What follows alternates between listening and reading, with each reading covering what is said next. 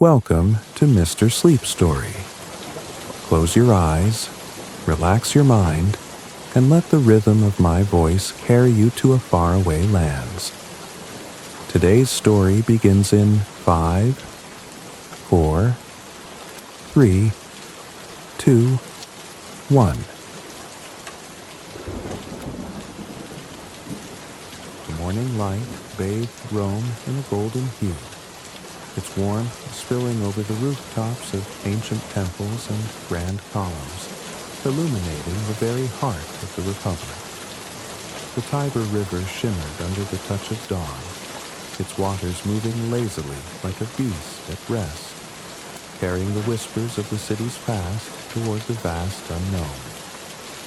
The streets of Rome, still damp from the cool night air, bore only the soft sounds of merchants setting up their stalls, the distant clatter of hooves on stone, and the occasional murmur of a temple priest uttering a prayer to Jupiter. Julius stood on the Palatine Hill, the world stretching before him. The city sprawled beneath his feet, a tapestry of marble and clay, of wealth and struggle, of ambition and sacrifice. He was only a boy, barely able to grasp the weight of history beneath him, but already the pulse of Rome beat in his veins. The smell of olive oil, of freshly baked bread, of the iron tang of blood from a distant gladiatorial school. It all wove into a scent that would forever be home. He watched as senators robed in togas of pristine white strolled toward the forum, their gestures slow, measured, exuding the quiet arrogance of men who dictated the fate of nations. Their voices, distant and low, were indistinguishable from one another, save for the occasional exclamation that rang through the air. This was Rome, a city of order and chaos, of splendor and decay, of dreams realized and dreams crushed under the weight of power. Even as a child, Julius had felt the weight of his lineage. The Julii were an ancient family, tracing their bloodline to none other than the goddess Venus herself. It was a tale whispered in hushed reverence at family gatherings, a story meant to instill pride and purpose. But lineage alone was never enough in Rome. One had to carve their own name into the marble of history, to command respect with words and deeds that made the earth tremble. His mother, Aurelia, had told him of the great men who had come before him. He knew of Scipio Africanus, the conqueror of Carthage, of Marius, the man who reformed the legions, of Sulla, whose name even now was spoken with caution and fear. He knew that Rome was a battlefield, and though swords clashed on distant plains, the true war was waged in the Senate, in whispered agreements and treacherous nods. A warm breeze rustled the laurel trees that lined the hill, their scent wrapping around him like an embrace. Somewhere in the distance, a flute played, its melody drifting through the city like a song of old victories. The boy closed his eyes, letting the sound wash over him, imagining the Rome he would one day shape. He did not yet know what lay ahead. Exile, war, betrayal, triumph. But he knew this. He was meant for more than mere existence. He was meant to leave a mark so deep, so undeniable, that even the gods would turn their heads in acknowledgement. The sun rose higher, and the streets of Rome stirred to life. Julius turned away from the view, stepping forward into the day, into his fate. The city of Rome was a living entity, its streets pulsing with energy, its buildings breathing history. Among the grand structures and bustling markets, a young boy walked with a curiosity beyond his years, his sandals tapping against the ancient stones as he absorbed the world around him. Julius had always felt an unspoken connection to the city, as though its fate and his own were intertwined. He was born into the distinguished Julii family, a lineage so ancient that it whispered of divine origins, tracing its bloodline to the goddess Venus herself. But in Rome, legacy alone was not enough. Power belonged not to those who merely inherited names, but to those who wielded them like swords. From a young age, Julius had been surrounded by figures of strength and wisdom. His father, Gaius Julius Caesar, was a praetor, a man of standing in the Republic, though not yet of the highest rank. He carried himself with the composure of a statesman, his voice measured, his decisions deliberate. Julius watched him navigate the intricacies of politics, observing how a simple nod or well-placed silence could carry more weight than 100 spoken words. His mother, Aurelia, possessed an intelligence that ran deeper than appearances suggested. She was not merely the wife of a senator. She was the quiet force that ensured the family's stability, the guiding hand that shaped her son's mind. She spoke to him often of Rome's great men, weaving lessons into stories, ensuring that he understood that ambition was both a gift and a burden. Julius was not the only boy born into a noble line, but there was something in his bearing, even at a young age, that set him apart. While other children played in the shaded courtyards of their villas, he sought the company of older men, listening to conversations on politics, war, and philosophy. He learned the art of speech not from tutors alone, but from the streets, where orators stood upon makeshift platforms, their words carrying through the forum like the commands of generals. He would return home, repeating the phrases he had heard, practicing the cadence, the rhythm, until he could shape sentences like weapons. There was a fire in him, but Rome demanded more than passion. It demanded resilience. He first tasted hardship when his father died suddenly, leaving the family without its primary protector. The world did not stop to grieve for the son of Gaius Julius Caesar. Rome was indifferent to sorrow, and so Julius learned quickly that survival required not only strength, but strategy. His mother ensured that he continued his education, securing the best tutors despite the uncertainty that loomed over them.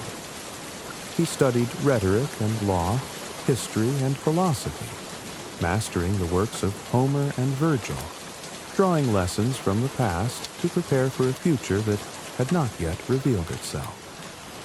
Among his peers, he formed bonds that would shape his destiny.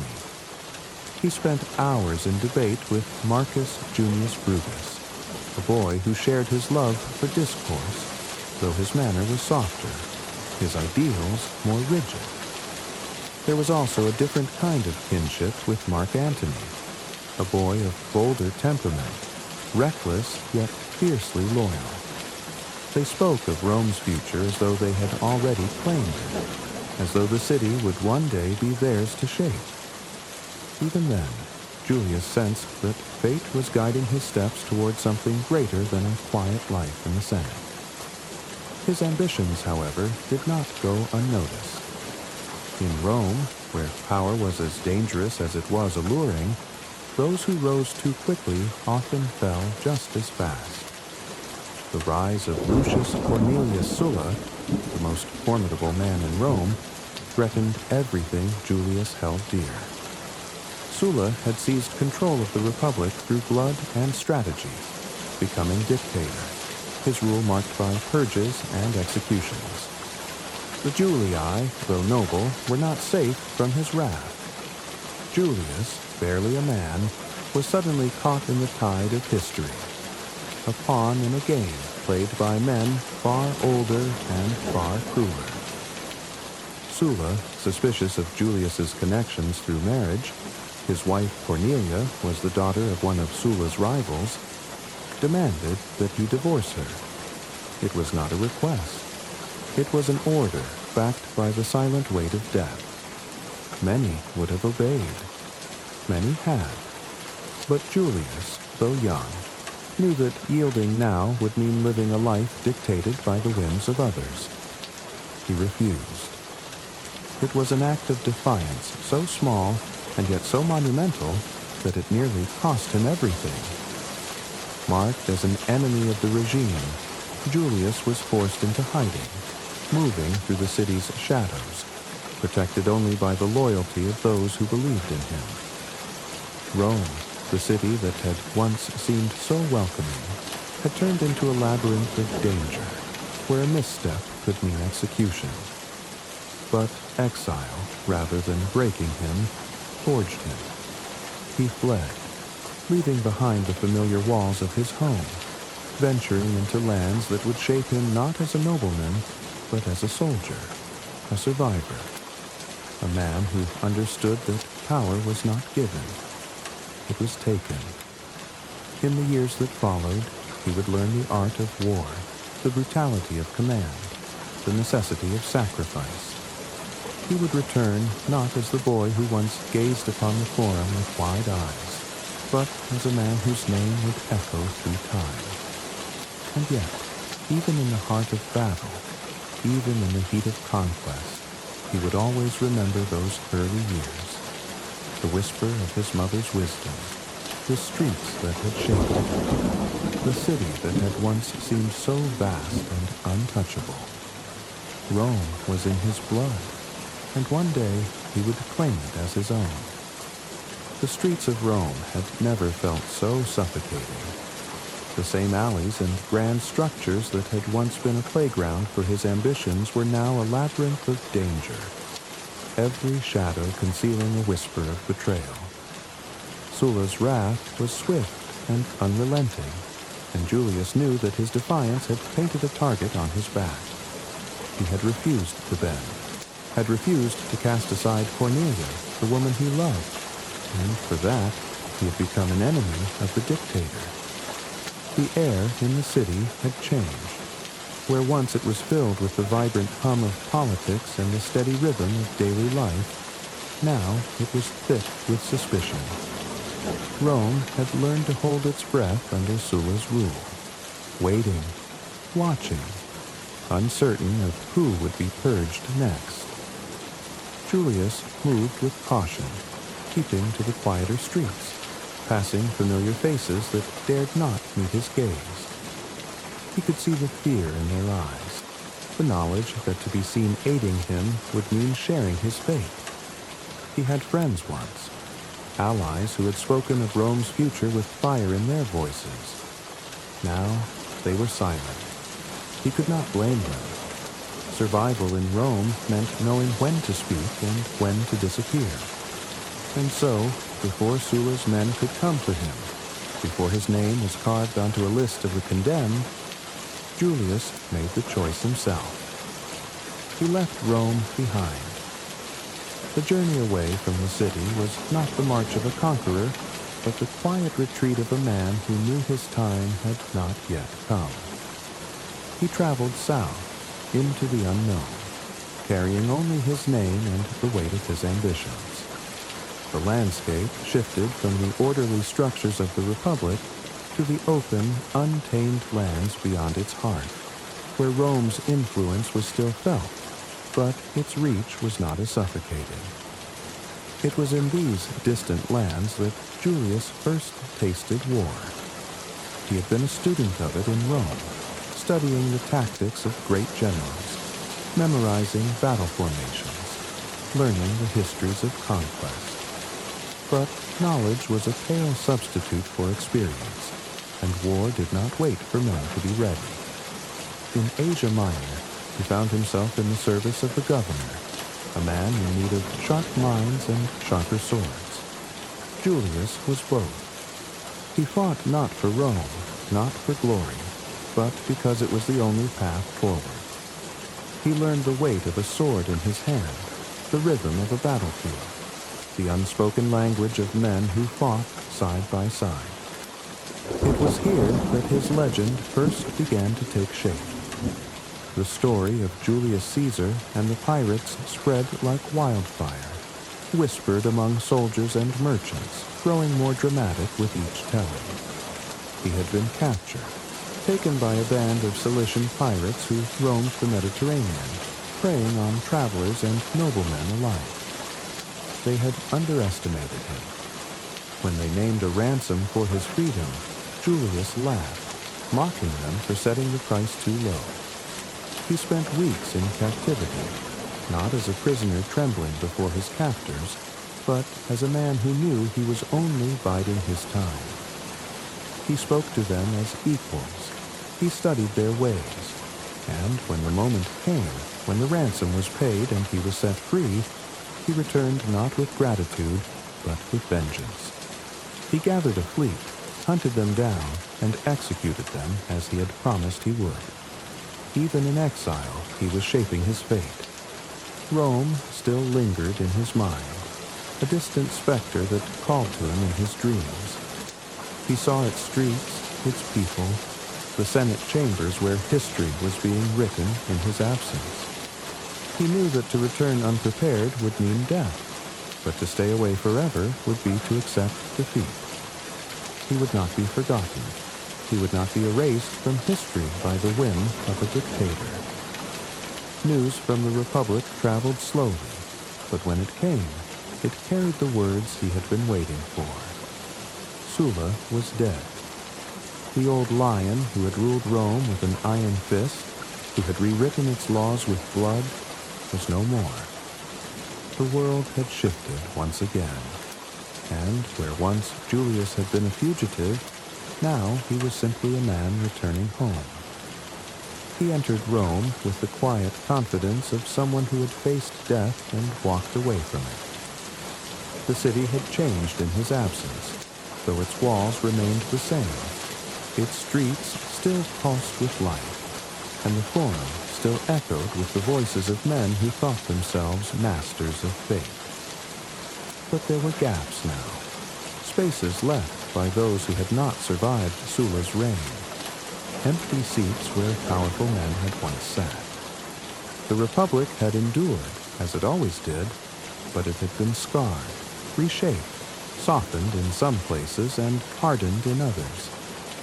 Julius did not return as a conqueror, not yet, but he returned as a man who had learned patience, who had been tested, and had emerged with a deeper understanding of what power truly meant.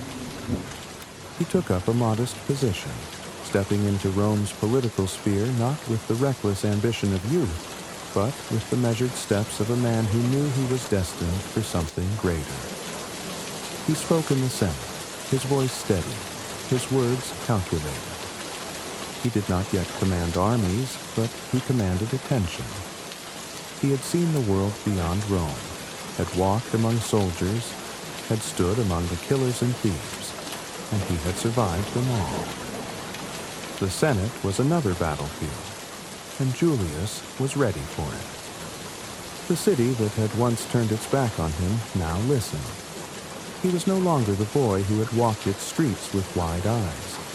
He was Julius Caesar, and he had returned. The sun cast a golden light over the Forum as Julius Caesar walked through the heart of Rome, his steps measured, his gaze sharp. He had returned, not as a fugitive, but as a man who understood the shifting tides of power. Rome was alive with ambition, its streets filled with orators preaching their cause, merchants shouting their wares, and soldiers whispering of battles yet to be fought. The Republic was a machine of constant movement, and only those who learned to turn its gears could hope to shape its destiny. He knew that power was not taken in a single stroke, but earned through patience and skill. His first steps were small, yet deliberate. He served as a lawyer, taking on cases that allowed him to sharpen his rhetoric, to refine the force of his words. He understood that a blade could silence one man, but words could command a legion. His speeches became famous, each one delivered with a passion that stirred even the most indifferent. He did not merely argue. He wove stories, turning trials into grand performances where he played the role of Rome's defender. The people began to take notice. The Senate, wary but intrigued, watched as the young Caesar maneuvered his way through the complexities of Roman politics. He knew when to speak and when to remain silent, when to challenge and when to retreat. But he was not content with mere words. Rome was not built by orators alone. It was built by warriors, by men who commanded armies, who spilled blood for glory. And so he sought his first true test in the field. Spain became the proving ground. As a governor, he found himself in a land still raw with rebellion, where Roman control was more an idea than a reality. The mountains stretched in every direction, their peaks hiding tribes that refused to kneel before the Republic. The roads were dangerous, the towns uneasy, but Julius saw opportunity where others saw disorder. He rode through the countryside, his cloak catching the wind, his soldiers watching him with a mix of curiosity and respect. He did not sit in the safety of a villa, issuing orders from a distance. He was among them, walking the same paths, feeling the same hunger, sharing in their struggles. His first battles were small, skirmishes that tested his resolve. He learned to read the land, to anticipate an ambush before it was sprung, to lead men not through fear, but through unshakable confidence. He slept under the same stars as his soldiers, listened to their stories, shared in their victories and their losses. They began to follow him not because he commanded them, but because they believed in him. He was not a general yet, not in name, but he had already become a leader. It was in Spain that he stood before a statue of Alexander the Great, the conqueror whose name had shaped history itself. Julius gazed up at the marble figure, his mind filled with the weight of expectation. Alexander had ruled the known world by the time he was 30. Julius was not yet at that age, and he had not yet carved his name into history as deeply as he wished. He spoke to himself, a quiet vow, a promise that he would not leave his mark in mere whispers, but in deeds so great that Rome itself would remember. When his time in Spain ended, he returned to Rome not as a simple politician, but as a man who had tasted command. He had won battles, forged alliances, and proven that he could lead. The Senate saw it. The people saw it. And yet, Rome was not ready to hand him power. There were men who still held the Republic in their grasp, men who had already shaped the world in ways Julius had not yet been allowed to. And so, he formed an alliance. Crassus, the richest man in Rome, a financier of war, a man who understood that gold could win battles before swords were ever drawn. Pompey, the great general, the conqueror of the East, whose victories had made him a legend. And Julius, the rising star, the man with ambition sharper than any blade. Together they formed the first triumvirate, a union not of friendship, but of necessity. Rome was too large for one man alone to hold, but together they could divide its power and mold it to their will. Julius took his next step, securing his command in Gaul. The Senate, some wary, some indifferent, granted him control of legions, believing that they were sending him to a land of endless conflict, a place where ambition was swallowed by the harsh wilderness. They did not yet understand that Gaul would not consume Julius Caesar. He would consume it. As he rode north, the world changed. The marble structures of Rome faded behind him, replaced by dense forests that whispered with unseen dangers. The rivers ran wide and strong, their currents carrying secrets of lands yet unconquered. The tribes of Gaul were not like the disciplined legions of Rome. They were warriors born of the wild, their loyalty tied not to a nation, but to their kin, their chiefs. their gods. They fought not for territory alone, but for survival. Julius understood that to defeat them, he could not merely fight them. He had to outthink them. He moved his armies not as a blunt force, but as a living entity, adapting to the shifting strategies of his enemies.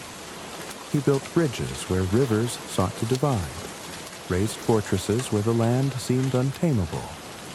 Each battle was a lesson, each victory another stone laid upon the foundation of his legacy. His name became legend among his men. They spoke of his bravery, how he rode into battle beside them, how he ate the same rations, endured the same storms. He was not a distant commander who sent orders from the safety of a tent. He was there, always there, leading them forward, pushing them beyond their limits. They would march for him, fight for him, die for him. Then came Alesia, the battle that would define him. The Gauls, under their leader Vercingetorix, had united, their forces vast, their determination unmatched. Julius did not waver.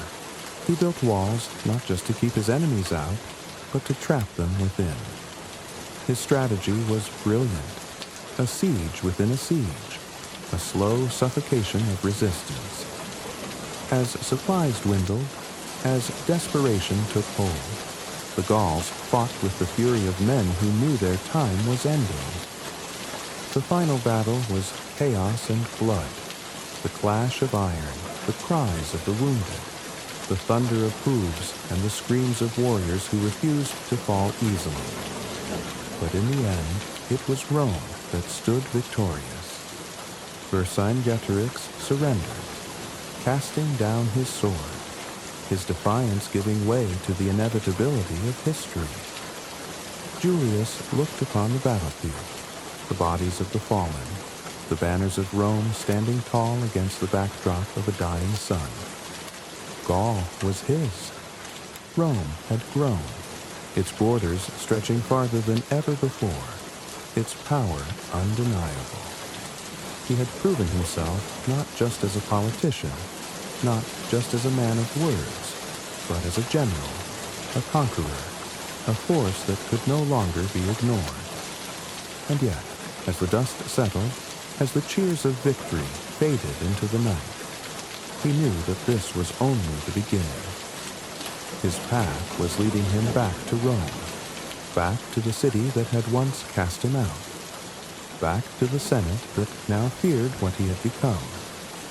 He was no longer the boy who had gazed upon the Forum in awe. He was Julius Caesar, and he was coming home. The night air in Rome carried the scent of olive oil and burning torches as Julius Caesar walked through the quiet corridors of his villa, his mind weaving plans as intricately as a general strategizing before battle. He had conquered Gaul, had proven himself not just a politician but a leader of men, a general whose name was whispered with admiration and fear. Yet power in Rome was not won on distant battlefields alone. It was won in the Senate, in the hushed agreements made behind closed doors, in alliances forged with men who could either elevate him or stand in his way. He had learned, long ago, that ambition without patience was folly, and so he set his sights not on immediate dominance but on something greater, something more enduring. The Republic was a fragile thing, held together by tradition and the shifting ambitions of its most powerful men. It had been centuries since Rome had been ruled by kings, yet the struggle for power remained the same.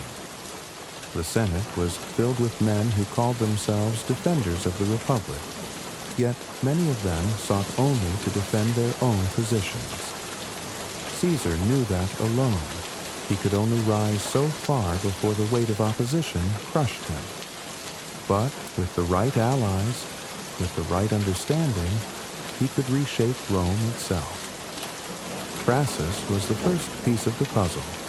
Marcus Licinius Crassus was not a general, nor did he hold the love of the people as Caesar did. but what he lacked in battlefield glory, he made up for in gold. He was the richest man in Rome, his wealth built on shrewd dealings, political maneuvering, and a ruthless understanding of power. His influence stretched across the city, from the highest senators to the lowest merchants who relied on his loans to survive. Crassus had always been ambitious, and Caesar knew that beneath his carefully measured words was a hunger for recognition.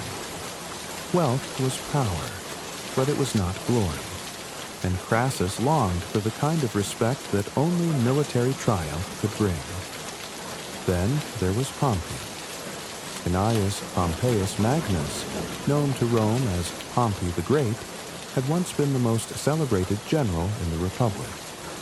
His campaigns in the East had expanded Rome's dominion further than ever before, and for years his name had been enough to command the loyalty of legions. But time had begun to shift the balance of power. The Senate, once eager to praise him, had grown wary of his dominance. His victories had made him a hero, but they had also made him a threat. Now, the same men who had once celebrated him sought to contain him, to strip him of his influence bit by bit. Pompey, proud and wary, understood that Rome was not as easily tamed as an army in the field.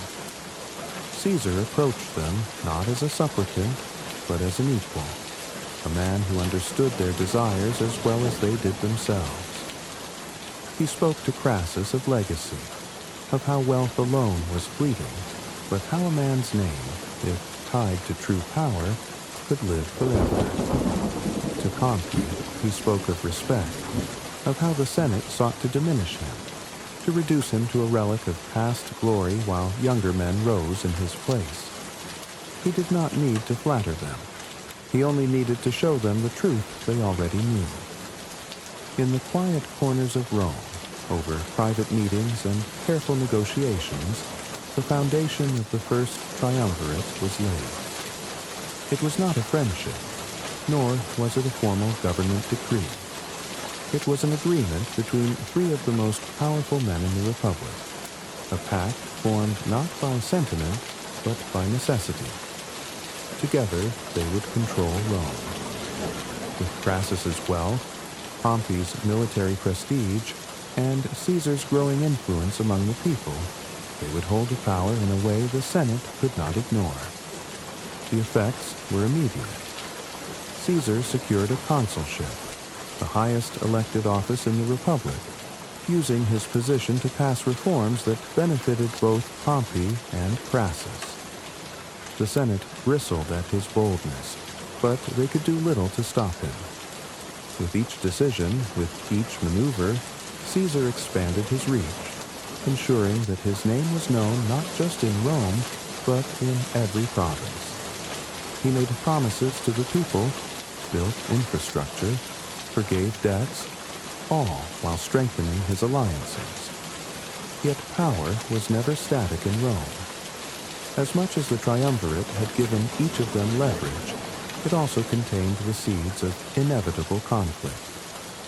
Crassus, despite his wealth, longed for the glory of war, and so he led an ill-fated campaign against the Parthians, one that would end in his death and the collapse of his ambitions. Without him, the balance shifted. Pompey, once a reluctant ally, began to see Caesar not as a partner, but as a rival.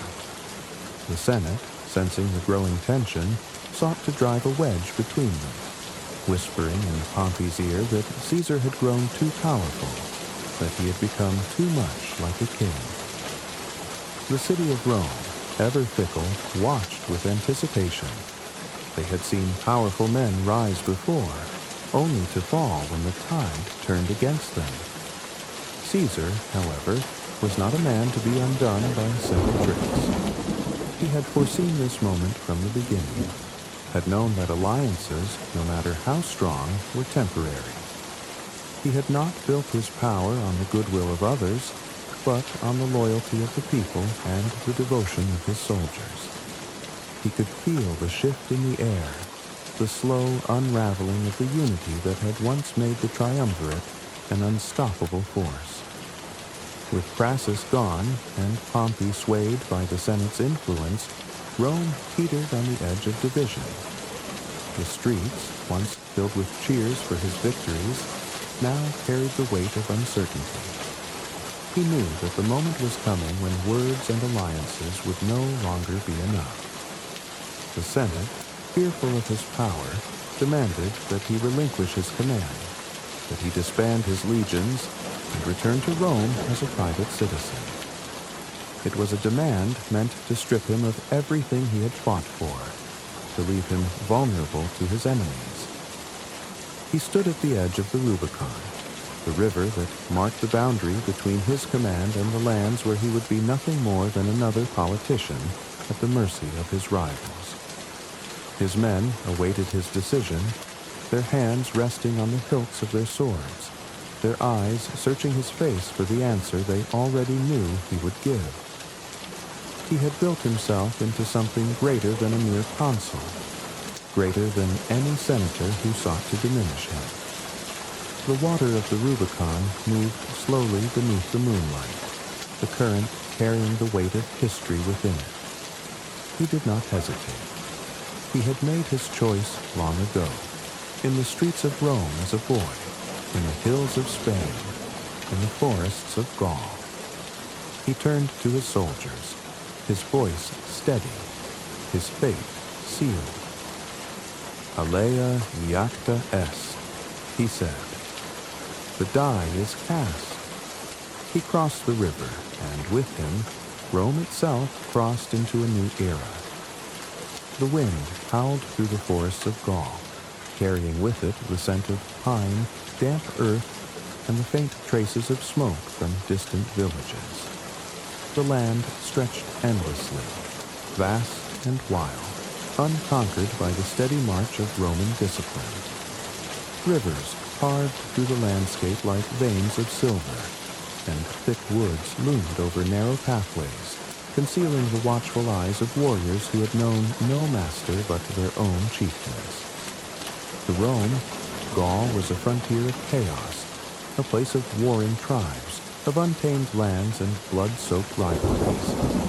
To Julius Caesar, it was an opportunity. It was not enough to be consul, not enough to wield influence in the Senate or secure alliances in Rome. True power was forged on the battlefield, where victories were written in the blood of those who stood in the way. He had prepared for this moment for years, maneuvering through the complexities of Roman politics to secure command of the legions stationed in the northern provinces.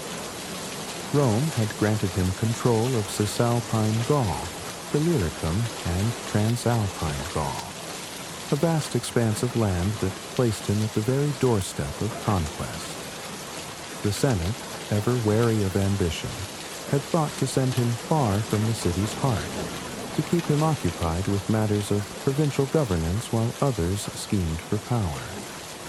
They did not realize that they had given him exactly what he needed: legions, men who would fight for him, kill for him, die for him. The first campaigns were swift and decisive. Gaul was not one nation, but a collection of tribes, each with its own loyalties, its own rivalries, its own gods. They were warriors, proud and fierce, but divided. Caesar understood that war was not only won with swords, but with strategy, and so he played upon their fractures, forming alliances where they served his purpose, striking down resistance before it could unite. He moved his forces with precision, striking hard and fast, leaving no doubt that Rome had come not to negotiate, but to rule. The Helvetii were the first to challenge him. A vast migration of their people had begun, a great movement of warriors, women, and children, seeking to carve a new home for themselves in Gaul. Their numbers were staggering, their confidence bolstered by past victories over Roman forces. But they had never faced Julius Caesar. He tracked their movements, studied their weaknesses, and when the moment was right, he struck. The battle was brutal, a clash of shields and spears, of disciplined Roman formations holding firm against the wild, desperate fury of the Helvetii. When it was over, the fields were littered with the dead, and Caesar had sent a message to all of Gaul. Rome would not be denied. The victories continued. Tribe after tribe fell before the might of the Roman legions, their resistance crushed, their leaders forced to kneel before a man who did not see them as equals, but as obstacles to be removed. Yet not all would submit so easily. As the campaigns wore on, as town after town fell under Roman control, a new force began to rise. A man who would become Caesar's greatest rival, a leader who would not yield. Vercingetorix. His name carried weight among the Gauls, whispered in reverence by those who still dared to dream of freedom. He was not like the others, not another chieftain clinging to his own lands while ignoring the fate of his neighbors. He saw the danger that Rome presented, saw what would happen if Gaul remained divided. And so he did what no other had managed before. He united them. One by one, the tribes rallied to his cause. Warriors who had once fought each other now standing side by side under a single banner. He understood that Rome could not be defeated in open battle, that to face Caesar head-on was to court destruction. Instead, he waged war as a ghost, striking swiftly, retreating before the legions could bring their might to bear, burning his own villages to deny the Romans supplies, forcing them to stretch themselves thin in an unfamiliar land. Caesar knew he had met a worthy adversary, and he relished it. He had not come all this way to be denied victory. His legions pursued Vercingetorix with relentless determination, moving through forests thick with the eyes of unseen enemies, across rivers whose currents threatened to pull them under, through villages that had been reduced to smoldering ash before they could be taken. The land itself seemed to conspire against them, but Caesar did not falter. He adapted. When supplies ran low, he found new means. When the enemy refused to meet him in battle, he forced them to.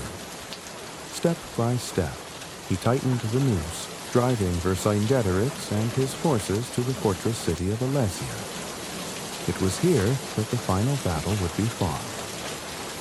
Alesia was a stronghold of stone and determination. A city perched atop a hill, surrounded by walls that seemed impregnable. Vercingetorix and his warriors had fortified themselves, prepared for the siege, confident that they could outlast the Romans. But Caesar did not intend to starve them out. He intended to trap them. With the precision of an architect and the ruthlessness of a conqueror, he ordered the construction of fortifications that encircled the city entirely. A wall, trenches, watchtowers, spikes, layer upon layer of defenses designed not to keep an enemy out, but to keep one in. He built a second line facing outward, a defense against the reinforcements that Vercingetorix had called upon.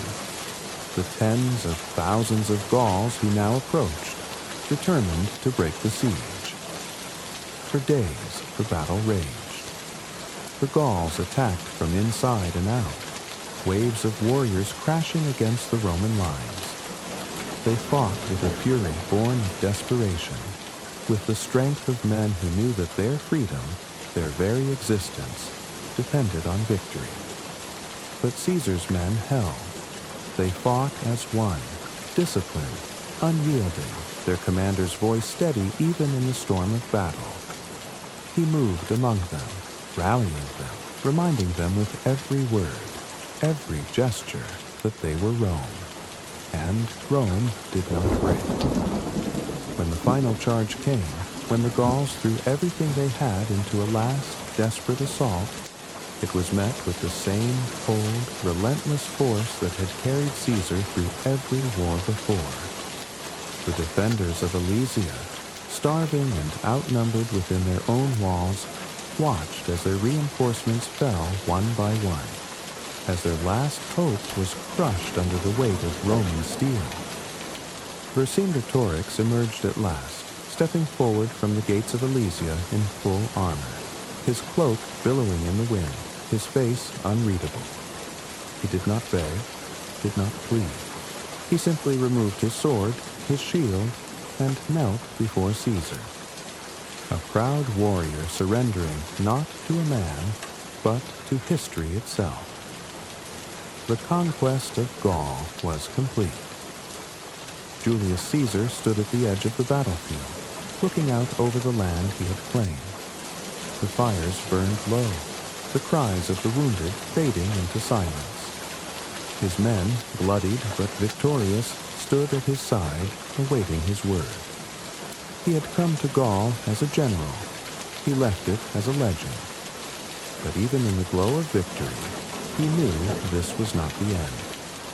Rome awaited him.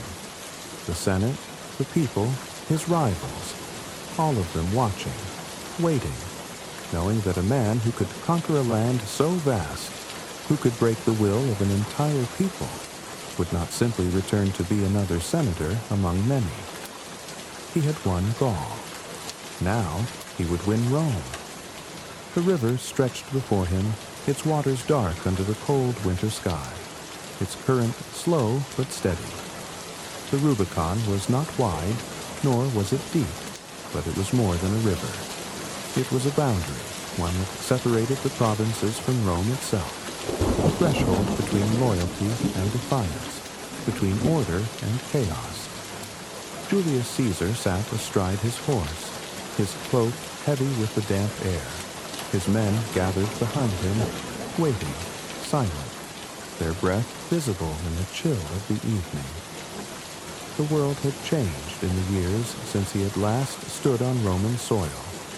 He had left as a consul, a general with a mandate to secure the frontiers. He returned now as something more, and Rome knew it. The Senate had seen what he had done in Gaul, had heard the tales of his victories, of the legions that now followed him with unshakable devotion. They had seen how the people cheered his name in the streets, how his influence had grown beyond the Senate's ability to contain. He had become too powerful, and Rome had never been kind to men who held too much power in their hands. The orders had been clear. Return to Rome, but come alone. Leave the legions behind, relinquish command, step back into the role of a simple senator, a private citizen. They wanted him to walk into the city as a man without an army, without authority, vulnerable to the political daggers of his enemies. But Julius Caesar was not a man who had conquered Gaul only to be stripped of everything by men who had never held a sword. He knew what awaited him if he obeyed. Humiliation at best, execution at worst. The Senate feared him, and fear bred treachery. His soldiers watched him, waiting for his word. They had marched with him across mountains, through forests thick with enemies, through battles that had pushed them to the edge of endurance. They had fought for him, bled for him, seen what he was capable of. He was not just their commander. He was their leader, their shield, their path to glory. They would follow him anywhere, but even they understood what this moment meant. To cross the Rubicon was to make war upon Rome itself. It was to declare that he would not bow to men who sought to control him. It was to march against the republic that had given him everything, but now sought to take it all away. He looked across the water, his mind turning over every possibility. He had spent years mastering strategy, learning how to read an enemy, how to see the shape of a battle before it began. But this was not Gaul. The men he would face on the other side of this river were not tribal warriors or barbarian chieftains. They were Romans, led by Pompey, the man who had once been his ally, his equal. Pompey, who had stood beside him when they had carved the Republic into their own domains, now stood against him, commanding the forces of the Senate, defending the old order. Pompey had once been the greatest general in Rome, the man whose triumphs had reshaped the world. But he had grown comfortable in Rome's embrace, had let the Senate pull him into their web, had allowed them to turn him into their champion against Caesar. It would not be the first time that two great men had stood on opposite sides of history. The Republic had always feared kings, had always destroyed those who reached too high. Marius and Sulla had torn the city apart once before. Now it would be Caesar and Pompey. His horse shifted beneath him, impatient, sensing the weight of the moment. The torches of his legions flickered behind him, thousands of men waiting for a single command. He thought of Rome, of the Forum where he had once walked as a young man, of the Senate chambers where decisions were made with careful words and hidden knives. He thought of the people, the ones who had cheered his name, the ones who had sent letters pleading for him to return, to save them from the rule of corrupt men who cared only for their own wealth and power. He thought of what he had built, of the battles fought, the victories won. To turn back was impossible. To stand still was to invite defeat. The only path was forward. He turned to his men, to the officers who had been with him from the beginning, who had seen him rise from a young, ambitious consul to the man who now stood at the edge of destiny. He did not need to make a speech. They knew. They understood. Alea iacta est, he said at last, his voice steady, his decision made. The die is cast. He urged his horse forward, the hooves splashing against the water's surface, breaking the tension that had hung in the air. The moment the first foot crossed the river, there was no going back. The Rubicon had been crossed. The legions followed. One by one, the men stepped into the water, their armor catching the torchlight, their shields glinting like stars in the darkness. The sound of their march was steady, unbroken, a rhythm of inevitability. Rome would not be the same after this night. News traveled fast.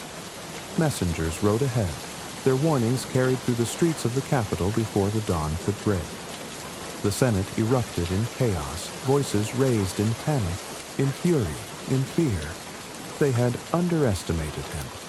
They had thought he would yield, that he would submit to their demands. Now they realized their mistake. They had given him no choice but war. Pompey, once so confident in his control, now moved with urgency. He had numbers, he had the backing of the Senate, but he knew, he had always known, that Caesar was unlike any other.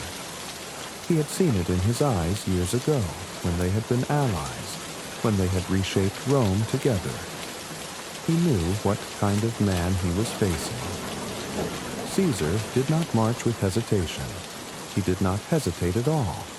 His legions moved swiftly, disciplined, unstoppable. He did not meet his enemies with hesitation or political maneuvering. He met them with steel. Towns surrendered. Garrisons defected. The people welcomed him as a liberator.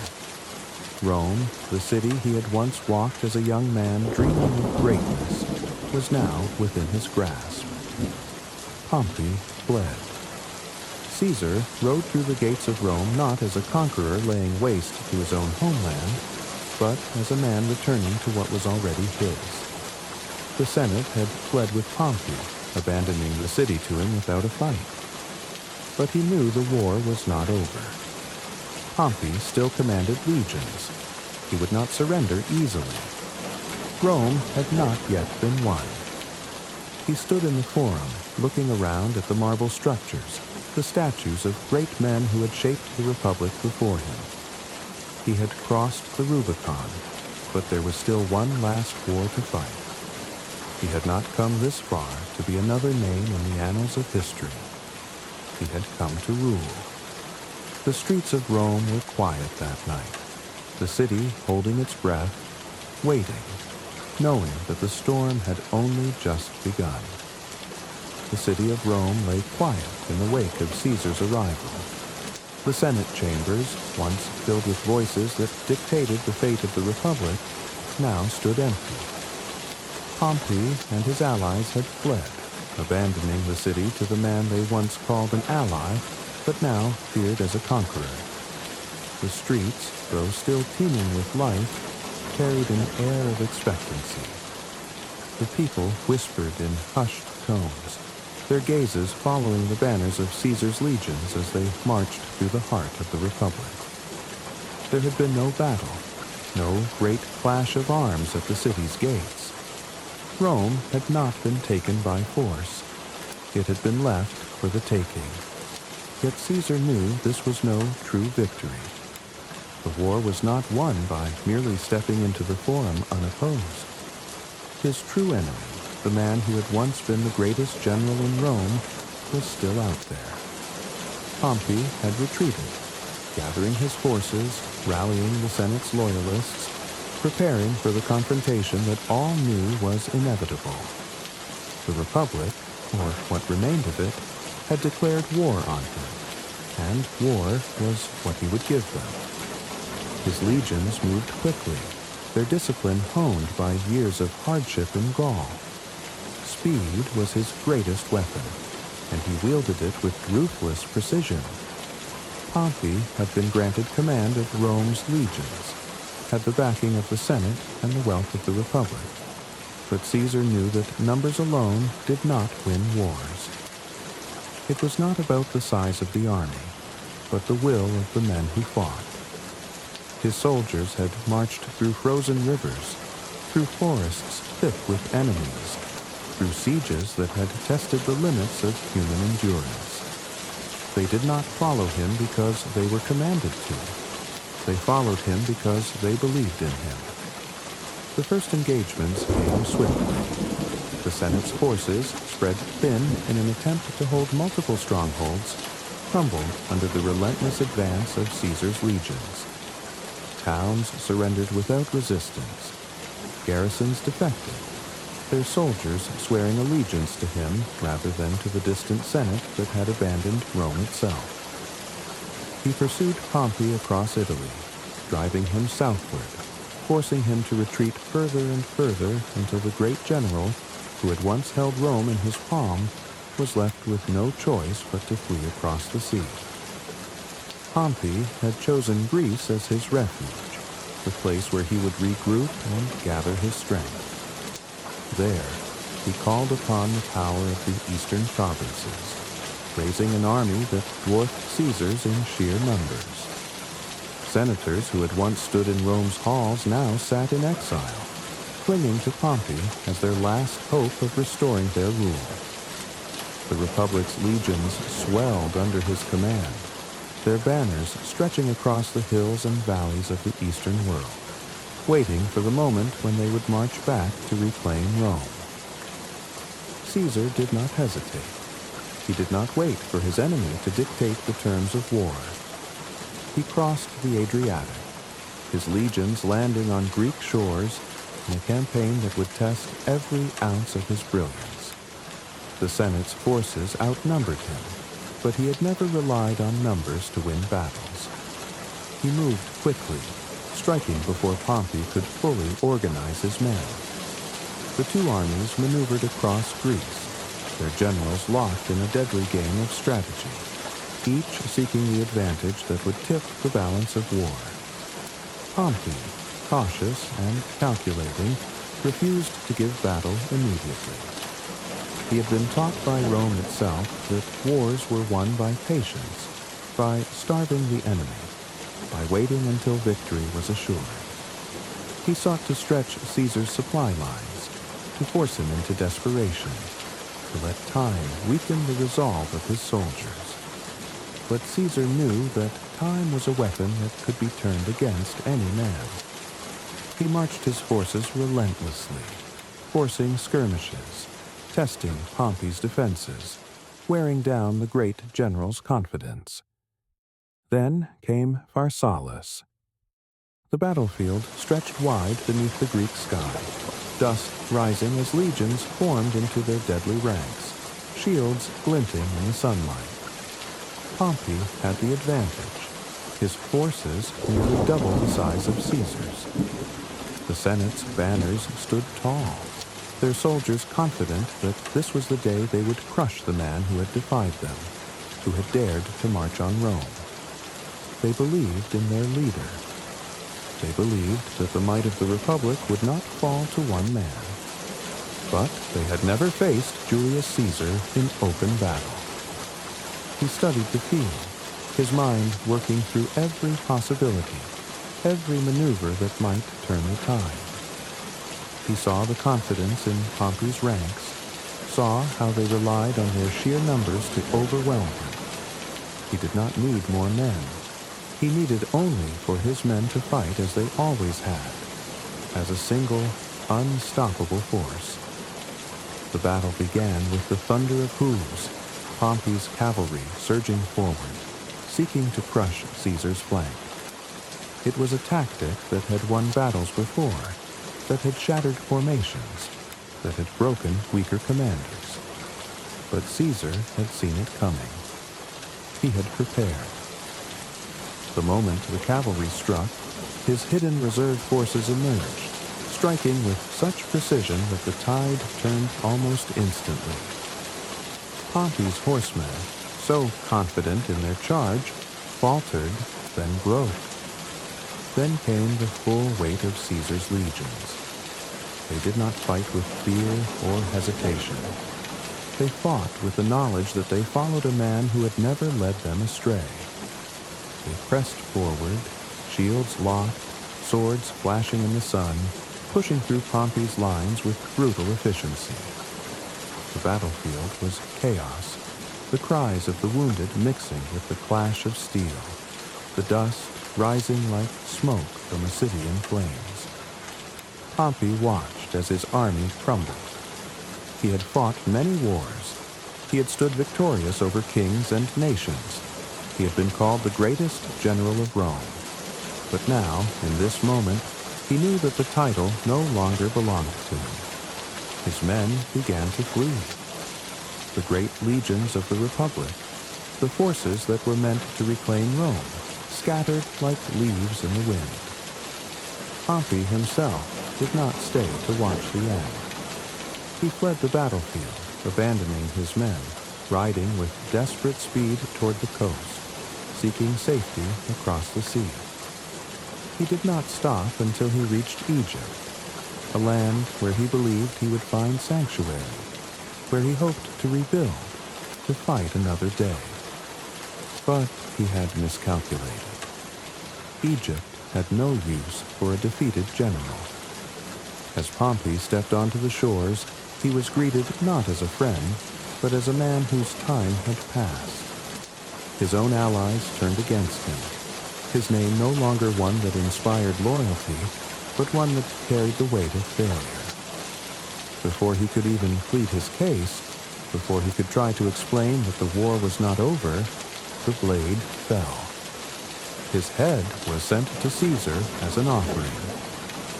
When Caesar arrived in Egypt days later, he looked upon the remains of the man who had once been his equal, and he felt no joy. There was no honor in an execution carried out by cowards. He ordered the body buried with dignity, for Pompey had been his enemy, but he had also been a Roman. The war for Rome was nearly at its end. The Senate had been shattered, its champions defeated. The Republic had tried to contain Julius Caesar, and it had failed. He stood on the shores of the Mediterranean, looking out at the endless horizon, knowing that his path had led him here, that history had carved out a place for him that no Senate decree could ever erase. He had fought for Rome. Now he would rule it. The air in Alexandria carried the scent of salt and lotus. the waves of the Mediterranean lapping gently against the marble foundations of the palace. The city was unlike anything Julius Caesar had ever seen. Rome was discipline, order, and grandeur built through conquest. Alexandria was different, fluid, intoxicating, a place where the gods of Greece and Egypt intertwined, where knowledge flowed like the Nile, and where power was wrapped in silk instead of steel. It was a city of whispers, of hidden ambitions, of shadows that stretched long beneath the glow of torchlight. He had come to Egypt not for love, but to settle a war. The death of Pompey had marked the end of his greatest rival, but it had also left a wound in his soul. There had been no honor in it, no final confrontation between two men who had once ruled Rome together. Instead, Pompey had been struck down by treacherous hands, a gesture of loyalty from an Egyptian court desperate to align itself with the victor. But Caesar had not come to Egypt to collect a severed head.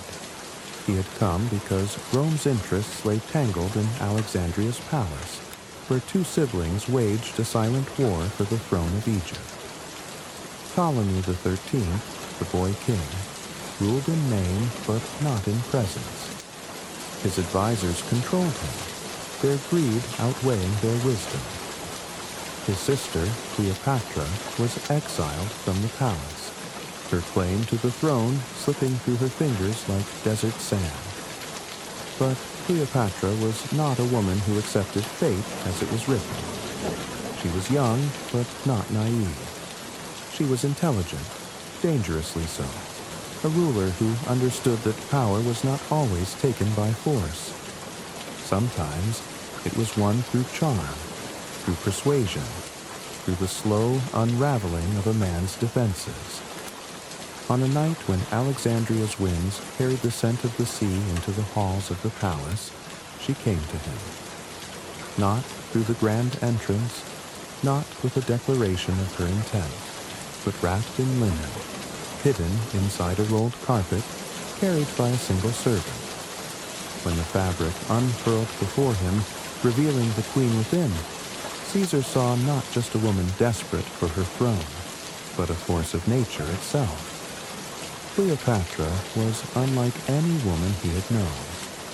Her beauty was not the delicate perfection of Roman aristocrats, not the carefully curated elegance of those who played politics in the Senate's shadow.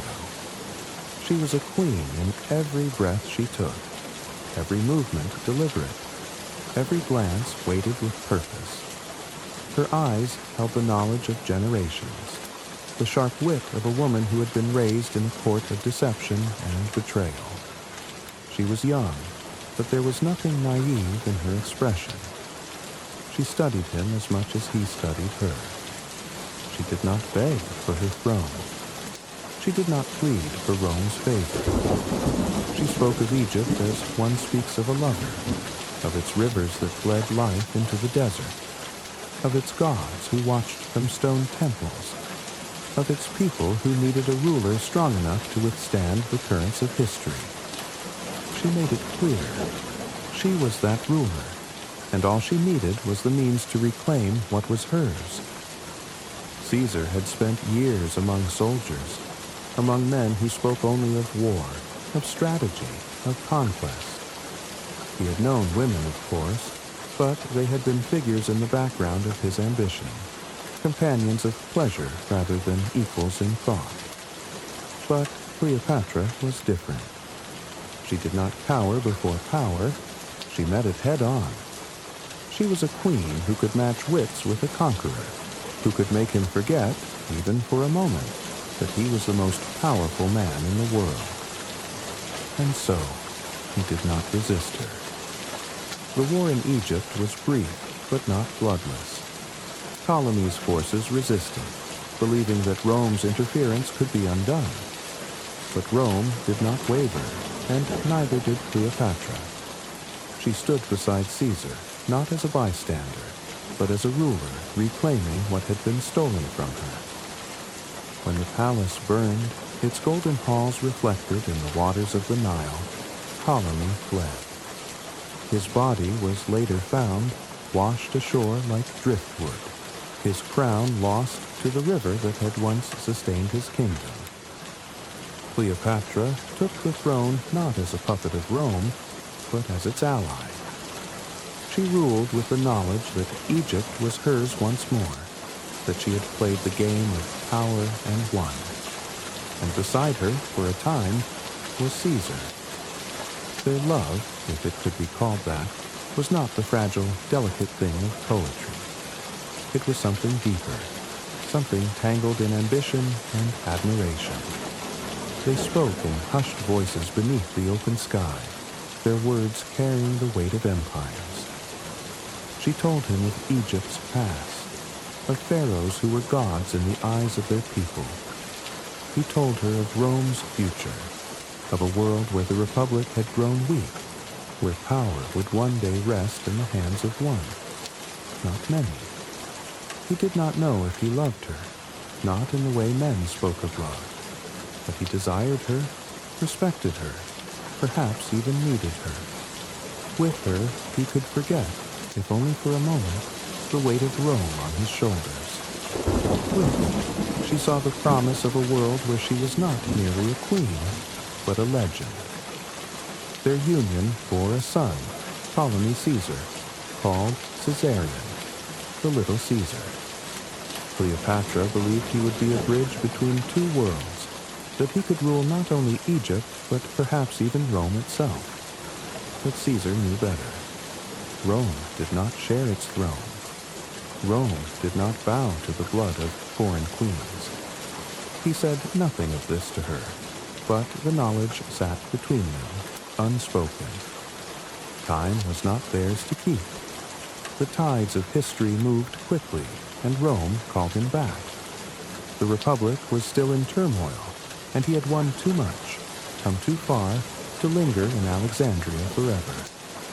She watched him prepare to leave, her expression unreadable, her mind already calculating what his departure would mean.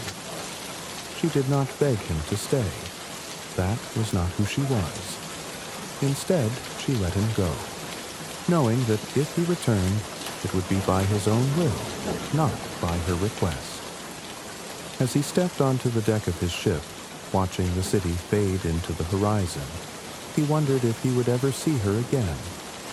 He wondered if he had left a part of himself in Alexandria, among the golden halls and the whispering waters of the Nile. Rome awaited him, and Cleopatra, with her unreadable eyes and unshaken confidence, awaited whatever history had planned for her next. The sails billowed in the wind as the ships cut through the dark waters of the Mediterranean, their destination set for Rome. The sea stretched endlessly before them, its waves calm, deceptive in their tranquility. Julius Caesar stood at the prow, his cloak snapping in the breeze, his hands resting lightly on the hilt of his sword. His mind was not on the waters or the stars above, but on the city that awaited him. He had left Rome in the hands of others, but he knew that true power could never be entrusted to anyone but himself. The war was not yet finished. The Senate had been broken, Pompey had been defeated, but remnants of resistance still lingered, clinging to the last illusions of the Republic. He had seen what happened to men who won too much too quickly. Victory bred resentment. The Senate had always feared kings, had always destroyed those who reached too high. Marius, Sulla, now Pompey, all had shaped Rome, and all had been undone by its tides. But Caesar was not a man who allowed himself to be undone. He had not fought wars, conquered Gaul, crossed the Rubicon, and defeated the greatest general of his time only to become a relic of history. He would not fade. He would shape Rome, bend it to his will, ensure that his name was written in stone, and not just in the whispers of the Senate's halls. The final battles took him across Africa, then to Spain, where Pompey's last loyalists made their final stand. They fought with the desperation of men who knew their cause had already been lost, who understood that the republic they defended was nothing more than an idea clinging to life in the minds of those too stubborn to accept reality. He met them on the battlefield, his legions moving with precision, his strategies as sharp as ever.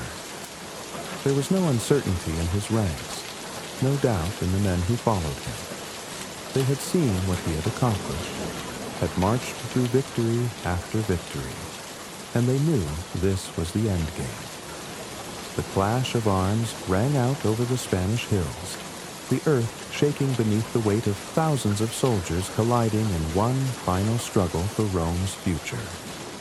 The banners of the Republic stood against the banners of Caesar, but there was no longer any doubt which way history would turn.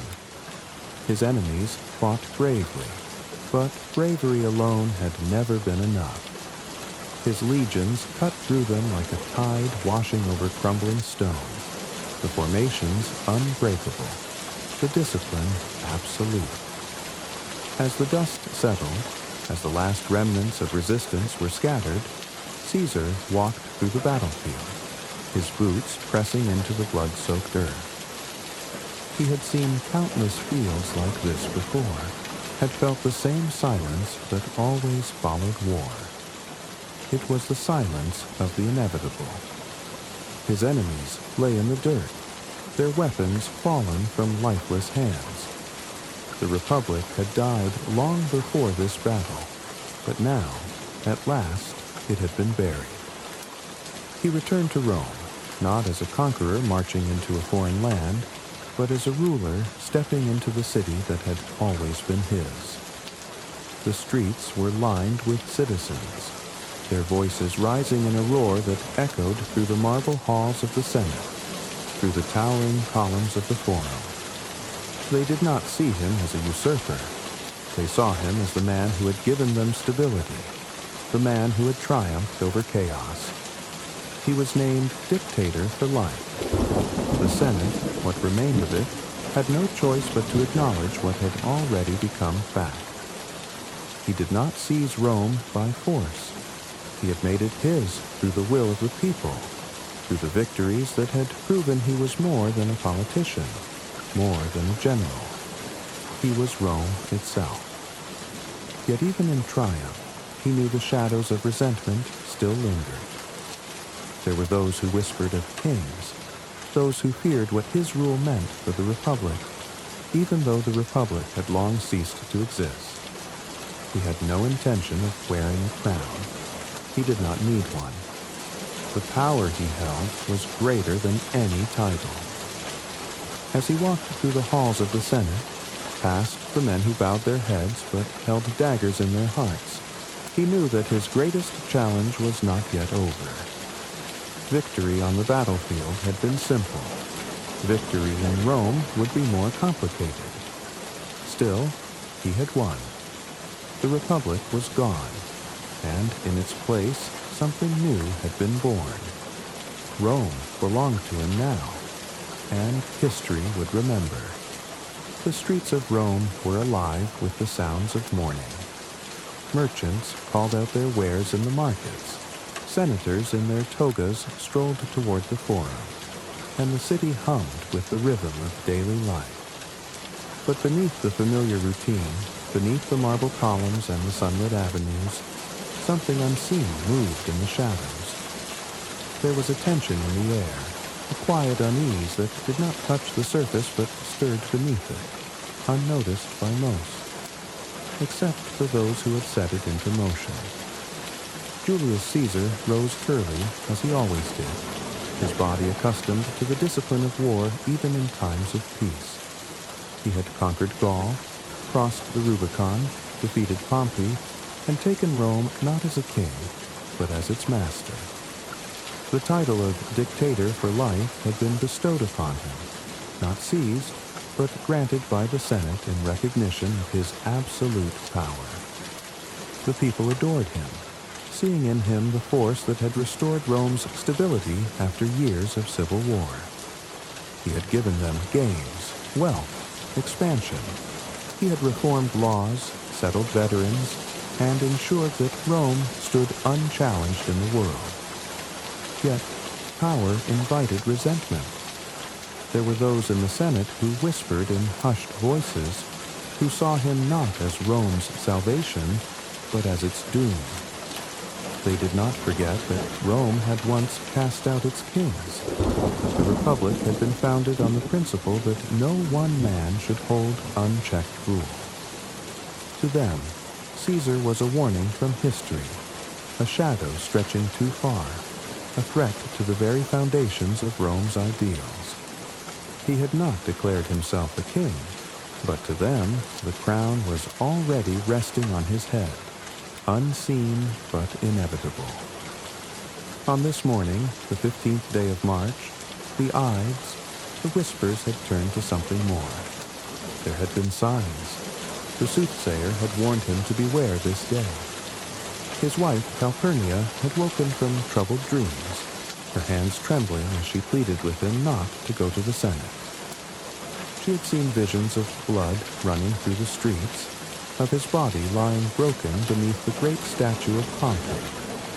Even his own instincts, honed through years of war and treachery, told him that something was amiss. But Caesar did not yield to fear. He had spent too many years defying the odds, standing against forces that should have crushed him. He had walked into enemy camps, stared down legions, gambled everything and won. He was Julius Caesar, and the Senate was nothing more than a stage for his will. He had ruled over battlefields. He would not let himself be ruled by omens. The streets welcomed him as he made his way to the Curia of Pompey, where the Senate awaited. Citizens called his name, reaching out to touch the folds of his toga as he passed. His friends, his allies, those who had fought beside him, walked at his side. Among them was Marcus Junius Brutus, a man he had known since youth, a man he had trusted as much as one could trust anyone in Rome. Brutus, whose lineage traced back to the very founders of the Republic, whose blood carried the legacy of men who had once overthrown kings. The Senate stood as he entered, as they always did. The chamber, grand and imposing, loomed around him, its marble walls polished and unyielding. He stepped forward, his presence filling the space, his voice carrying with the ease of a man who had commanded armies. He did not see the looks exchanged between the men gathered there. He did not notice the hands resting too lightly on the hilts of hidden blades. Then, the first strike. A sharp, sudden pain, the sensation foreign even to a man who had spent his life in war. He turned, his mind still catching up to the reality of what was happening. Another strike. A blade flashing in the dim light of the chamber. The betrayal cut deeper than the wounds themselves. Cassius, Decimus, men he had elevated, men who had benefited from his victories. Then, Brutus. For a moment, the world seemed to slow, the chaos around him fading into something distant, something unreal. He saw the face of the man he had called a son, the man he had spared when others would have cast him aside. The dagger in Brutus's hand trembled for only a moment before it found its mark. His breath caught, his strength faltering as the realization set in. This was not a battle. There was no counterattack, no legions waiting to storm in and restore order. This was the end. His knees struck the marble floor, his body no longer his own, his blood pooling beneath him. Et tu, brute? The words were not a question. They were not anger nor defiance. They were resignation, the final acknowledgement that, in the end, even the closest of bonds meant nothing in the face of power. The blades withdrew, one by one, the conspirators stepping back, watching as the greatest man Rome had ever known collapsed beneath the very statue of Pompey. a fitting irony, a poetic end. Outside, the city continued as it always had. The merchants still bartered.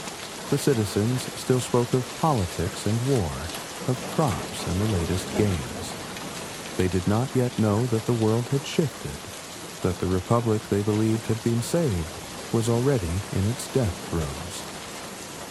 The men who had plunged their knives into Caesar's body believed they had restored Rome to its former glory, that they had struck down a tyrant before he could crown himself king. But Rome did not belong to the Senate anymore.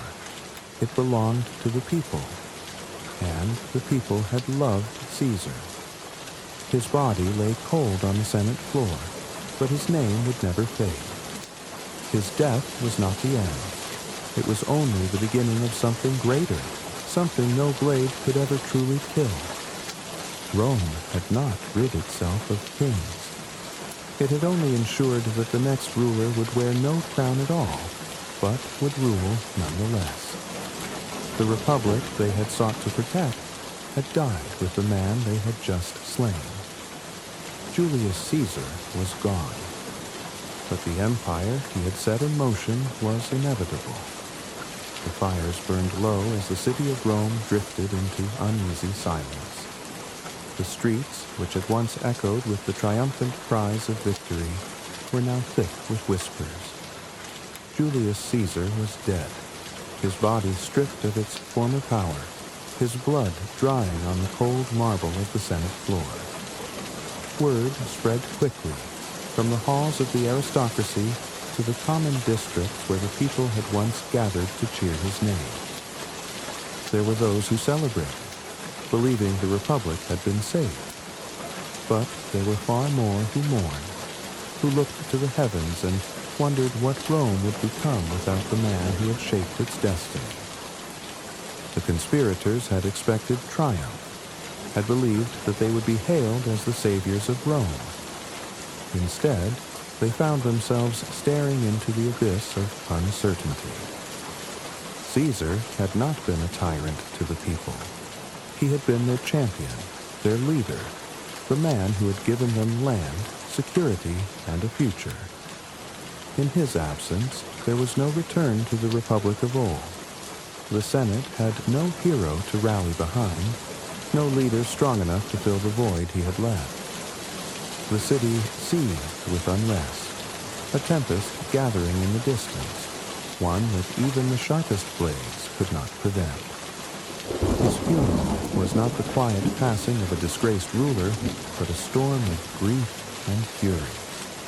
The people gathered in droves, their voices raised in sorrow, their hearts filled with something far more dangerous than sadness, rage.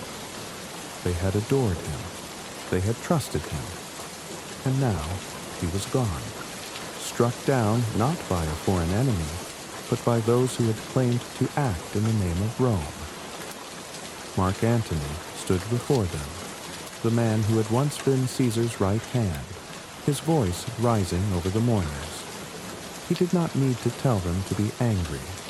He only needed to remind them of who had been lost. He raised the blood-stained toga, the fabric that had wrapped the body of the fallen leader, and showed them the wounds, the evidence of betrayal. The funeral was no longer a moment of reflection. It was the spark that would set Rome ablaze. The conspirators fled. The republic they had fought to protect unraveled before them. Civil war loomed once more, a conflict that would not be settled with words, but with legions. Caesar's death had not restored Rome. It had condemned it to an empire waiting to be born. History did not forget Julius Caesar. His name did not fade into obscurity. In his absence, the republic collapsed under its own weight, giving rise to something even greater. An empire that stretched across continents, a force that would endure for centuries. The men who had once called themselves protectors of Rome were swept away by the tide of history, while Caesar's legacy remained. The city moved forward, as it always had, but it was no longer the same. The banners still flew, the Senate still stood, but Rome now belonged to those who understood the lesson left in Caesar's wake. Power was not held by those who whispered in the shadows. It was taken by those who dared to march through history and leave footprints too deep to be erased. Julius Caesar had not needed a crown to rule. Even in death, he commanded the future.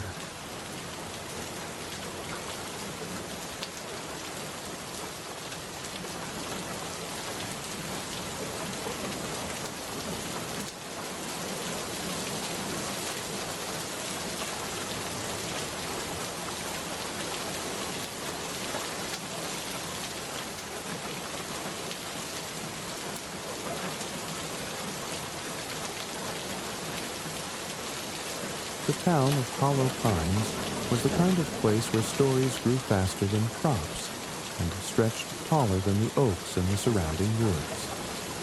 Nestled in a valley bordered by dense forests and rocky hills, it had a quiet charm, though it seemed perpetually stuck in time. Every corner of the town was steeped in whispers of the past, from the crumbling facade of the old mill to the antique shop that carried more dust than inventory. But of all the tales passed down through generations, none captivated the locals more than the legend of the underground world. It was a story Samira had grown up hearing. Her grandfather, Elias, was the town's unofficial historian, though most people dismissed his tales as the ramblings of an eccentric old man. Samira, however, had always believed there was more truth to his words than others dared to admit. Elias would sit by the fire on cold evenings, a cup of tea in his hands, his voice low and full of wonder as he described a hidden realm beneath their feet. He spoke of flowing rivers that flowed like molten gold, forests where trees whispered secrets, and creatures unlike anything that walked the earth above. "It's all down there," he'd say, tapping the ground with his cane. "All you have to do is dig." As a child, Samira had dug plenty of holes in her backyard. Her tiny hands blistered and dirt streaked across her face, but she'd never found anything beyond earth and roots. Even then, she didn't stop believing. Her grandfather's stories had planted a seed of curiosity deep inside her, one that grew with every passing year. While her peers outgrew fairy tales and legends, Samira leaned further into them, chasing answers that others dismissed as fantasy. Years later, after her grandfather's passing, she found herself back in Hollow Pines. It was a bittersweet homecoming. The house Elias had lived in, once full of warmth and the aroma of his favorite stew, now felt cold and silent. Samira had spent weeks sorting through his belongings, uncovering forgotten trinkets, faded photographs, and books with cracked spines. It was during one of these quiet afternoons that she stumbled upon the map. It was tucked inside a weathered leather journal, its pages filled with her grandfather's looping handwriting. At first glance, the map appeared unremarkable, a collection of lines and dots that could have been a doodle. But as she studied it, Samira realized it wasn't just a random sketch. The markings corresponded to the hills surrounding the town, with a particular spot circled in red ink. Beside it, her grandfather had written, "The key lies here." Her heart raced. Could this be the evidence she'd been searching for? All her life, she'd clung to the belief that his stories were more than bedtime tales. And now, she held in her hands a potential clue to prove it. But excitement quickly gave way to doubt. She knew what people would say. Hollow Pines wasn't kind to dreamers or those who dared to challenge the status quo. It was a town that thrived on routine and dismissed anything that didn't fit its mold. Samira had seen it firsthand growing up, the way her grandfather had been ridiculed for his stories, the way his words had been dismissed as the fantasies of an old man. Still, she couldn't ignore the pull of the map. That night, she spread it out on the dining table, tracing the lines with her finger. The spot circled in red wasn't far. A clearing in the forest she'd explored countless times as a child. The memory of those woods stirred something in her, a mixture of nostalgia and longing. She made up her mind. She would dig. The next morning, armed with little more than a shovel and her grandfather's journal, Samira set out for the forest. The air was crisp, carrying the scent of pine and damp earth. Sunlight filtered through the canopy, casting dappled shadows on the ground. She followed the path her feet knew by heart, every step taking her closer to the clearing. When she arrived, she stood still for a moment, taking it all in. The clearing was exactly as she remembered, an open space surrounded by towering trees, their branches forming a natural archway above. But now, with the map in hand, it felt different. The air seemed heavier, charged with a strange energy that made her skin prickle. She knelt down and began to dig. The soil was rich and dark, clinging to her hands as she worked. Hours passed, the sun climbing higher in the sky. Her muscles ached, and sweat dripped down her face, but she didn't stop. Every time doubt crept in, she thought of her grandfather, of his stories and the map he'd left behind. She imagined him watching her, his eyes twinkling with pride. As the hole grew deeper, she unearthed strange fragments, pieces of stone that shimmered faintly in the light, their surfaces etched with intricate patterns. She brushed the dirt off one and held it up, marveling at its beauty. It was unlike anything she'd ever seen, a tangible piece of the legend she'd spent her life believing in. Her heart pounded as she dug further, her shovel striking something solid. She cleared the dirt away, revealing a slab of stone embedded in the ground. It was covered in carvings, symbols that seemed to pulse faintly, as if alive. Samira stared at it, her breath catching in her throat. This was it, the first step into the world her grandfather had always spoken of. She reached out, her fingers grazing the surface of the stone.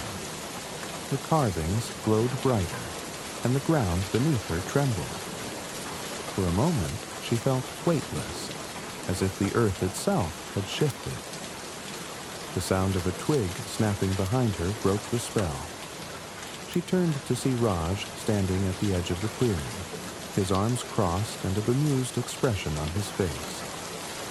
Raj had been her best friend since childhood, though their paths had diverged over the years. While Samira had pursued geology, Raj had become an archaeologist, traveling the world in search of ancient artifacts. She hadn't expected to see him back in Hollow Pines, let alone here in the forest. "What are you doing, Sam?"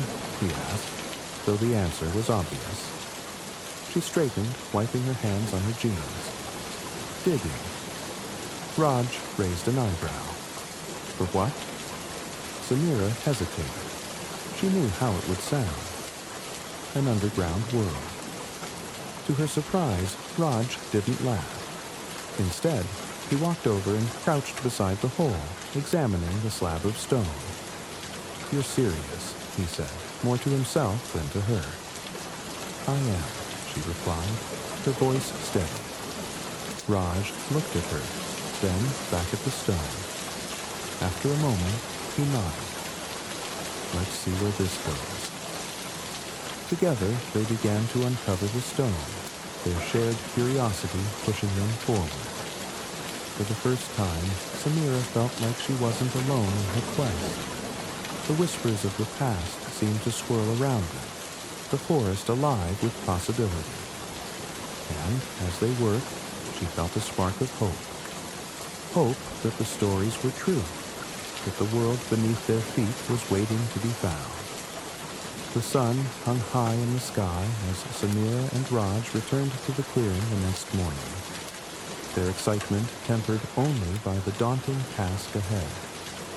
The stone slab they had uncovered the day before seemed even more imposing in the daylight, its surface glinting faintly with a golden hue. Samira had spent the night poring over her grandfather's journal, searching for any clue that might explain the carvings.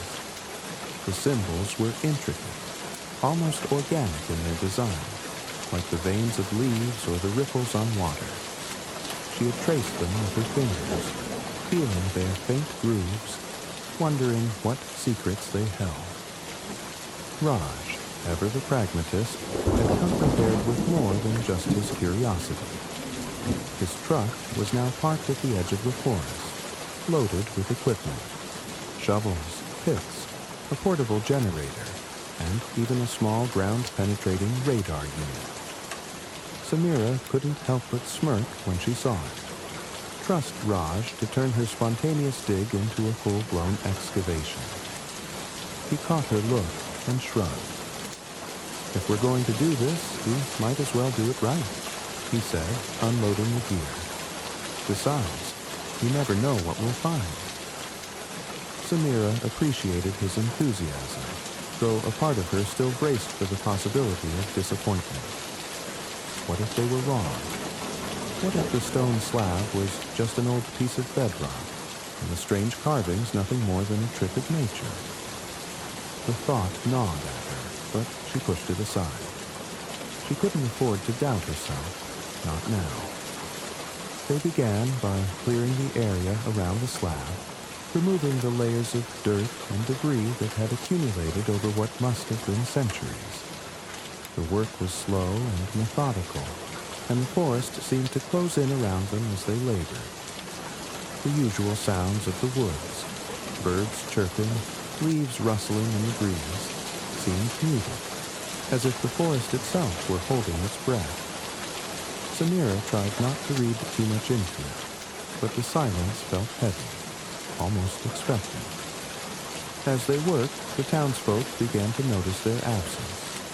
Hollow Pines was not a large town, and news traveled fast. By the afternoon, a few curious onlookers had ventured into the forest, drawn by the sight of Raj's truck and the promise of something unusual.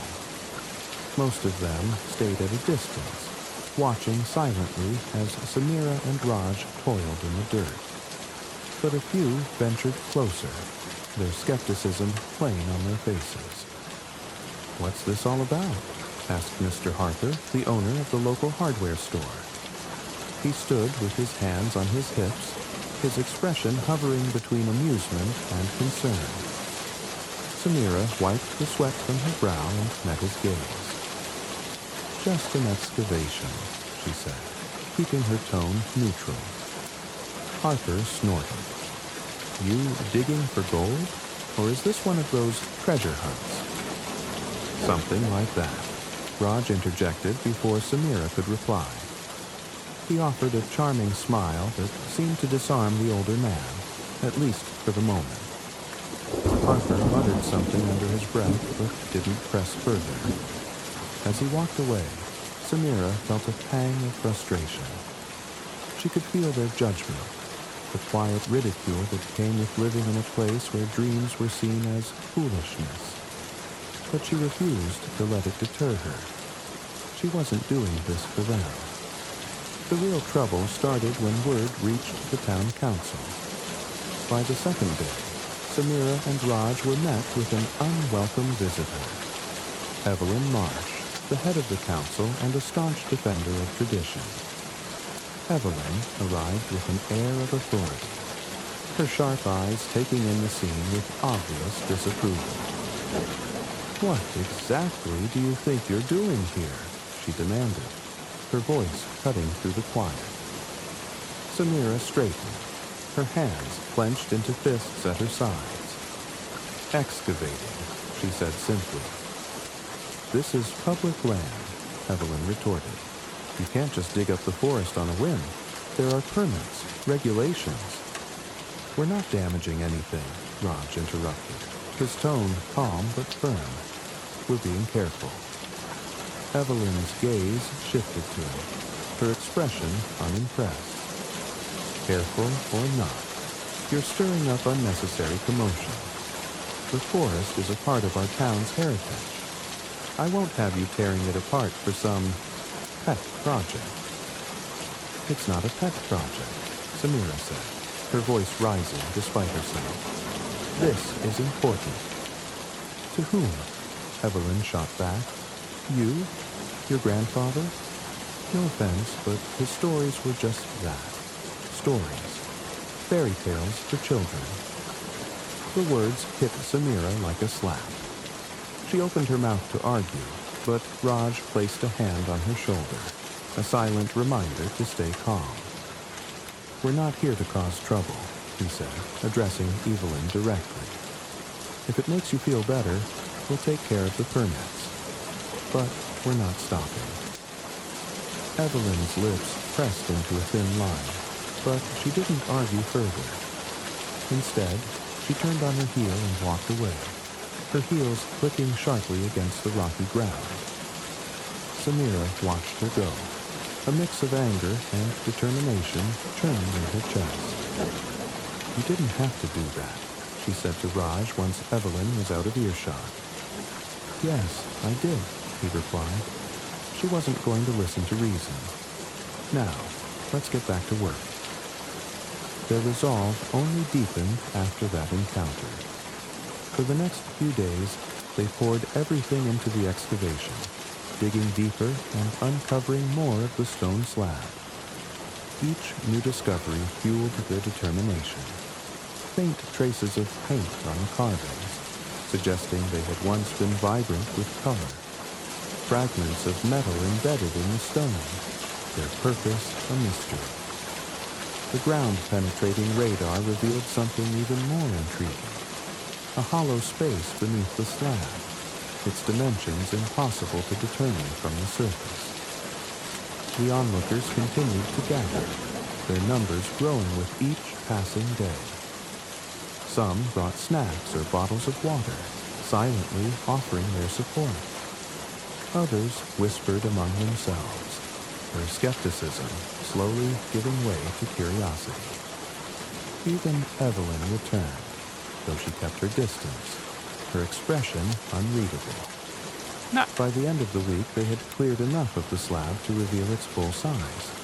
A perfect circle, nearly 10 feet in diameter, with a series of concentric rings etched into its surface. In the center was a small depression, like a keyhole waiting to be filled. Samira stared at it, her mind racing. What kind of key could open something like this? And what lay beyond it? Raj crouched beside her, his brow furrowed as he studied the carvings. "This is more than just a door," he said, almost to himself. "It's a mechanism, but I can't figure out how it works." Samira didn't respond.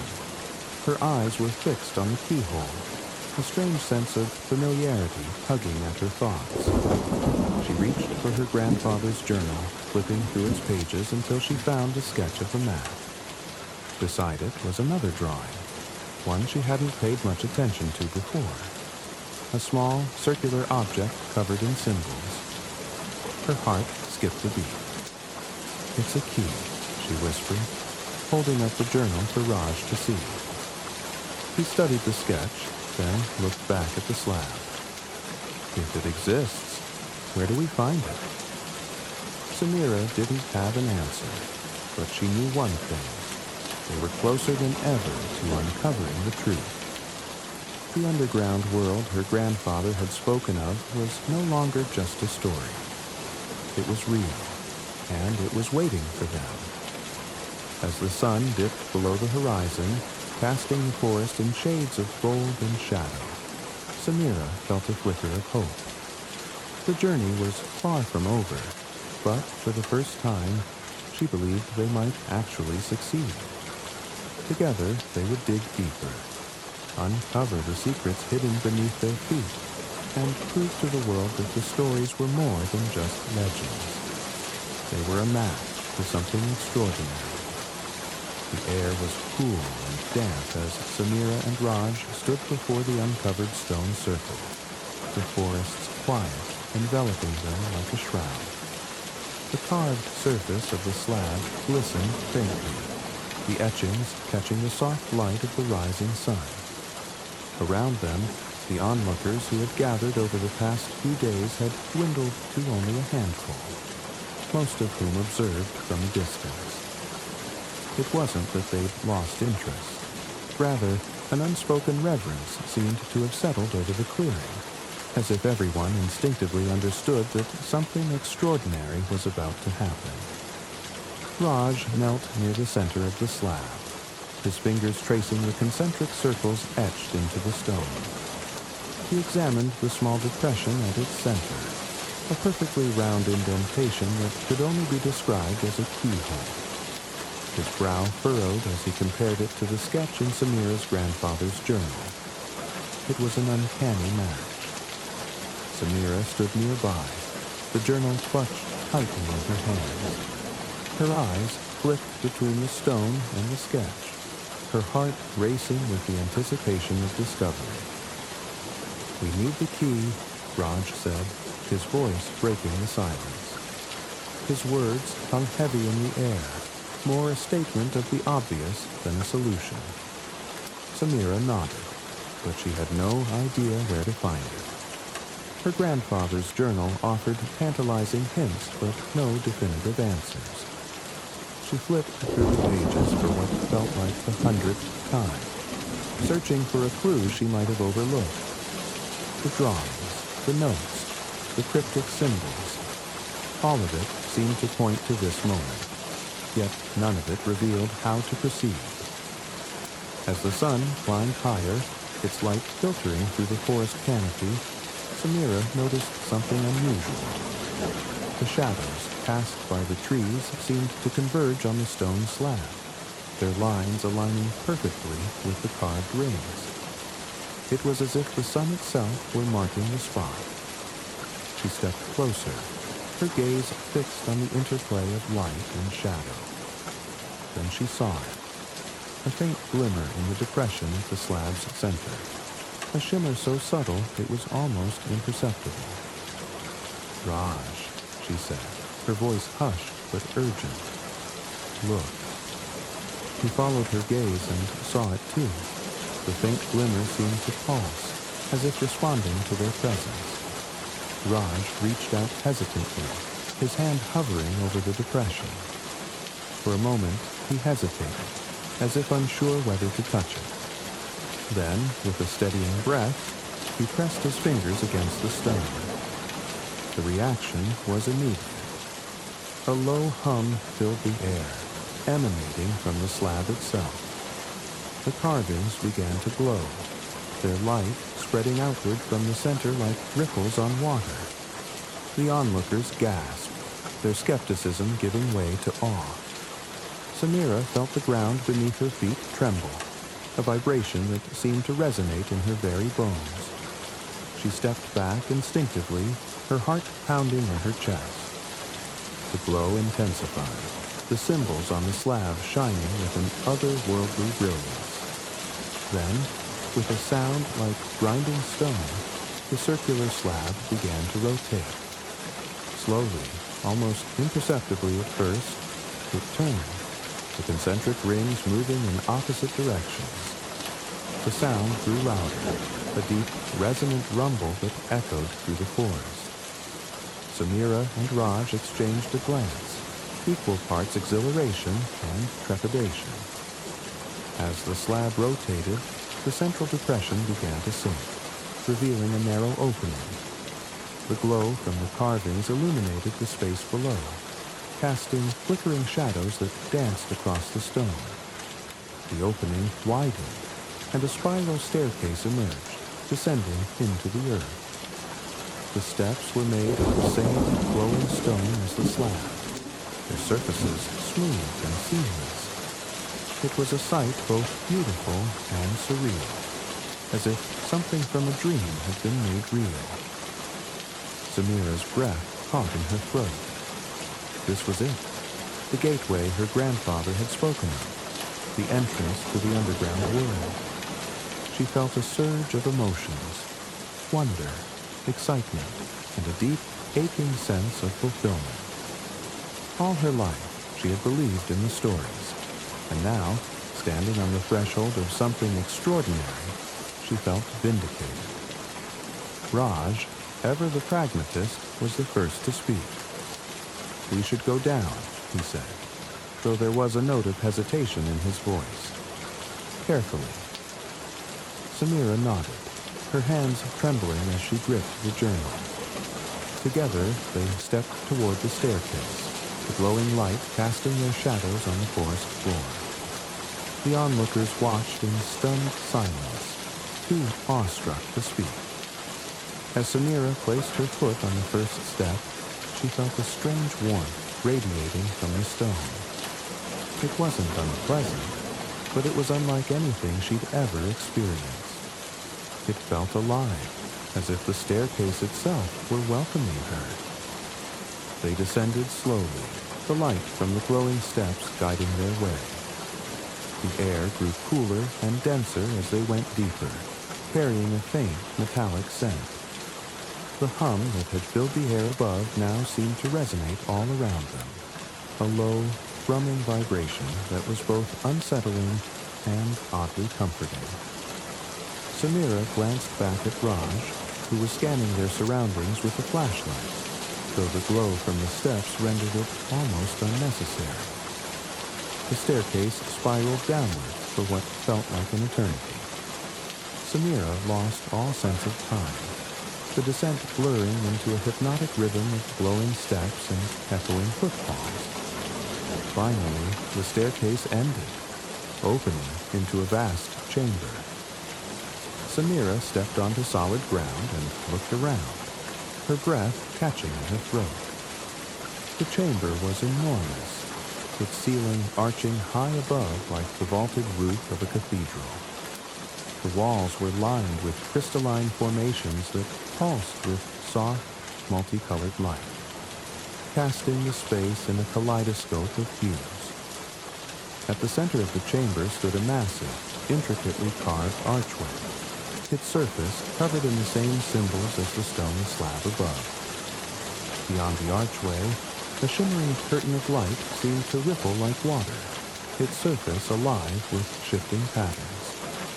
Raj let out a low whistle. "This is incredible," he said, his voice barely above a whisper. Samira could only nod. She felt like an intruder in a sacred space, her presence both exhilarating and humbling. She approached the archway cautiously, her eyes fixed on the shimmering light.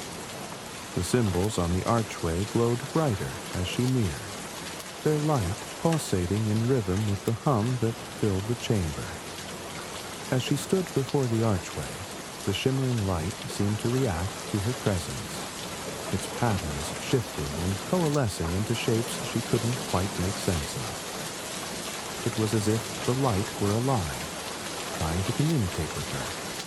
She reached out instinctively, her fingers brushing against the surface. The light was cool and fluid, like touching a stream of water. It enveloped her hand, sending a tingling sensation up her arm. "Samira," Raj said, his voice sharp with warning. But it was too late. The light surged forward, wrapping around her like a cocoon. She felt a rush of wind, a sensation of weightlessness, and then nothing. The world went dark. When Samira opened her eyes, she was no longer in the chamber. She stood in a landscape unlike anything she had ever seen. The ground beneath her feet was soft and glowing, like moss infused with light. Above her, the sky, or what passed for it, was a swirling expanse of colors, shifting from deep blues to vibrant purples and golds. Trees with translucent leaves stretched toward the sky, their branches shimmering as if dusted with stars. Raj appeared beside her, his expression a mixture of awe and disbelief. "I think we just found it," he said, his voice trembling. Samira nodded, her eyes wide as she took in the sight. They had crossed the threshold. The underground world her grandfather had spoken of was real, and it was more magnificent than she could have ever imagined. Samira's first breath in the underground world was unlike anything she had ever experienced. The air was thick, yet it carried a sweetness, a scent reminiscent of rain-soaked earth mingled with something floral and unplaceable. It felt alive, as though the very atmosphere thrummed with the pulse of a hidden vitality. Around her, the landscape stretched out like a living mosaic, its every detail glowing with a soft, otherworldly light. The ground beneath her feet was covered in a spongy moss that shimmered faintly, each step releasing a faint golden glow, as if the earth itself acknowledged their presence. Above, the sky was an endless swirl of iridescent colors, shifting in hues that defied logic. It wasn't a sky in the traditional sense. There was no sun, no stars, no clouds, just an ever-changing canvas of light and motion. Samira tilted her head back, captivated by the way the colors seemed to flow like rivers in the air, blending and separating in a dance that felt both chaotic and purposeful. Beside her, Raj stood frozen, his flashlight still clutched uselessly in his hand as he stared wide-eyed at their surroundings. "Raj," she whispered, her voice trembling with awe. "We're here." He didn't respond immediately, his gaze fixed on a massive tree in the distance. It was unlike any tree they had ever seen. Its trunk was impossibly wide, twisting upward in spirals, its bark shimmering like polished silver. The branches spread out like the spokes of a wheel, each one dripping with translucent leaves that glowed faintly, casting shifting patterns of light on the ground below. At the base of the tree, streams of water flowed in impossible directions, some cascading upward into the air, others weaving through the mossy ground like veins of liquid crystal. Raj finally found his voice, though it came out as a whisper. This shouldn't be possible. None of this should be possible." Samira nodded, though her mind was too overwhelmed to form words.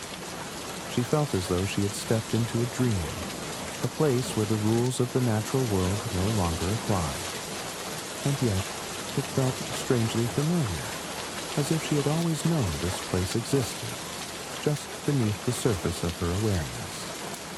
She glanced down at the glowing moss beneath her feet and couldn't help but smile. Her grandfather's stories had been true, every word of them. A soft rustling sound drew their attention, and both Samira and Raj turned sharply. From the shadows of a nearby grove, figures emerged, their movements fluid and deliberate. Samira's breath caught as the beings stepped into the light. They were humanoid in shape, but their appearance was anything but ordinary.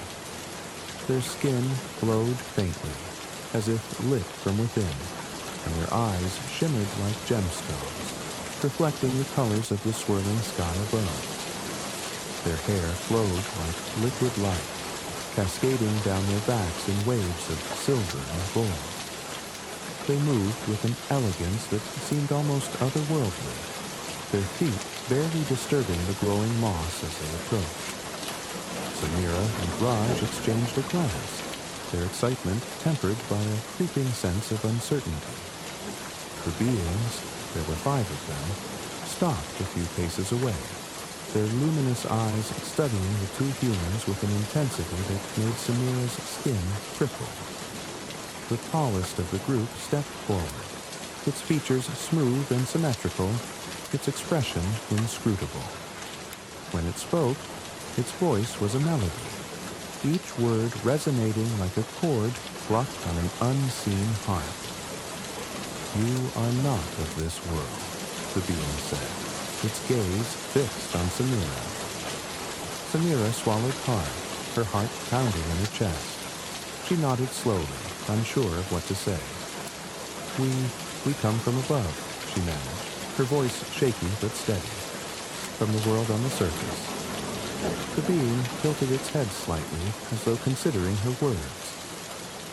"Few from above find their way here," it said.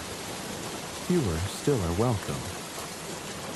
Samira's stomach tightened at the implied warning. "We don't mean any harm," she said quickly. "We're here to learn, to understand." The being's luminous eyes narrowed, and for a moment, Samira feared they had made a terrible mistake. But then, to her surprise, the being stepped aside, gesturing with a graceful sweep of its arm. "If you seek understanding, then you must prove your worth. Follow." Without waiting for a response, the beings turned and began to move, their steps silent as they glided across the glowing ground. Samira hesitated for only a moment before following, Raj close behind her. The path they took wound through the strange, luminous landscape, past fields of towering flowers that pulsed with light and streams of liquid that flowed in impossible directions. Samira felt as though she had stepped into a painting, each detail more vibrant and serene than the last. The group led them to a clearing at the base of the massive tree they had seen earlier. Up close, the tree was even more magnificent, its silver bark shimmering with an almost liquid quality. The streams that surrounded its base seemed to converge here, cooling into a large circular basin that glowed with a soft blue light. The beings formed a loose circle around the basin, their expressions unreadable as they turned to face Samira and Raj. "This is the heart of Lumora," the tall being said, gesturing toward the basin. "It is the source of life in our world, the wellspring from which all things flow." Samira stared at the glowing water, mesmerized by the way it seemed to ripple and shimmer without any visible disturbance. She felt a strange pull, as though the basin were calling to her, drawing her closer. Raj seemed to feel it too. His gaze was fixed on the water, his expression a mixture of awe and apprehension. "To seek understanding," the being continued, "you must offer yourselves to the heart. Only then will you be granted passage." Samira's brow furrowed. "What does that mean?" she asked cautiously. "Offer ourselves how?" The being's luminous eyes met hers, and for a moment Samira thought she saw a flicker of something. Compassion, perhaps, or curiosity. "The heart will see your true intentions," it said. "If they are pure, it will welcome you. If not..." The being's voice trailed off, leaving the implication hanging in the air. Samira exchanged a glance with Raj. His jaw was set, his expression resolute. He gave her a small nod, as if to say, "You've come this far. We can't turn back now." Taking a deep breath, Samira stepped forward, her boots brushing against the edge of the glowing basin. She knelt down and extended her hand toward the water.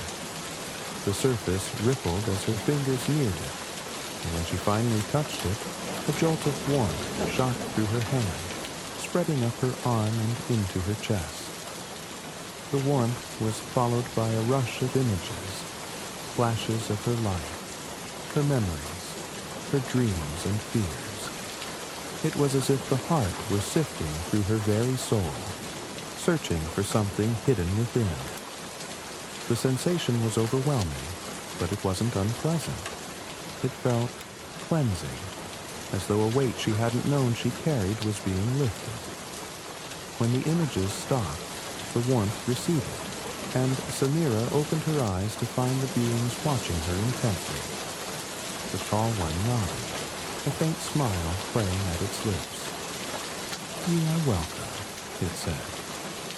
Relieved, Samira stepped back, giving Raj a reassuring look. He hesitated for only a moment before following her lead, kneeling by the basin and placing his hand on the water. His reaction was less subtle.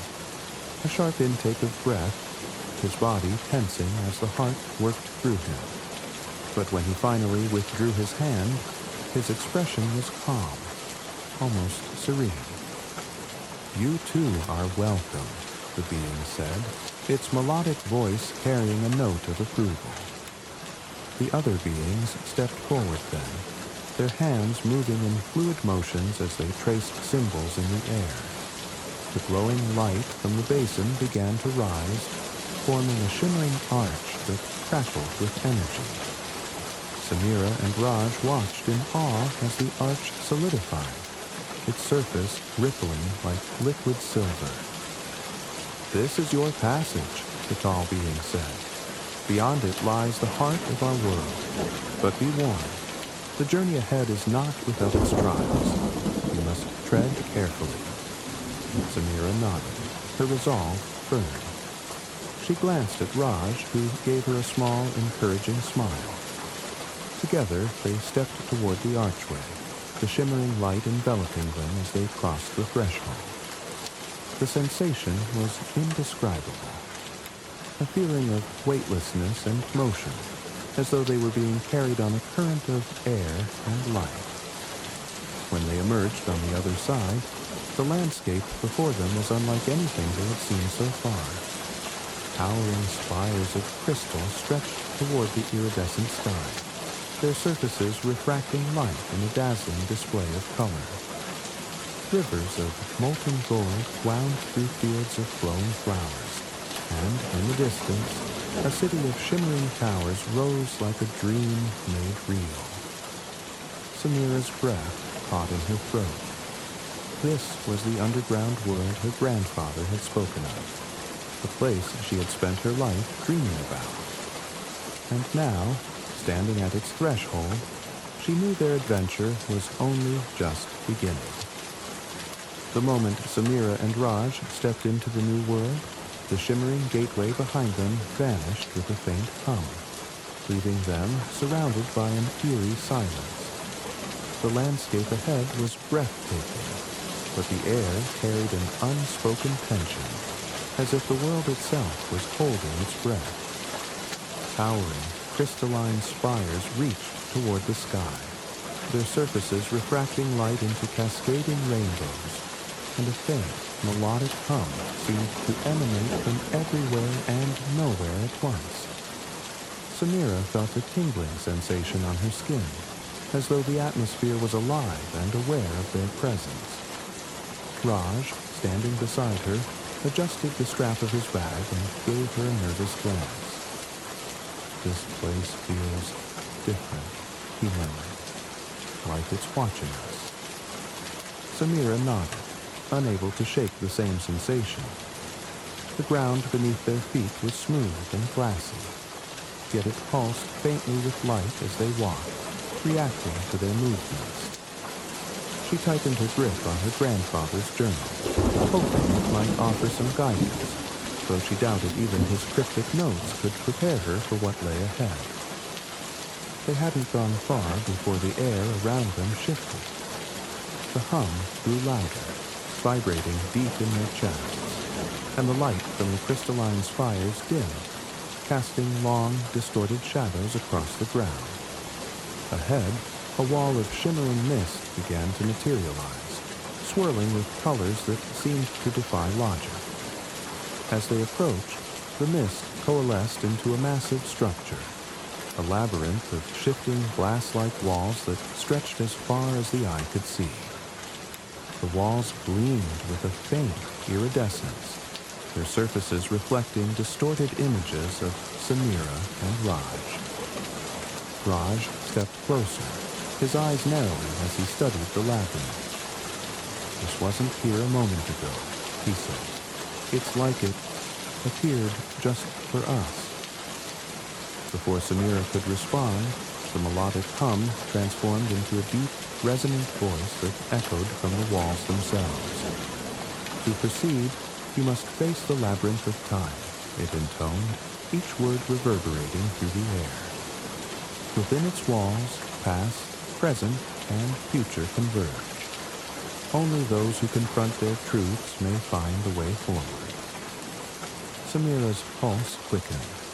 She turned to Raj, whose expression had shifted from awe to unease. "Did that wall just talk to us?" he asked, his voice barely above a whisper. "It's not just a wall," Samira replied, her throat dry. "It's alive, or something close to it." The voice spoke again, ignoring their trepidation. "Enter, and let time reveal who you are. Beware, for not all who enter will emerge unchanged." The mist swirled, parting just enough to reveal an entrance, a narrow passage flanked by the gleaming walls. Samira and Raj hesitated, but the path ahead was clear. There was no turning back now. With a deep breath, Samira stepped forward, and Raj followed close behind. The moment they crossed the threshold, the air grew dense, and the light within the labyrinth shifted, casting strange shadows that danced and flickered like living things. The walls around them seemed to move, their reflective surfaces displaying fragmented images that shimmered and flickered like old film reels. At first, the images were indistinct, flashes of light and color that defied interpretation. But as they ventured deeper, the images began to take shape. Samira stopped abruptly, her breath catching in her throat. On the wall to her left, she saw herself as a child, sitting cross-legged on the floor of her grandfather's study. He was there too, his weathered hands holding an old book as he spoke in his low, steady voice. She could hear the faint echo of his words, though they were muffled and distorted, as if carried on a breeze from far away. It was a memory, vivid and raw, playing out before her like a scene from a dream. Raj's voice broke through her reverie. "Samira, look at this," he said, his tone edged with something she couldn't quite place. She turned to see him staring at a different wall, where an image of a younger Raj flickered to life. He was in a dimly lit museum, surrounded by ancient artifacts, his expression one of quiet determination. But then the scene shifted. Raj was standing in the same museum, though it was now dark and deserted. He was alone, his face drawn and haunted. "What is this place?" Raj whispered, his eyes never leaving the wall. "It's showing us pieces of our lives. But why?" Samira didn't have an answer. All she knew was that the labyrinth was far more than a physical obstacle. It was a living entity, delving into their pasts and weaving them into the present. The realization sent a chill down her spine. As they continued, the labyrinth seemed to grow more disorienting. The walls shifted constantly, creating new pathways and closing off others. The reflective surfaces displayed more memories, some familiar, others strange and unsettling. Samira saw moments she had long forgotten. The thrill of her first excavation, the sting of rejection when her theories were dismissed, the quiet pride on her grandfather's face when she told him she wanted to follow in his footsteps. But the images weren't limited to the past. She caught glimpses of things that hadn't yet come to pass. A scene of her standing before a crowd, holding an artifact aloft as the audience erupted in applause.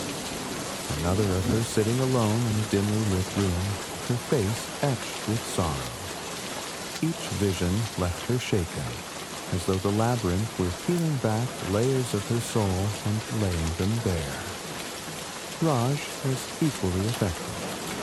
He stopped frequently, his eyes fixed on the walls as they revealed fragments of his life. Successes he had celebrated, failures he had buried, and moments of quiet vulnerability he rarely allowed himself to feel. Samira could see the tension in his posture, the way his hands clenched into fists at his sides. It was as though the labyrinth was forcing them to confront not just their memories, but the emotions tied to them.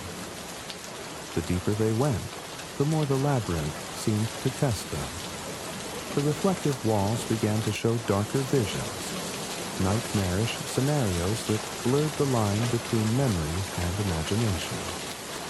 Samira saw her grandfather's study engulfed in flames, the books and maps she had cherished reduced to ash. She saw herself wandering through an endless desert, her hands bloodied and empty. Each vision struck like a physical blow, leaving her gasping for breath. Raj wasn't spared either. He flinched as the walls displayed a scene of him standing over a shattered artifact, its pieces scattered at his feet. Another vision showed him alone in the wilderness, shouting for help that never came.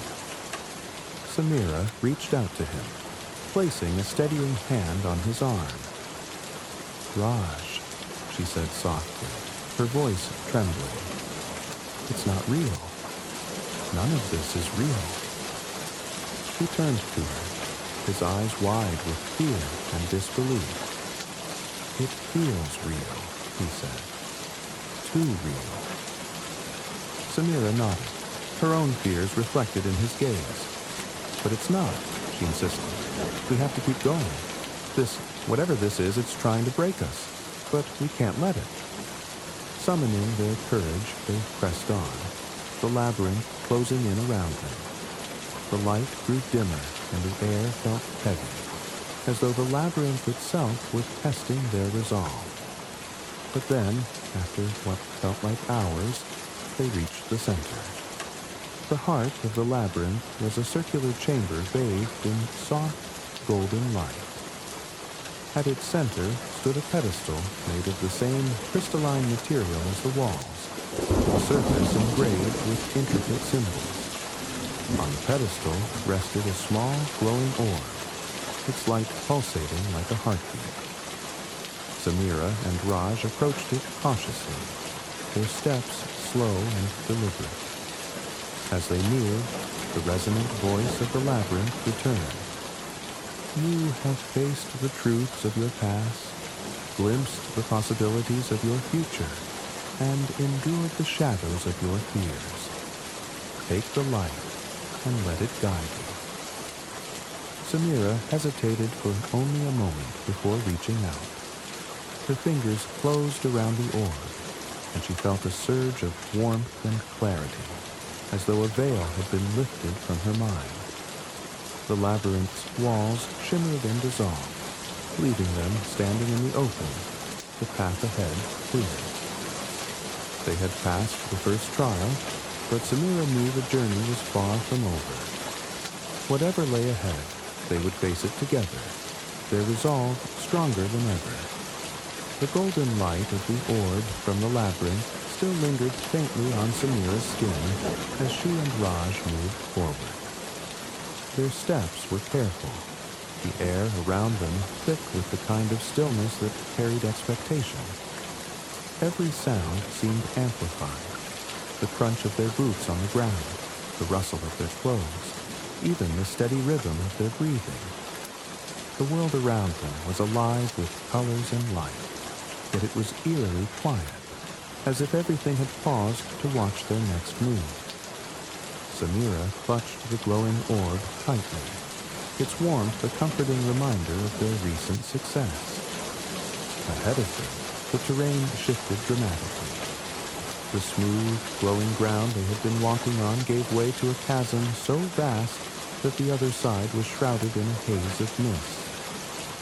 Samira and Raj stopped at the edge, peering down into the void below. It was impossible to tell how far it went. The depths were cloaked in darkness, interrupted only by faint, flickering lights that moved like fireflies. There was no sound from below, just an endless, impenetrable silence. Raj leaned over slightly, squinting. "That's unsettling," he muttered. "How are we supposed to cross this? Before Samira could respond, the air grew colder, and the ground beneath them trembled ever so slightly. A shape began to materialize across the chasm, a bridge, but not one made of stone or wood. It formed out of twisting tendrils of shadow, rising slowly and weaving together like threads on an invisible loom. The bridge spanned the chasm in a delicate arc, its surface rippling as if alive. It seemed to beckon them forward, though every instinct in Samira's body screamed at her to stay back. She glanced at Raj, who was staring at the bridge with a mixture of fascination and unease. "I don't like this," he said. "It doesn't look solid." "It's the only way across," Samira replied, though her voice lacked conviction. She took a step closer to the edge, trying to steady her nerves. The bridge pulsed faintly, as if responding to her proximity. It felt alive, like the labyrinth, and she couldn't shake the feeling that it was testing them. The deep, resonant voice that had guided them through the labyrinth echoed around them again, filling the air with its weight. This is the Bridge of Shadows, hid in tone. To cross, you must face the darkness within. Each step will reveal what you fear most. Only by embracing your shadows can you reach the other side. Samira's stomach tightened. She turned to Raj, her eyes wide. "Our shadows?" she asked, though she already knew the answer. Raj exhaled sharply. "Great.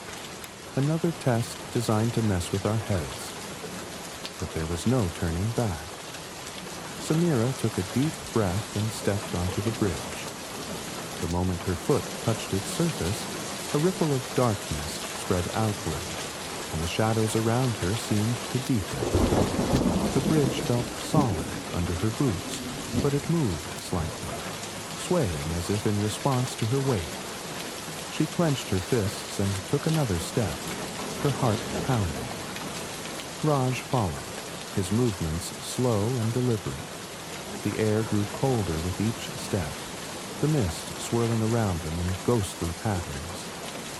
At first, the bridge was silent, the only sound their cautious footfalls. But then the shadows began to shift. Shapes emerged from the darkness, faint at first, like smudges on the edge of vision, but growing clearer with each step. Samira froze as the first figure materialized before her. It was her grandfather, but not as she remembered him. His face was lined with disappointment, his eyes cold and unrecognizing. He stared at her, his expression a mask of reproach. "You'll fail, just like I did," he said, his voice sharp and cutting. "All your efforts will amount to nothing. You're chasing shadows." The words hit her like a blow, and for a moment she couldn't move. She had always idolized her grandfather, seen him as a source of inspiration and wisdom. To hear him speak like this, even as a shadow, cut deeper than she could have anticipated. "It's not real," Raj called out from behind her, his voice steady but strained. "It's trying to get in your head. Keep moving." Samira nodded, though her legs felt like lead. She forced herself to take another step, and the shadow of her grandfather dissolved into mist. But the relief was short-lived. More shapes emerged. Friends, colleagues, people she had admired. Each one speaking words of doubt, fear, and failure. Each step felt heavier than the last, the weight of their words pressing down on her. Behind her, Raj was facing his own torment. He stopped suddenly, his eyes fixed on the shifting shadows ahead. Samira turned and saw the figure of a young woman standing in his path. She was holding a shattered artifact in her hands, her expression one of anger and betrayal. "You ruined everything," the figure said, her voice laced with bitterness. "You were supposed to protect it, but you let it break. you let me break. Raj flinched as if struck. No, he whispered. It wasn't my fault. The shadow only laughed, its edges curling and twisting. Isn't it? You've been running from it ever since. Samira reached out, grabbing his arm. Raj, it's not real, she said urgently. You can't let it stop you. We have to keep moving. He looked at her, his eyes clouded with pain, but he nodded. Together, they pressed on, the shadows growing thicker and more oppressive with every step. The bridge seemed endless, stretching into the void, and the weight of their fears threatened to overwhelm them. Samira felt her resolve faltering, her doubts creeping in like a tide she couldn't hold back. But then she remembered the orb, still glowing faintly in her hand. Its warmth seemed to cut through the cold, steadying her nerves. She held it up, and the light pushed back the shadows, creating a small, safe haven around them. The figures receded slightly, their voices fading into murmurs. Raj glanced at the orb, his expression softening. Whatever that thing is, it's our ticket out of here. Samira nodded, gripping the orb tightly as they took the final steps. The bridge began to solidify beneath them, the rippling shadows giving way to a steady, glowing surface. The mist cleared, revealing the other side of the chasm. The moment they stepped off the bridge, it dissolved behind them, leaving no trace of its existence. They stood in silence for a moment, catching their breath. The oppressive weight of the shadows was gone, replaced by a stillness that felt almost peaceful. Samira looked at Raj, her heart still racing but her determination stronger than ever. "You did it," she said, her voice barely above a whisper. Raj nodded, though his face was pale. "One step closer," he said. "Let's just hope the next trial isn't worse than this one." Samira smiled faintly, though her mind was already racing with thoughts of what lay ahead. The trials were testing them in ways she hadn't anticipated, forcing them to confront their fears and weaknesses. But she knew one thing for certain. They couldn't turn back now. The underground world still held its secrets, and they were determined to uncover them all. The path beyond the Bridge of Shadows opened into a corridor of breathtaking beauty, one that felt both otherworldly and ancient. The walls were alive with a soft, pulsing glow, like veins of light running through a crystalline surface. The air was thick with warmth, and a subtle hum that seemed to resonate in Samira's chest. She and Raj moved forward cautiously, the weight of their previous trials still heavy on their minds, but neither spoke. Words felt almost inappropriate in the sacred stillness of this place. The corridor widened, and soon they found themselves stepping into an enormous cavern that seemed to stretch endlessly in every direction. The ceiling, if it could even be called that, sparkled with countless points of light, like stars scattered across an infinite expanse. The ground beneath their feet was covered in soft, moss-like growth that glowed faintly with hues of blue and green, each step creating ripples of light that slowly faded away. In the center of the cavern stood a structure that stole Samira's breath. It was a towering, crystalline spire, translucent and impossibly intricate, its surface refracting the faint light of the cavern into a dazzling spectrum of colors. The spire was surrounded by flowing streams of liquid light, their movements slow and deliberate, as though they were alive. The streams wound through the mossy ground, forming a network of glowing rivers that converged at the base of the spire. The light they carried pulsed gently, in perfect harmony with the hum that filled the air. It was a living, breathing heart, and Samira felt a deep, instinctive understanding that this was the source of the underground world's life and magic.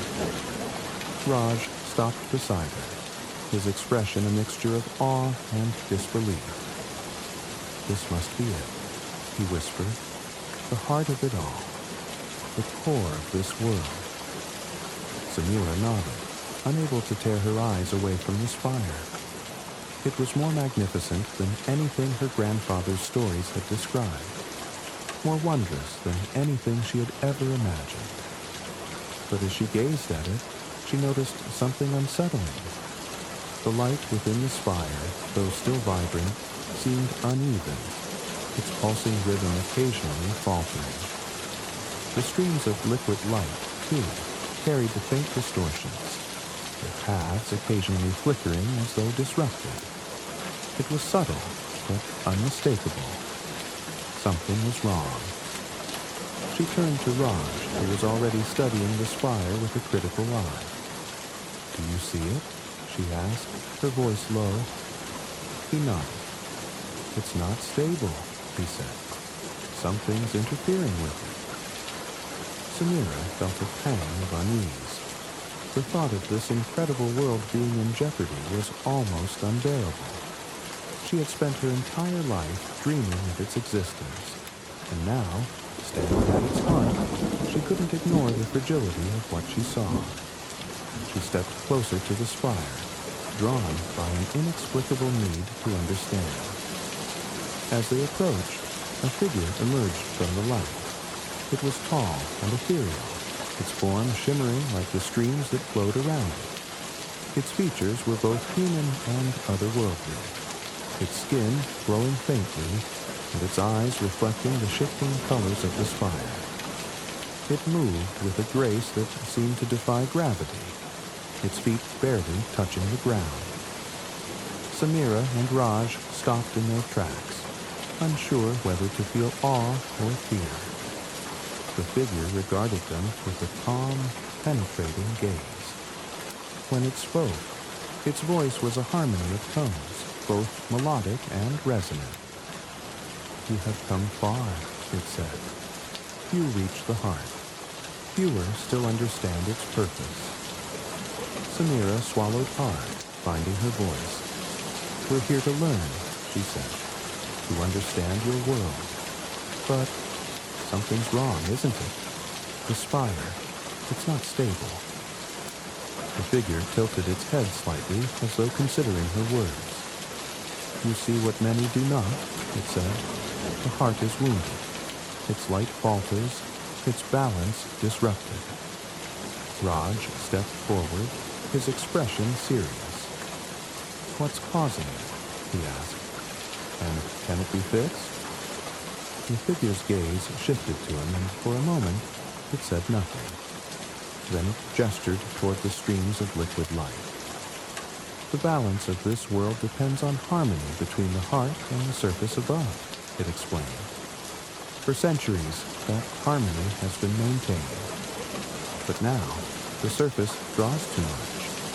Its hunger grows, and the heart cannot sustain both itself and the demands placed upon it." Samira felt a chill run through her. The surface, their world, was draining the life from this one. She thought of the countless mines, the deforestation, the relentless consumption of resources above ground. It made sense in a way that was both heartbreaking and infuriating.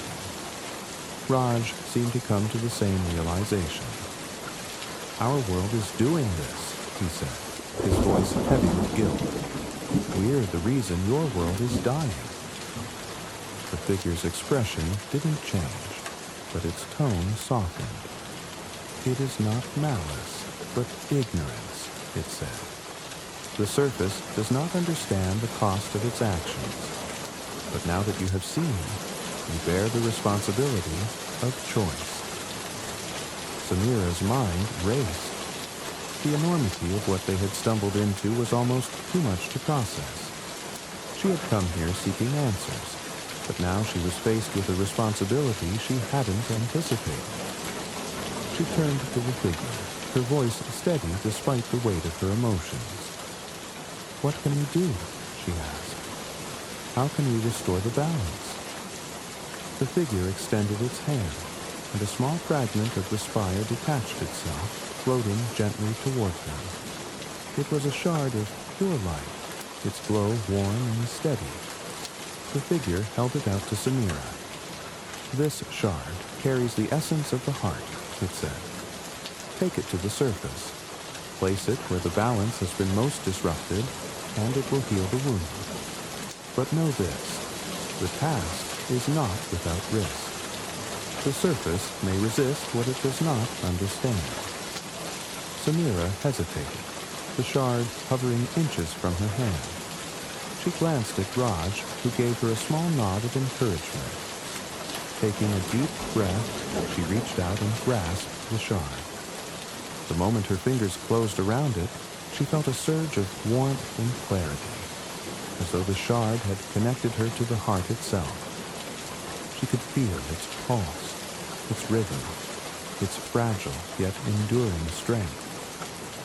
The figure stepped back, its form beginning to blur and dissolve into the light.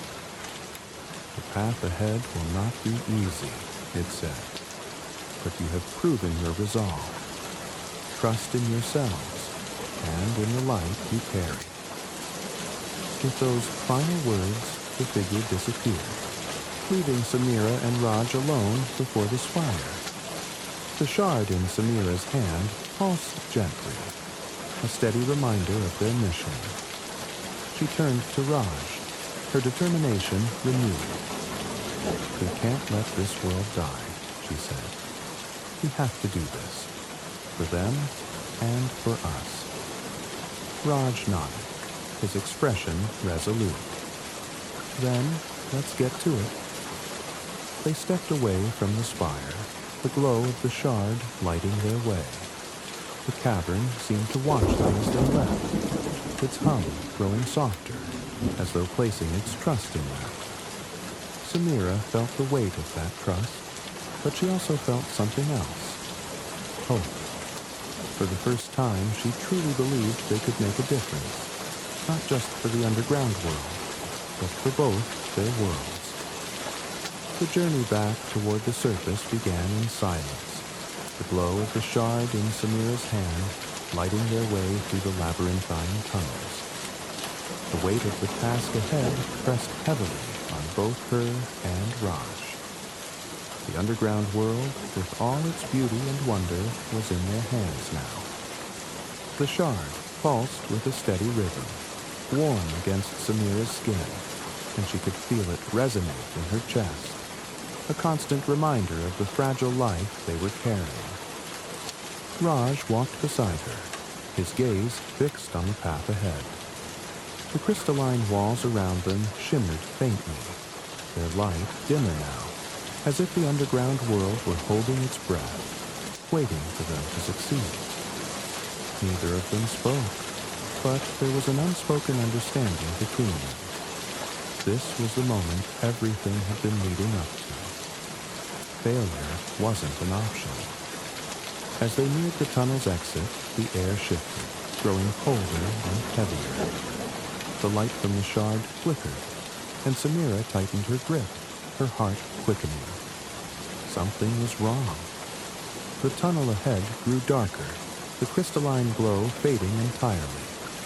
A deep, resonant hum echoed around them, different from the gentle thrum of the heart they had left behind. This sound was harsh, discordant, and it sent a shiver down Samira's spine. Raj stopped abruptly, his hand reaching out to grab her arm. "Do you hear that?"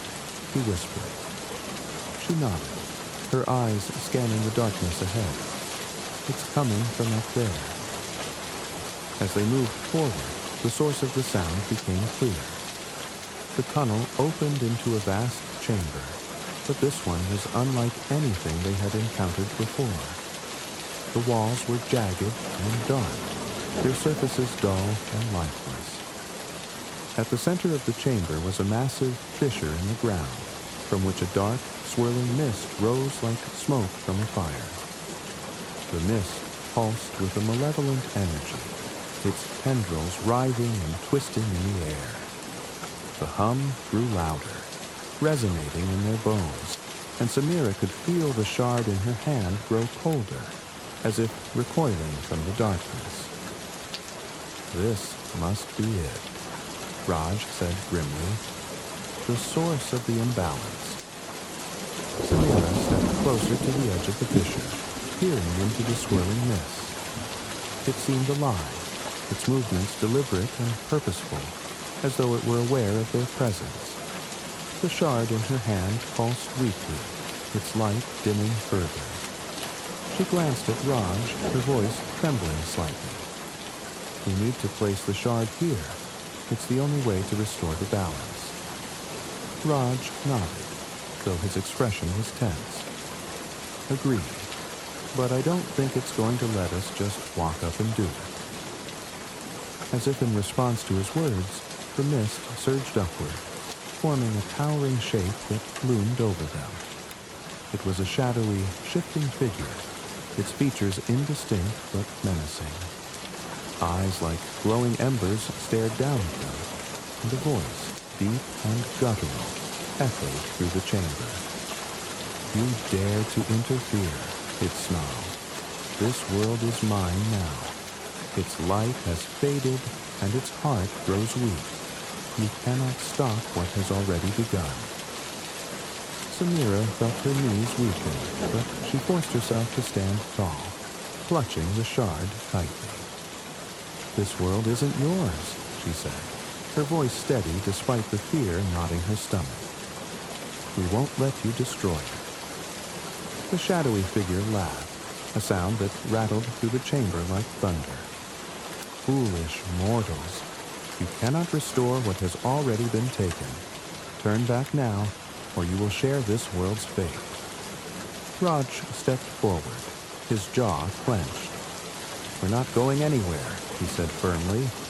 If you want to stop us, you'll have to do better than threats. The figure roared, and the mist surged forward, lashing out like a living thing. Samira and Raj dove to the side, narrowly avoiding the attack. The ground beneath them shook violently, and the air grew colder, the darkness pressing in around them. Samira scrambled to her feet, her mind racing. The shard's light flickered weakly, its warmth barely perceptible. They couldn't let this entity win. Not here, not now. The shadow lunged again, its tendrils slamming into the ground with enough force to send shards of rock flying. Raj rolled to the side, grabbing a chunk of stone and hurling it at the figure. The stone passed through the mist harmlessly, dissolving into nothing. Great, he muttered. Physical attacks are useless. Got any bright ideas? Samira's gaze fell to the shard in her hand, its faint glow barely illuminating the darkness.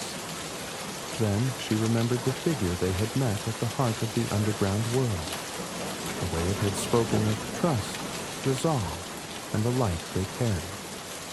The shard wasn't just a tool. It was a piece of the heart itself, a fragment of the balance they were trying to restore.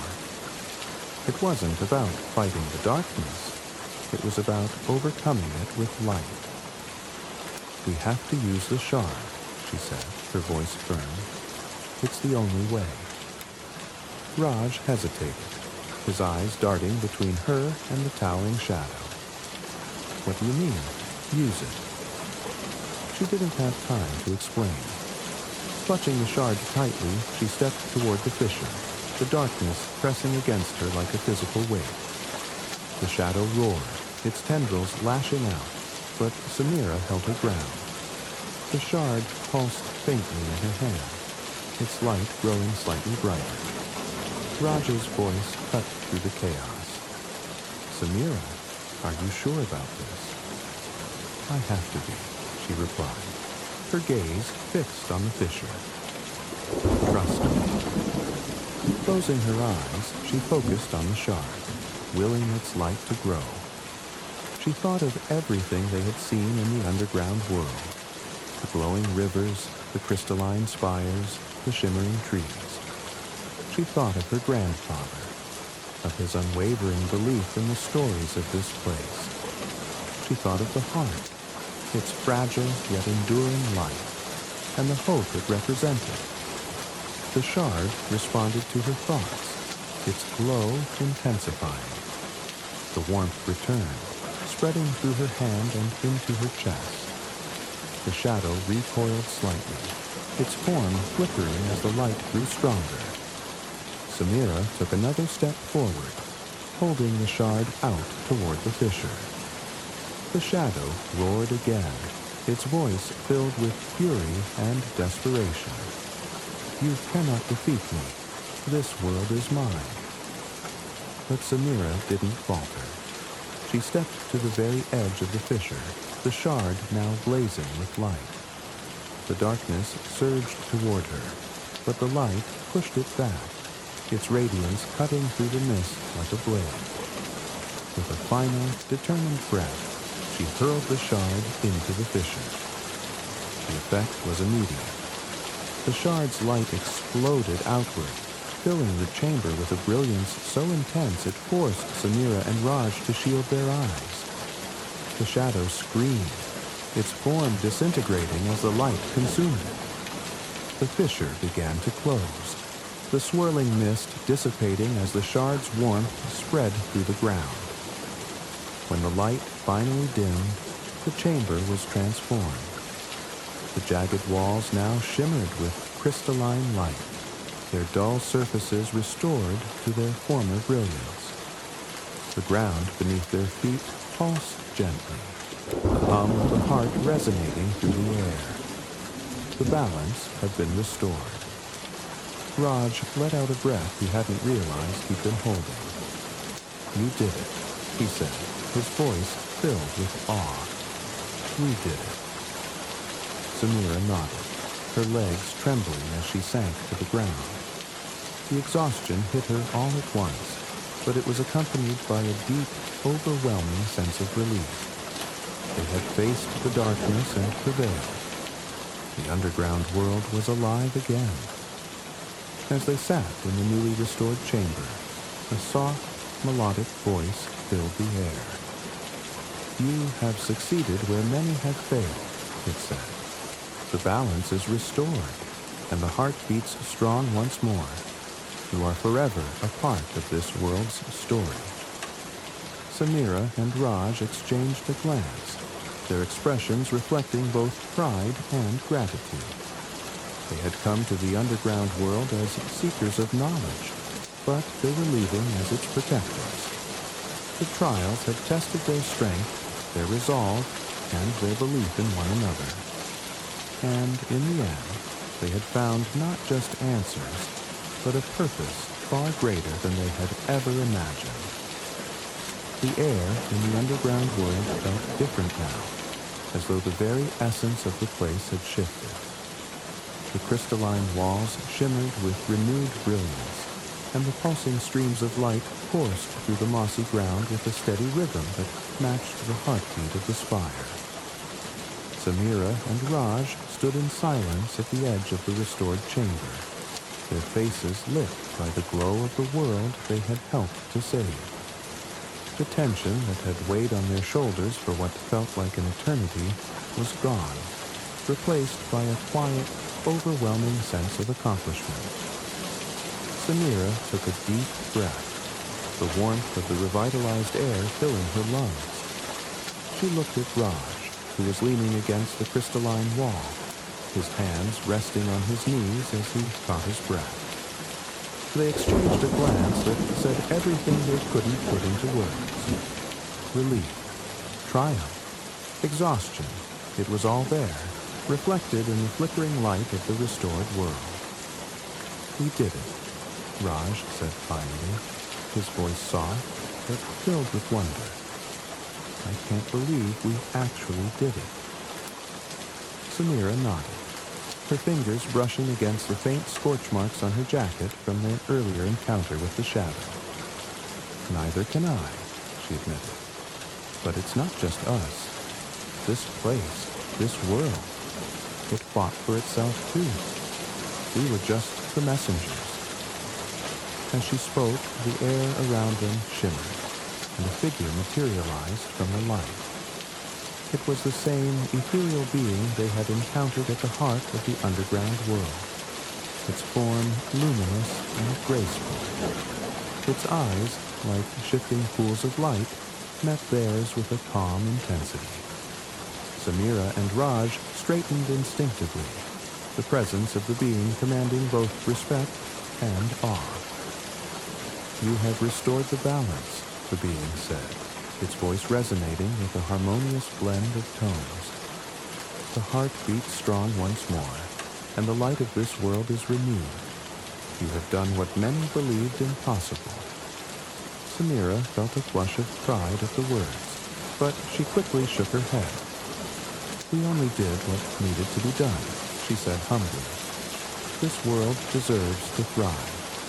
It's beautiful, and it's alive. We couldn't let it fade." The being's expression softened, and for a moment it almost seemed to smile. "Your actions speak to the strength of your hearts," it said. "You saw not just the beauty of this world, but its fragility, and you chose to protect it, despite the risks. For that, you have our eternal gratitude." Raj stepped forward, his curiosity getting the better of him. "What happens now?" he asked. "The balance is restored, but how do we make sure this doesn't happen again? How do we stop the surface from draining your world?" The being's luminous gaze shifted to him, and it nodded slightly. "A question of great importance," it said.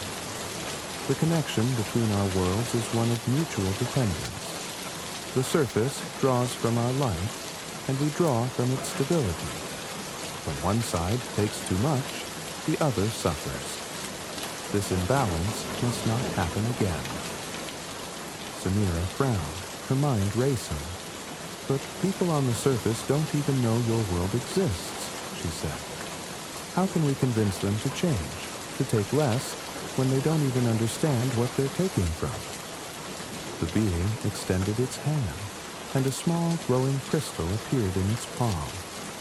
It stepped forward and placed the crystal gently in Samira's hands. The light from the crystal was warm and steady, pulsing faintly like a heartbeat. Samira stared at it, feeling a deep connection to the object, as though it carried the essence of the underground world within it. "This crystal is a bridge," the being explained. "It carries the light of our world, a fragment of its essence. Take it with you to the surface. Show it to those who will listen. Let it be a beacon of understanding, a reminder that all worlds are connected. Through this, we may build a new alliance, a bond of trust and respect between our worlds." Samira held the crystal close, its warmth spreading through her hands. She felt the enormity of the responsibility being placed upon her, but she also felt a deep sense of purpose. "We'll do everything we can," she said, her voice steady. "We'll make sure people understand. We won't let this world fade again." Raj nodded in agreement. "We've seen what's at stake," he added, "and we'll fight for it, together."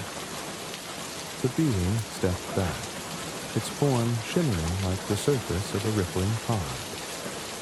"Your journey is far from over," it said, "but you have proven your strength and your resolve. The light of this world goes with you, as do our hopes." The chamber around them began to shift, the light intensifying as the streams of liquid energy flowed more vibrantly. The air grew warmer, filled with the hum of the restored heart. Samira and Raj felt a gentle pull, as though the world itself were guiding them toward the surface. The being raised its hand in a gesture of farewell. "Go now," it said. "Carry the light, and may your path be one of understanding and unity." The pull grew stronger, and before Samira or Raj could respond, they were enveloped in a cascade of light. The chamber dissolved around them, the glowing streams swirling into a vortex that carried them upward. They felt weightless, their bodies floating as the light surrounded them, its warmth and comforting embrace. When the light faded, they found themselves standing at the edge of the forest where their journey had begun. The surface world greeted them with a crisp breeze and the soft rustling of leaves. The sky above was painted in hues of gold and pink as the sun dipped below the horizon.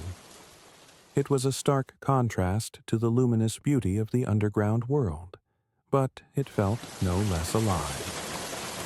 Samira looked down at the crystal in her hand, its light still pulsing faintly. She turned to Raj, a determined glint in her eyes. "We can't keep this to ourselves," she said. "People need to know the truth. They need to see what's at stake." Raj nodded, his expression resolute. "We'll tell them," he said. "We'll show them. And if they don't listen, we'll find a way to make them." Together, they began walking toward the town, the crystal's light guiding their way. The challenges ahead were daunting. Convincing a world driven by consumption and indifference to care about a place they couldn't see wouldn't be easy. But Samira and Raj had faced trials far greater than this. They had confronted their fears, their doubts, and the shadows within themselves. They had walked through a world of wonders and emerged stronger for it. As they reached the edge of the forest, Samira glanced back, her heart aching with a mixture of longing and hope. The underground world was hidden once more, its beauty and light safely tucked away beneath the earth. But it wasn't gone. It was alive, waiting for its story to be told. Samira and Raj knew their journey wasn't over. It was only just beginning. Months had passed since Samira and Raj returned from the underground world, but the memory of its brilliance remained vivid in their minds. The glowing streams, the crystalline spires, the radiant heart. They were more than just images. They were etched into their souls. Each day since their return had been consumed with the question of how to share what they had seen, how to convince others of the existence of a world so wondrous yet so fragile. It wasn't just a story anymore. It was a responsibility. At first, their efforts were met with skepticism. Samira had tried to present the glowing crystal, the shard of the underground world, to local academics and environmentalists. While the crystal's faint, otherworldly pulse intrigued them, most dismissed it as a cleverly crafted artifact or a strange natural phenomenon. Their skepticism stung, but Samira refused to give up. She had seen too much to let doubt overshadow the truth. Raj, ever pragmatic, suggested a new approach. If they couldn't convince people with words, perhaps they could show them instead. Together, they compiled every detail of their journey, weaving their story with photos of the strange markings on the forest floor, sketches of the carvings on the stone slab, and descriptions of the trials they had endured. Samira's grandfather's journal became their guide, its pages now treated with the reverence of a sacred text. They started small, giving talks at local community centers and schools. Samira's passion and Raj's logical explanations worked in tandem, slowly chipping away at people's disbelief. The crystal became the centerpiece of their presentations, its glow mesmerizing anyone who dared to look closely. Though many still scoffed at their claims, others began to listen. Seeds of curiosity and wonder were planted, and whispers of their story began to spread. Word reached beyond their town. A small team of journalists caught wind of their tale and invited them to share their story on a regional platform. Samira and Raj hesitated, knowing how easily their experiences could be dismissed as fantasy or fabrication. But the underground world was worth the risk. They stood before cameras, recounting every detail of their journey. The glowing moss, the bridge of shadows, the labyrinth, and the radiant spire that pulsed with light. The journalists captured their sincerity, and their story was broadcast far and wide. The response was polarizing. Many mocked them, branding them as dreamers or attention seekers. Yet, among the criticism emerged a growing number of believers. Scientists, environmentalists, and everyday people who were captivated by their conviction. Some reached out with messages of encouragement, while others shared their own strange experiences that seemed to hint at the presence of something hidden beneath the earth. The most unexpected turn came when an independent research group requested to examine the crystal.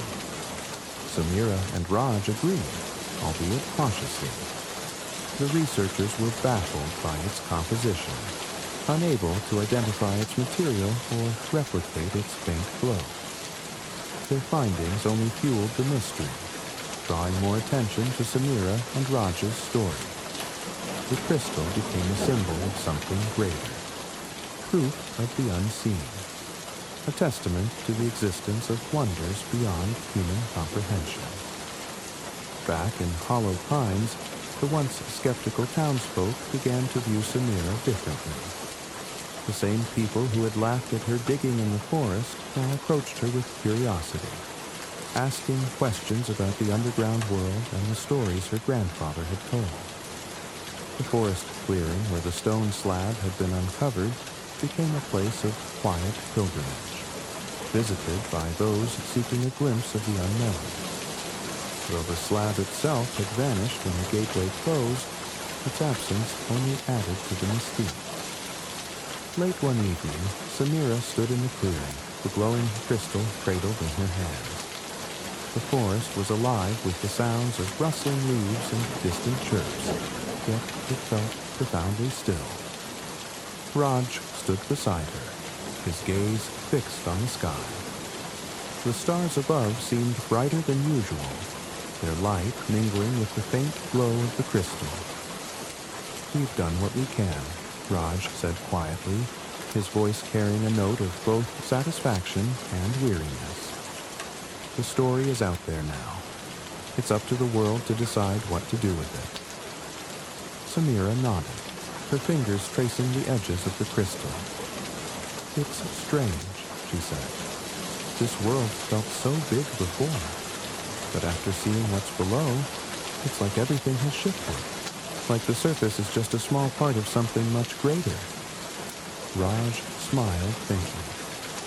"Maybe that's the point," he said, "to remind us how much we don't know, and how much we still have to protect."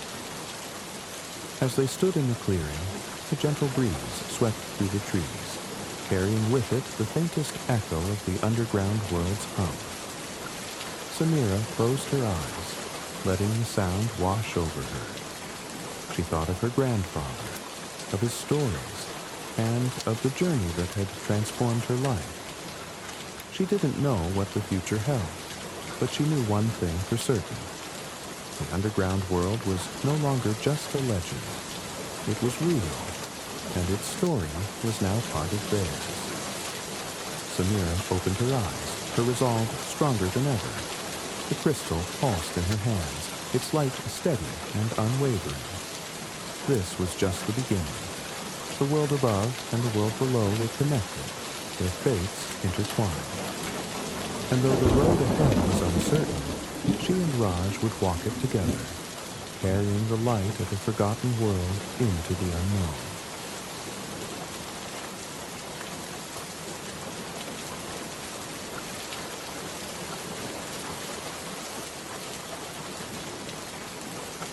Long ago, before the pyramids graced the horizon of the Nile, a story whispered its way through the sands of Egypt, carried by winds that spoke of gods and men. It was said that there existed a book, not of mortal origin, but crafted by the hands of the god Thoth himself, the divine scribe, the keeper of knowledge. The Book of Thoth was no ordinary artifact. Within its pages lay the secrets of the universe, truths so profound they could unravel the very fabric of existence.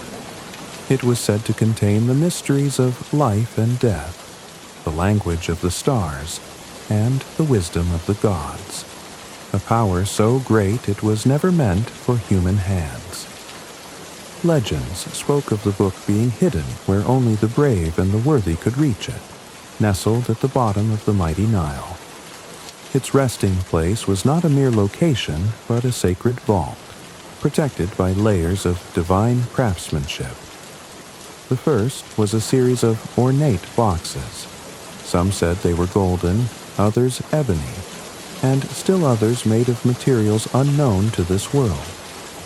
Each box was intricately sealed with riddles and charms, woven together with spells designed to deter even the most cunning thief. But these boxes were not the greatest obstacle. Beyond them lay the true guardians of the book, serpents of unimaginable size, with scales that shimmered like molten gold and eyes that burned with the light of eternity. They were said to be immortal, their purpose eternal, and their wrath swift and merciless.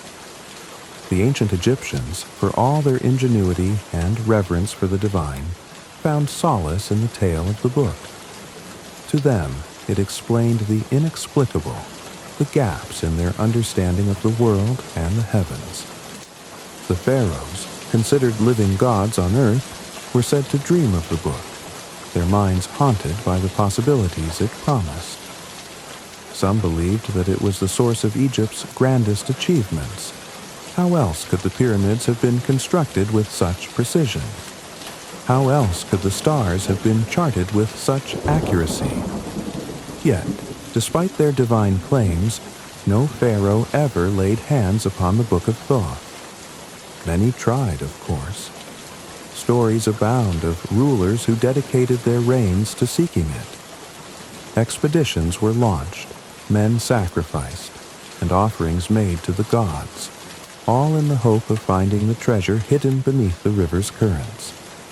One tale recounts the reign of Pharaoh Neferkare, who was said to have waded into the Nile himself during a lunar eclipse, clutching a staff blessed by the priests of Amun. He was never seen again, his disappearance adding yet another layer of mystique to the legend. Others tell of ships cursed to wander the Nile for eternity, their crew transformed into shadows for daring to disturb the sacred waters. But why was the book hidden so carefully? And why were mortals forbidden from possessing its knowledge?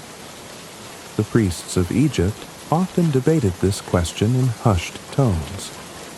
Some believed that the book's contents would grant godlike power to anyone who deciphered its pages, enabling them to rewrite the laws of nature and time.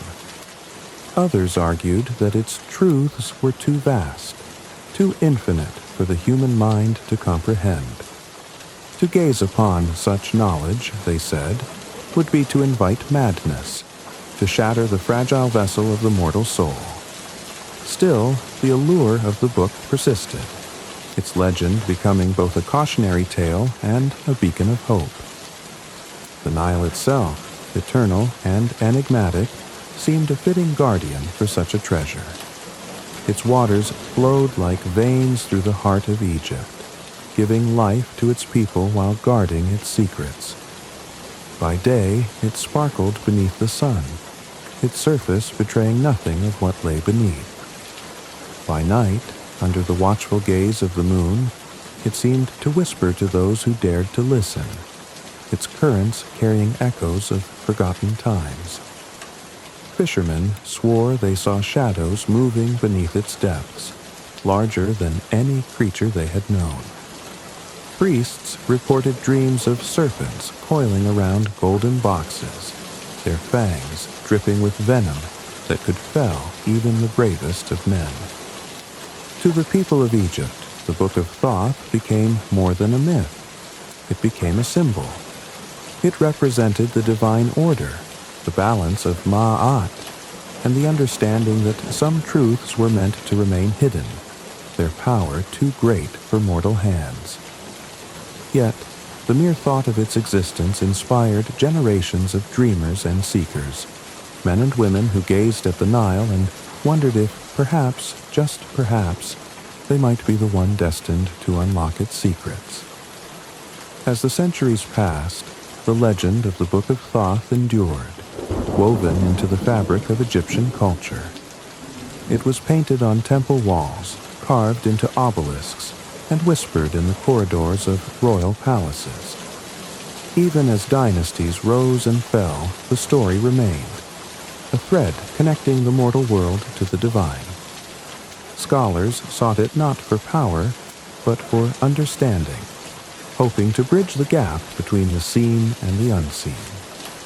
For them, the book was not just a relic, it was a key to unlocking the mysteries of existence. And so, the legend persisted, its truth obscured by the sands of time. Somewhere beneath the Nile's waters, it was said, lay the answers to every question ever asked, every mystery ever pondered. Somewhere, locked away in its shimmering boxes, guarded by serpents and sealed by divine decree, the Book of Thoth waited. And though no mortal had ever reached it, the dream of doing so burned eternal, a flame that refused to be extinguished. The sun rose over Thebes, casting its golden light across the sprawling city. The great temples shimmered with the promise of a new day, their massive columns etched with stories of gods and kings. In the distance, the Nile flowed with quiet majesty, its waters a lifeline for the land and its people. Amid the morning bustle of merchants, priests, and laborers, a young scribe named Amun-hotep sat in the shadow of a towering obelisk, his reed pen poised over a sheet of papyrus. His hand moved with precision, but his mind was elsewhere, wandering to realms unseen and truths yet uncovered. Amun-hotep was unlike most men his age. While others sought the approval of priests or the favor of merchants, his heart longed for something far greater, far more elusive. From a young age, he had been captivated by stories of the gods, particularly the enigmatic Thoth, the god of wisdom and writing. The idea of a divine being who held the secrets of the universe filled Amun-hotep with an insatiable curiosity.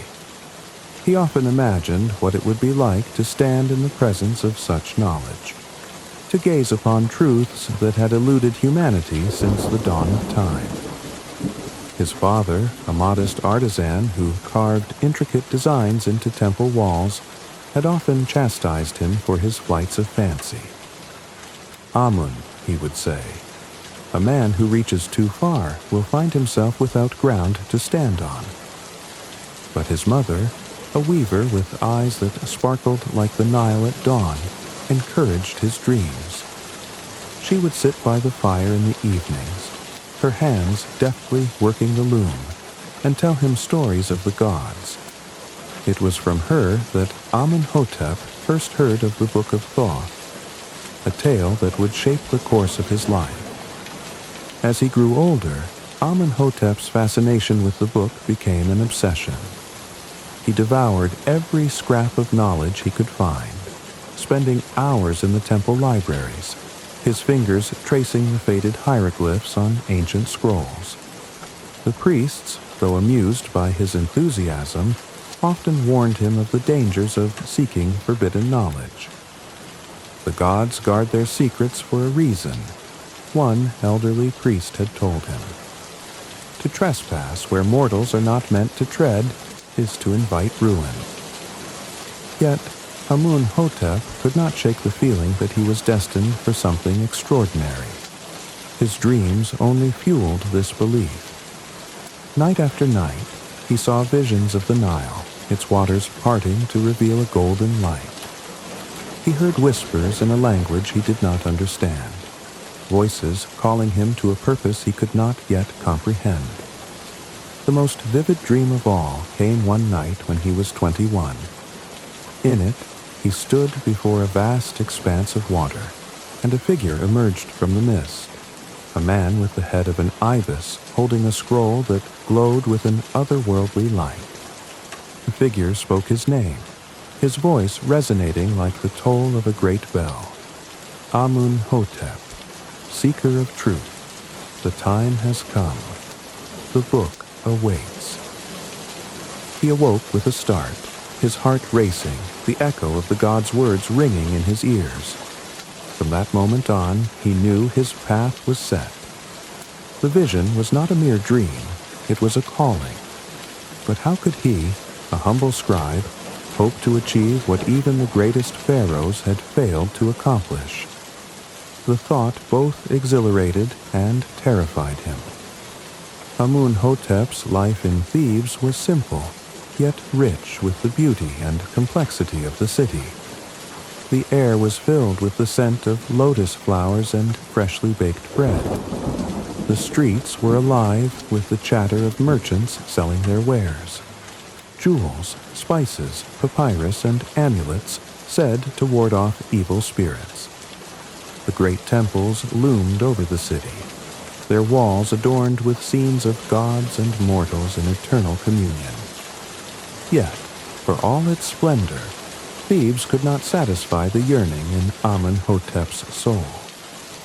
He often found himself wandering along the banks of the Nile, his thoughts consumed by the mysteries it held.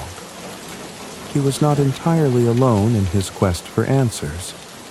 Among his few trusted companions was Nephra, a sharp-witted woman with a knack for finding hidden treasures. She had grown up in the shadow of the temples, her childhood spent darting through alleys and learning the secrets of the city's underbelly. Though her methods were far from orthodox, she shared Amun-hotep's fascination with the unknown. The gods hide their treasures well, she once told him, but every lock has a key. We just have to find it. Then there was Capri, a priest of modest rank whose faith was unshakable. While he often cautioned Amun-hotep against defying the will of the gods, he too harbored a quiet curiosity about the Book of Thoth. For Capri, the book was not just a source of knowledge, but a bridge to the divine. He believed that understanding the will of the gods could bring humanity closer to Ma'at, the universal balance. Amun-hotep's most surprising ally came in the form of Menkaura, an older fisherman who had spent his life navigating the Nile's many moods. Menkaura's weathered face bore the marks of years spent under the sun, and his eyes held the wisdom of one who had seen more than he cared to share. Though he claimed not to believe in the myths, he often spoke of strange occurrences on the river, lights beneath the water, whispers carried by the wind. When Amun-hotep confided in him about his dreams, Menkaura simply nodded and said, "The Nile keeps its secrets well, but it doesn't keep them forever." Despite the support of his companions, Amun-hotep often felt the weight of his ambition pressing down on him. There were moments when doubt crept into his heart, whispering that he was chasing shadows. The priest's warnings echoed in his mind, and he wondered if he was destined to meet the same fate as those who had come before him, swallowed by the Nile's depths in their futile quest. But then he would remember the figure from his dream, the god who had called his name, and his resolve would harden. Each day, as he sat in the temple scribe's chamber, copying texts and recording the words of priests, he felt the pull of the river growing stronger. The Nile was more than a river to him. It was a living, breathing entity, its currents whispering secrets only he could hear. He began to see patterns in the movements of its waters, signs that seemed to guide him closer to his goal. Whether these were coincidences or divine messages, he could not say, but he chose to believe they were the latter. Amenhotep's journey had not yet begun, but in many ways he had already set foot on its path. The dreams, the whispers, the strange encounters, they were all pieces of a puzzle he was determined to solve. The world around him was a tapestry of beauty and wonder, yet it paled in comparison to the vision that drove him forward. Somewhere beneath the Nile, locked away in its sacred depths, lay the answers to questions that had haunted humanity for centuries. And though the road ahead was fraught with danger and uncertainty, Amenhotep knew he could not turn back. He was a dreamer, yes, but he was also something more. A seeker, a believer, and, perhaps, the one destined to uncover the truth. The city of Thebes began to fade into the horizon as Amenhotep and his companions set out on their journey, the rhythmic splash of oars against the Nile's surface marking the passage of time. The morning sun was warm, but not yet oppressive, casting long, golden reflections across the river. The boat, an unassuming vessel made of sturdy papyrus reeds, glided smoothly through the water, its quiet presence a stark contrast to the monumental task ahead. Amenhotep, seated near the bow, stared out at the vast expanse of the river, his thoughts swirling as ceaselessly as the currents beneath them. He clutched a small leather satchel filled with scrolls, maps, and charms, his meager tools against the unknown forces that lay ahead. Nephra, ever the pragmatist, moved about the boat with a sense of purpose, double-checking the provisions and ensuring the ropes were secure. She had insisted on preparing for every eventuality, from storms to encounters with bandits. Her sharp eyes scanned the riverbanks for any sign of trouble, though she masked her vigilance with a light-hearted air. She had grown up near the Nile and knew its ways intimately, but even she admitted that this journey would test her in ways she had never experienced. "The river's calm now," she said as she crouched beside Amenhotep, her voice low. "But don't let it fool you. The Nile has a way of turning on you when you least expect it." Khepri sat at the stern, his fingers gently brushing the beads of a prayer necklace. His lips moved silently as he whispered invocations to the gods, seeking their favor and protection. Though he had reservations about the quest, his faith compelled him to accompany Amenhotep. He believed that the gods would reveal their will through this journey, whether it ended in triumph or tragedy. His presence brought a sense of calm to the group, a steadying influence amidst the growing tension. Occasionally, he would glance at Amenhotep, his expression a mix of curiosity and concern, as though trying to decipher the younger man's resolve. Menkora, the oldest and most experienced among them, was at the helm, his gnarled hands gripping the rudder with practiced ease. His weathered face bore a faint smile as he hummed an old river song, the melody weaving through the air like a charm against misfortune. Despite his outward ease, he was watchful, his sharp eyes scanning the water for signs of danger. He had spent decades navigating the Nile and had seen its many faces, calm and nurturing, wild and wrathful. He had heard the stories of those who sought the Book of Thoth, and while he was skeptical of their truth, he could not deny the pull of this particular quest. There was something about Amenhotep, something in the young man's eyes that hinted at a destiny greater than any of them could comprehend. The first days of the journey were uneventful, the river stretching endlessly before them like a great artery connecting the mortal world to the divine. The group fell into a comfortable rhythm, each member contributing their skills to ensure their progress. Amenhotep spent his evenings poring over maps and ancient texts, searching for clues hidden in the cryptic symbols. Nephra shared stories of her childhood by the river, her tales both entertaining and filled with practical advice. Khepri led the group in evening prayers, his voice resonant and full of conviction, while Menkora told tales of strange lights and whispers on the water, his words laced with both humor and caution. It was on the fourth night that the first sign of trouble appeared. The air grew heavy and thick, the usual cool breeze replaced by an unsettling stillness. The moon, full and bright, cast an eerie glow over the river, its light refracted by the rippling water. A distant sound reached their ears, a low, mournful wail that seemed to rise and fall like the call of a ghostly creature. The group exchanged uneasy glances, their conversations fading into silence. Menkara tightened his grip on the rudder, his face grim. "That's not the wind," he muttered, his voice barely audible. The wail grew louder, joined by a chorus of hissing sounds that seemed to emanate from the water itself.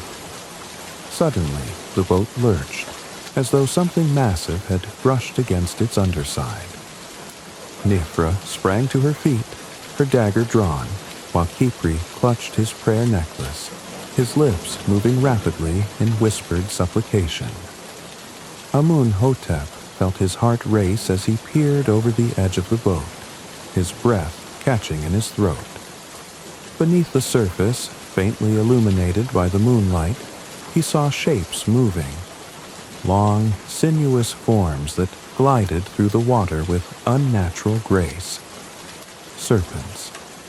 Their scales shimmered like liquid gold, and their eyes glowed with an otherworldly light. They circled the boat, their movements deliberate, their presence undeniable. Amun-hotep felt a wave of both awe and terror wash over him. These were no ordinary creatures. They were the guardians of the Nile, the first line of defense for the Book of Thoth. He could feel their gaze upon him, as though they were measuring his worth, testing his resolve. Nefra cursed under her breath, her grip on her dagger tightening. "What do we do?" she whispered, her voice strained. Khepri stepped forward, his face pale but resolute. "We must show them respect," he said, his tone firm. "They are not mere beasts, but servants of the gods. To provoke them is to invite destruction." Menkora nodded in agreement, his voice calm but urgent. "Let me guide the boat. Keep your hands inside and stay quiet. If they sense fear or hostility, they'll strike." The group obeyed, their movements careful and deliberate.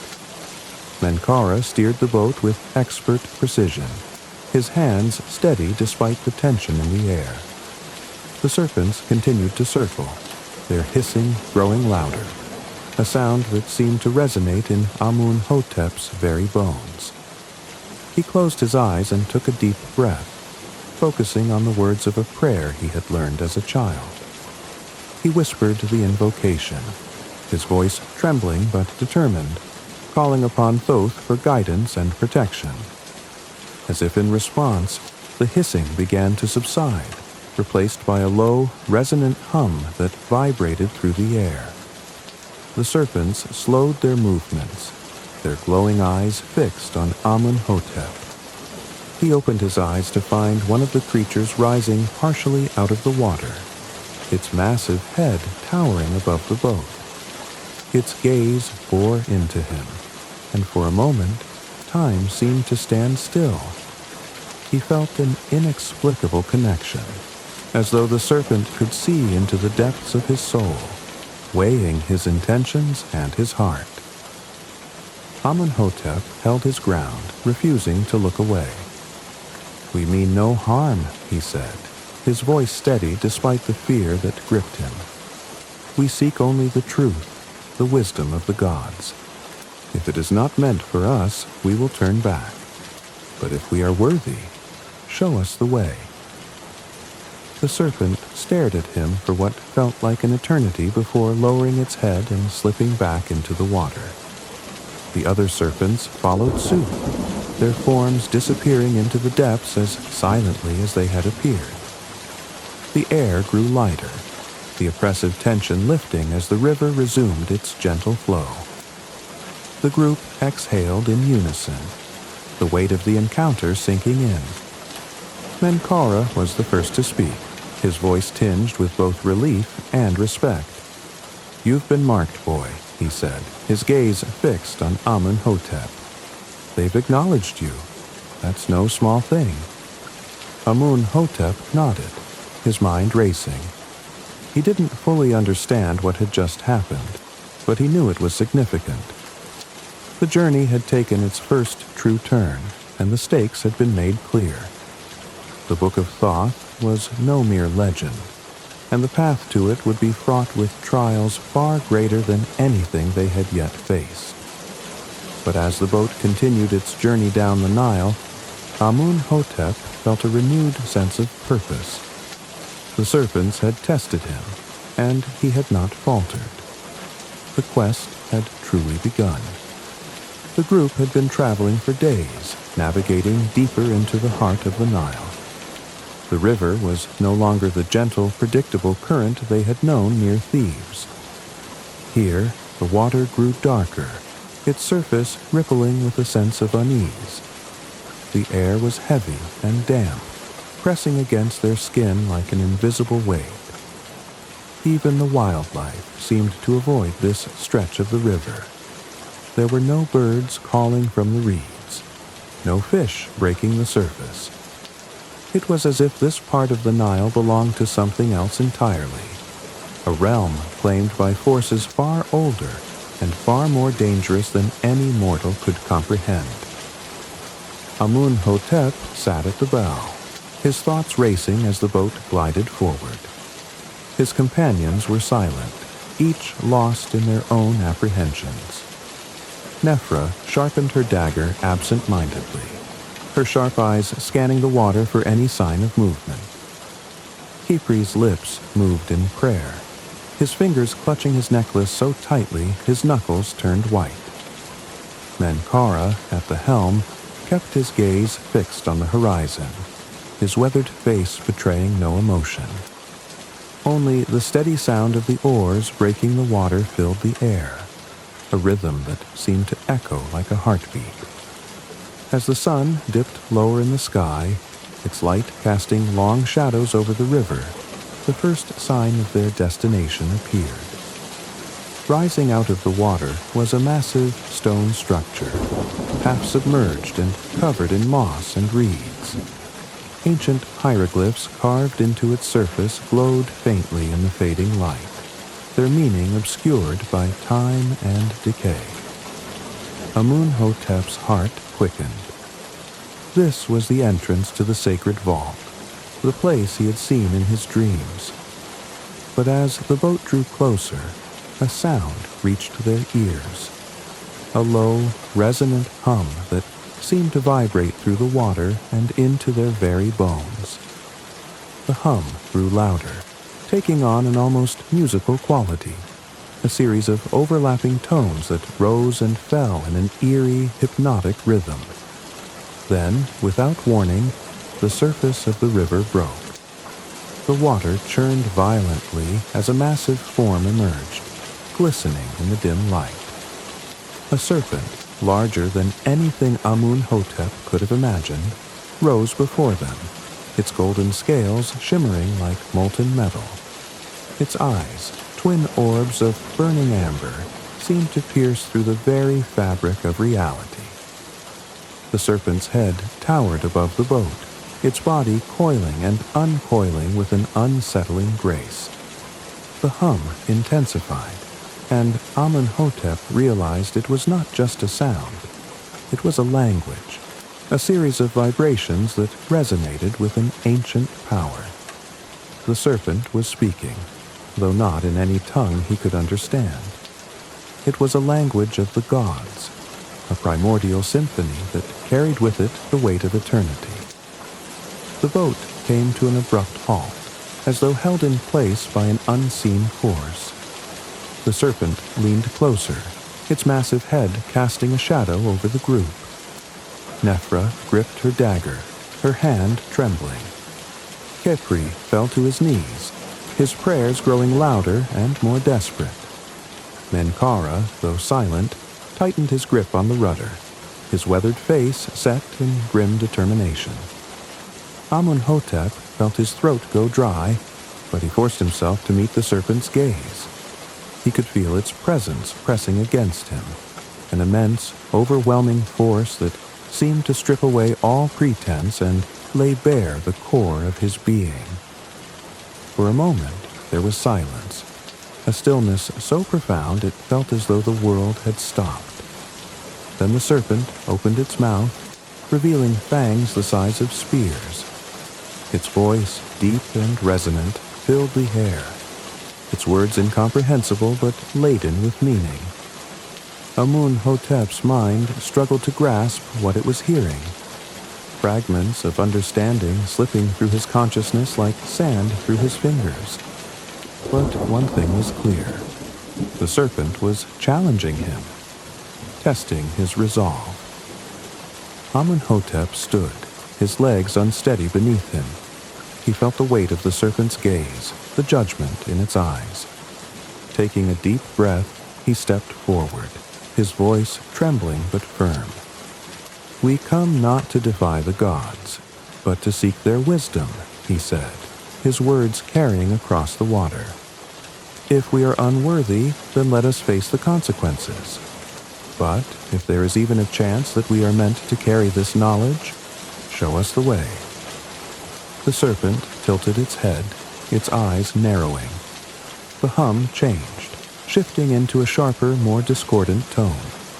A second serpent emerged from the water, its body as vast and imposing as the first, then a third and a fourth.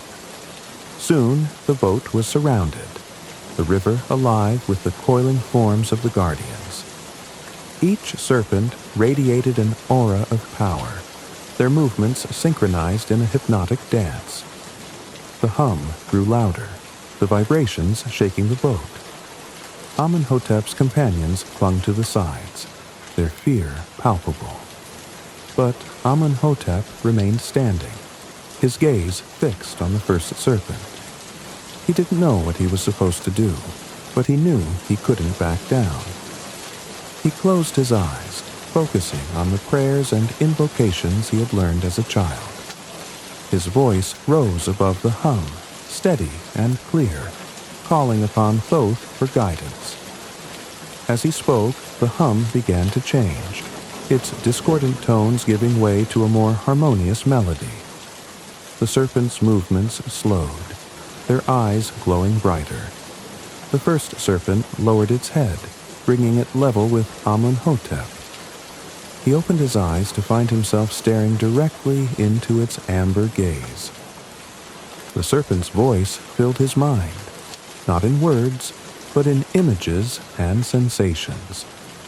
A language beyond language, a communication that transcended the limits of mortal understanding.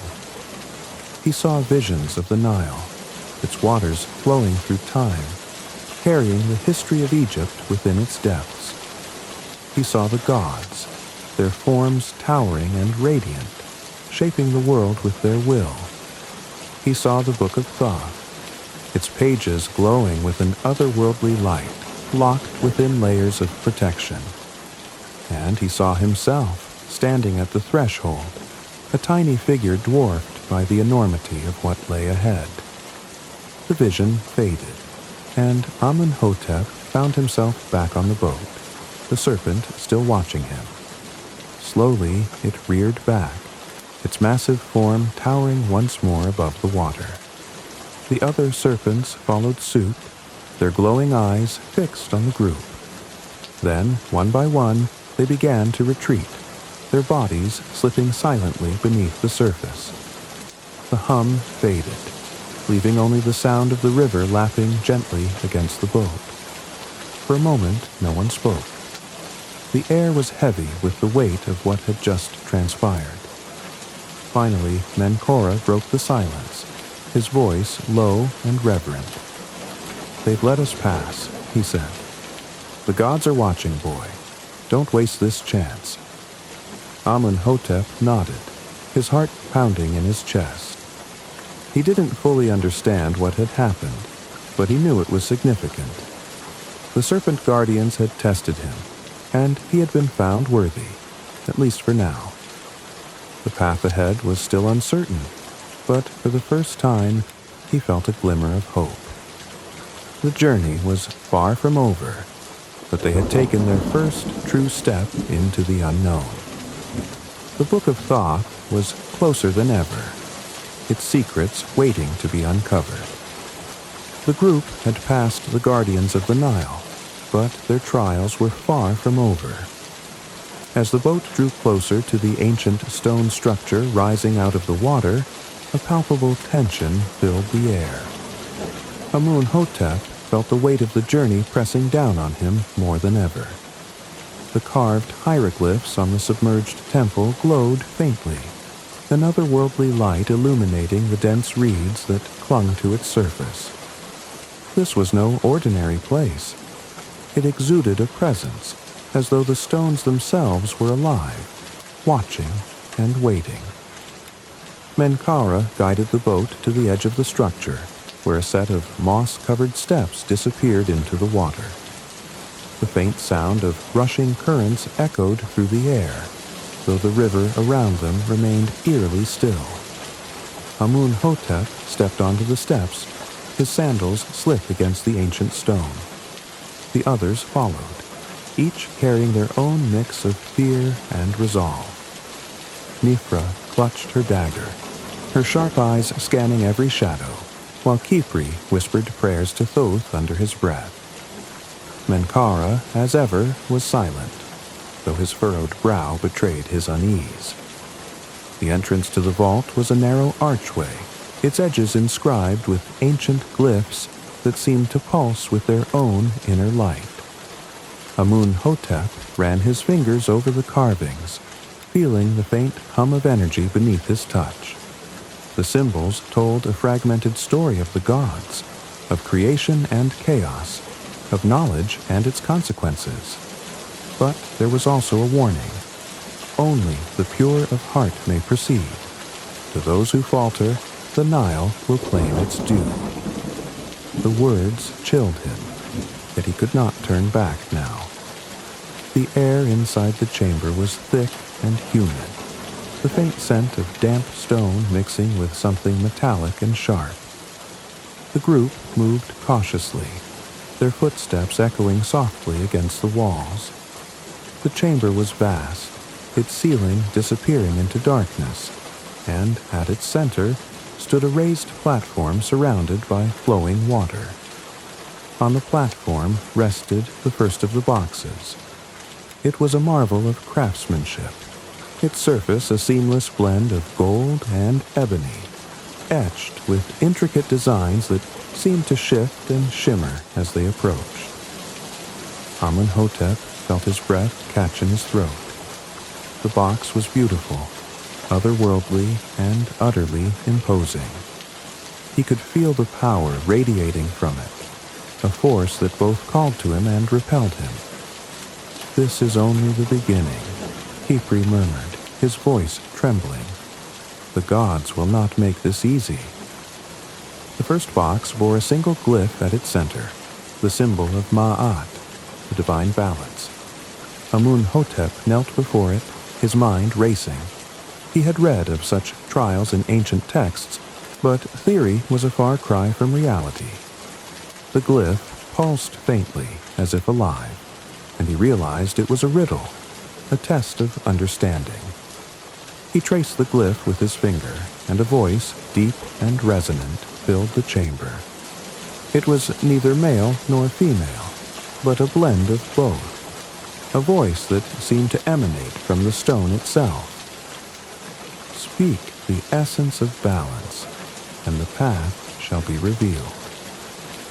Amenhotep closed his eyes, his thoughts racing.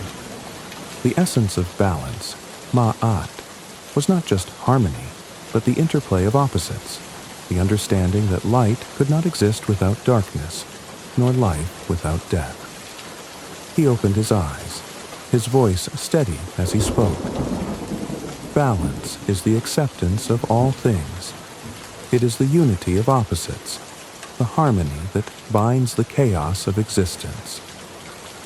The glyph flared brightly, and the lid of the box began to shift. The sound of stone grinding against stone filled the air as the lid lifted, revealing an ornate key carved from a single piece of crystal.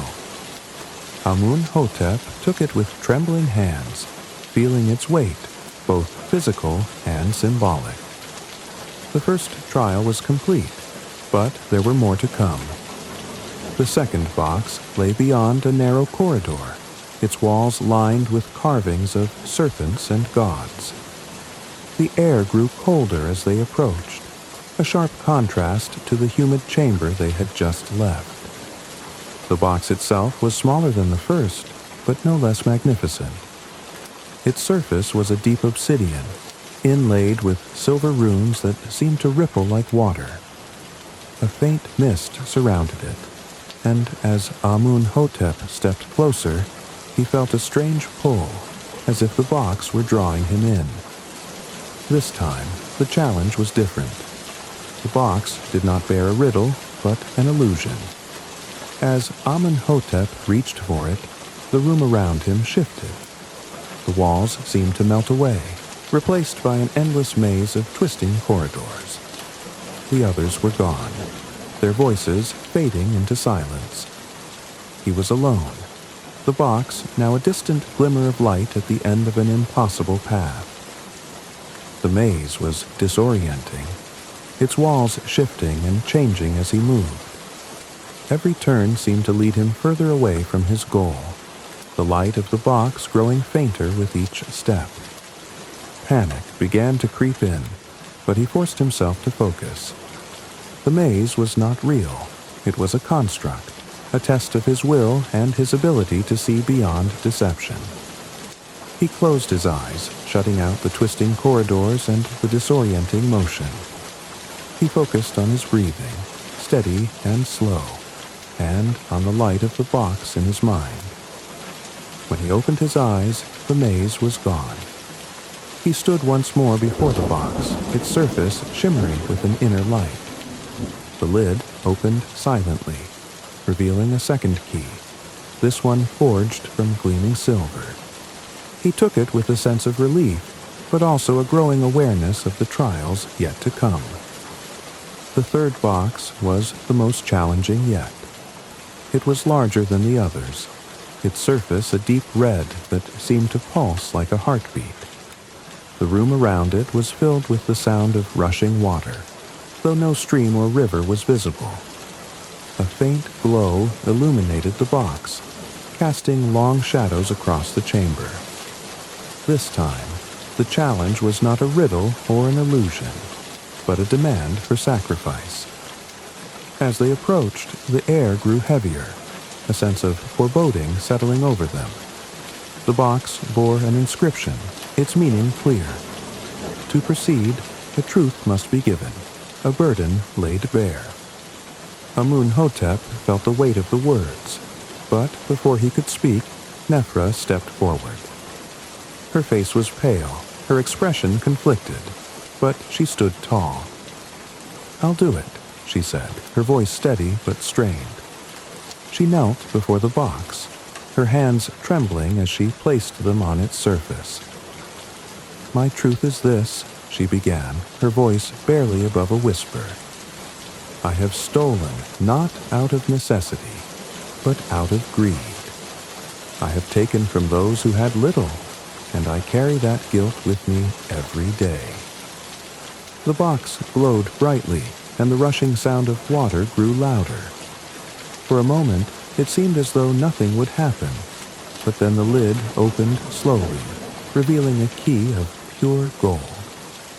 Nefra took it with shaking hands, her eyes brimming with unshed tears. The group moved forward, their respect for her sacrifice unspoken but deeply felt. The final box lay at the center of a great chamber, its walls adorned with carvings of gods and celestial bodies. The box itself was unlike the others, its surface a blinding white that seemed to radiate light. It bore no inscriptions, no markings, only a sense of purity and finality. As Amun-hotep approached, he felt a profound sense of unease. This was the ultimate test, the final barrier between them and the Book of Thoth. The air around the box shimmered, and a figure appeared. A man cloaked in light, his face obscured, but his presence undeniable. "To open this box," the figure intoned, "you must confront your greatest fear. Only then will you be deemed worthy." Amun-hotep felt his heart race as the chamber around him dissolved. He was no longer in the vault, but standing on the banks of the Nile. Before him stood his father, his expression filled with disappointment. "You've gone too far, Amun," he said, his voice echoing. "You've abandoned your place, your purpose. You've defied the gods, and now you will pay the price." The vision shifted, and Amun-hotep found himself alone in the dark, the weight of failure pressing down on him. He saw the Nile rising, its waters consuming the land, the cries of his people echoing in his ears. He felt the crushing weight of responsibility, the fear that he was not enough. But then he remembered the serpent's gaze, the connection he had felt, and the vision of the Book of Thoth calling to him. He took a deep breath, his voice steady as he spoke into the void. "I am afraid," he admitted, "but I will not falter. My purpose is greater than my fear." The darkness lifted, and Amun-hotep found himself back in the chamber. The figure nodded, and the lid of the final box opened, revealing a key of dazzling crystal. With trembling hands, he took it, the weight of the journey settling over him. They had passed the trials of the boxes, but the greatest challenge was yet to come. The Book of Thoth awaited. The final chamber lay before them, its presence overwhelming in its grandeur and silence. The air was thick with an indescribable energy, an ancient hum that resonated through every stone and into their very bones. The walls were adorned with carvings of gods and celestial patterns, intricate and beautiful, each stroke of the chisel capturing moments of divine creation and destruction. At the chamber's center, illuminated by a light that seemed to emanate from the very air itself, stood the pedestal upon which the Book of Thoth rested. It was both awe-inspiring and terrifying, a silent testament to the power it held and the countless lives that had been lost in its pursuit. Amun-hotep stepped forward, his heart pounding in his chest. The 4 keys they had retrieved from the boxes were now in his possession, each one glowing faintly with its own light. Nephra, Capri, and Menkora stood a few paces behind him, their faces pale and solemn. None of them spoke. Words felt inadequate in the face of what lay before them. Even Nephra, who had maintained her sharp wit throughout the journey, seemed humbled into silence. The pedestal was unlike anything they had encountered so far. Its base was carved with scenes of creation, gods breathing life into the world, stars forming in the void, and the Nile stretching across the land as the lifeblood of Egypt. Above these carvings, the 4 keyholes glimmered, each one perfectly shaped to receive the keys they had retrieved. Amun-hotep hesitated, his fingers brushing the crystal key that hung from a cord around his neck. The enormity of the moment pressed down on him. He was about to unlock something that had been sealed for millennia, something that mortals were never meant to touch. Behind him, Kipri's voice broke the silence, soft but steady. "Amun, remember why you came here. This is not for glory or power. The gods have tested you, and you have proven yourself worthy. Trust in their will." Amun-hotep nodded, drawing strength from the priest's words. He stepped forward, one hand trembling as he lifted the first key. It slid into its place with a faint click, and the pedestal emitted a soft glow. The second key followed, then the third, each one igniting a brighter light that spread across the carvings. As he inserted the fourth and final key, the chamber was flooded with a radiant light, as if the very walls had come alive. The pedestal began to shift, the carvings animating with a life of their own. The gods moved within the stone, their figures majestic and fluid, their faces both compassionate and fearsome. The light coalesced into a beam that shot upward, illuminating the chamber's ceiling, which revealed itself to be a vast dome etched with a map of the heavens. Stars sparkled in their constellations, and the moon and sun seemed to dance in an eternal cycle. Then, with a sound like the deep tolling of a bell, the Book of Thoth appeared. It rose from within the pedestal, as though it had been summoned from another realm. Its cover was unlike any material Amun-hotep had ever seen. It shimmered with a golden hue, but the texture seemed fluid, as if it was both solid and liquid at once. Ancient glyphs adorned its surface, shifting and rearranging themselves as though alive. The air around it was warm, humming with energy, and Amun-hotep felt his breath catch in his throat. He reached out, his hand trembling, and his fingers brushed the book's surface.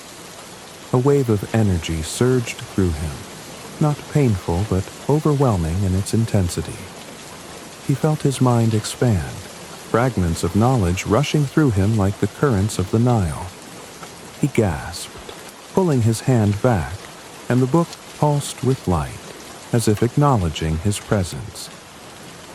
"It's alive," Nephra whispered, her voice barely audible. "The book. It knows we're here." Amun-hotep steadied himself and placed both hands on the book. This time, the energy was more controlled, as though the book had accepted his touch. The cover opened slowly, revealing pages that seemed to glow from within. The text was written in a language he couldn't fully comprehend, yet somehow he understood it. Each symbol, each line, resonated with a truth so profound it defied explanation. The first thing he saw was the beginning of creation. The gods came into being, their forms radiant and immense, shaping the world with their will. He saw how the Nile was born, not as a mere river, but as the vein of life itself, connecting the heavens to the earth. He saw humanity's creation, fragile yet filled with infinite potential, and the gods' decision to bestow them with free will. The knowledge was overwhelming, a tapestry of truths that left him breathless. Then came the secrets of existence, the cycles of life and death, the balance of Ma'at that governed the universe. He saw the fragile thread that held everything together, the delicate interplay between order and chaos. The book revealed the hidden forces that guided the stars, the patterns that dictated the flow of time, and the energies that gave life to all things. It was knowledge so vast and infinite that it seemed to stretch beyond his comprehension. As he turned the pages, the visions grew darker. He saw the consequences of mortals seeking this knowledge, their minds unable to bear its weight.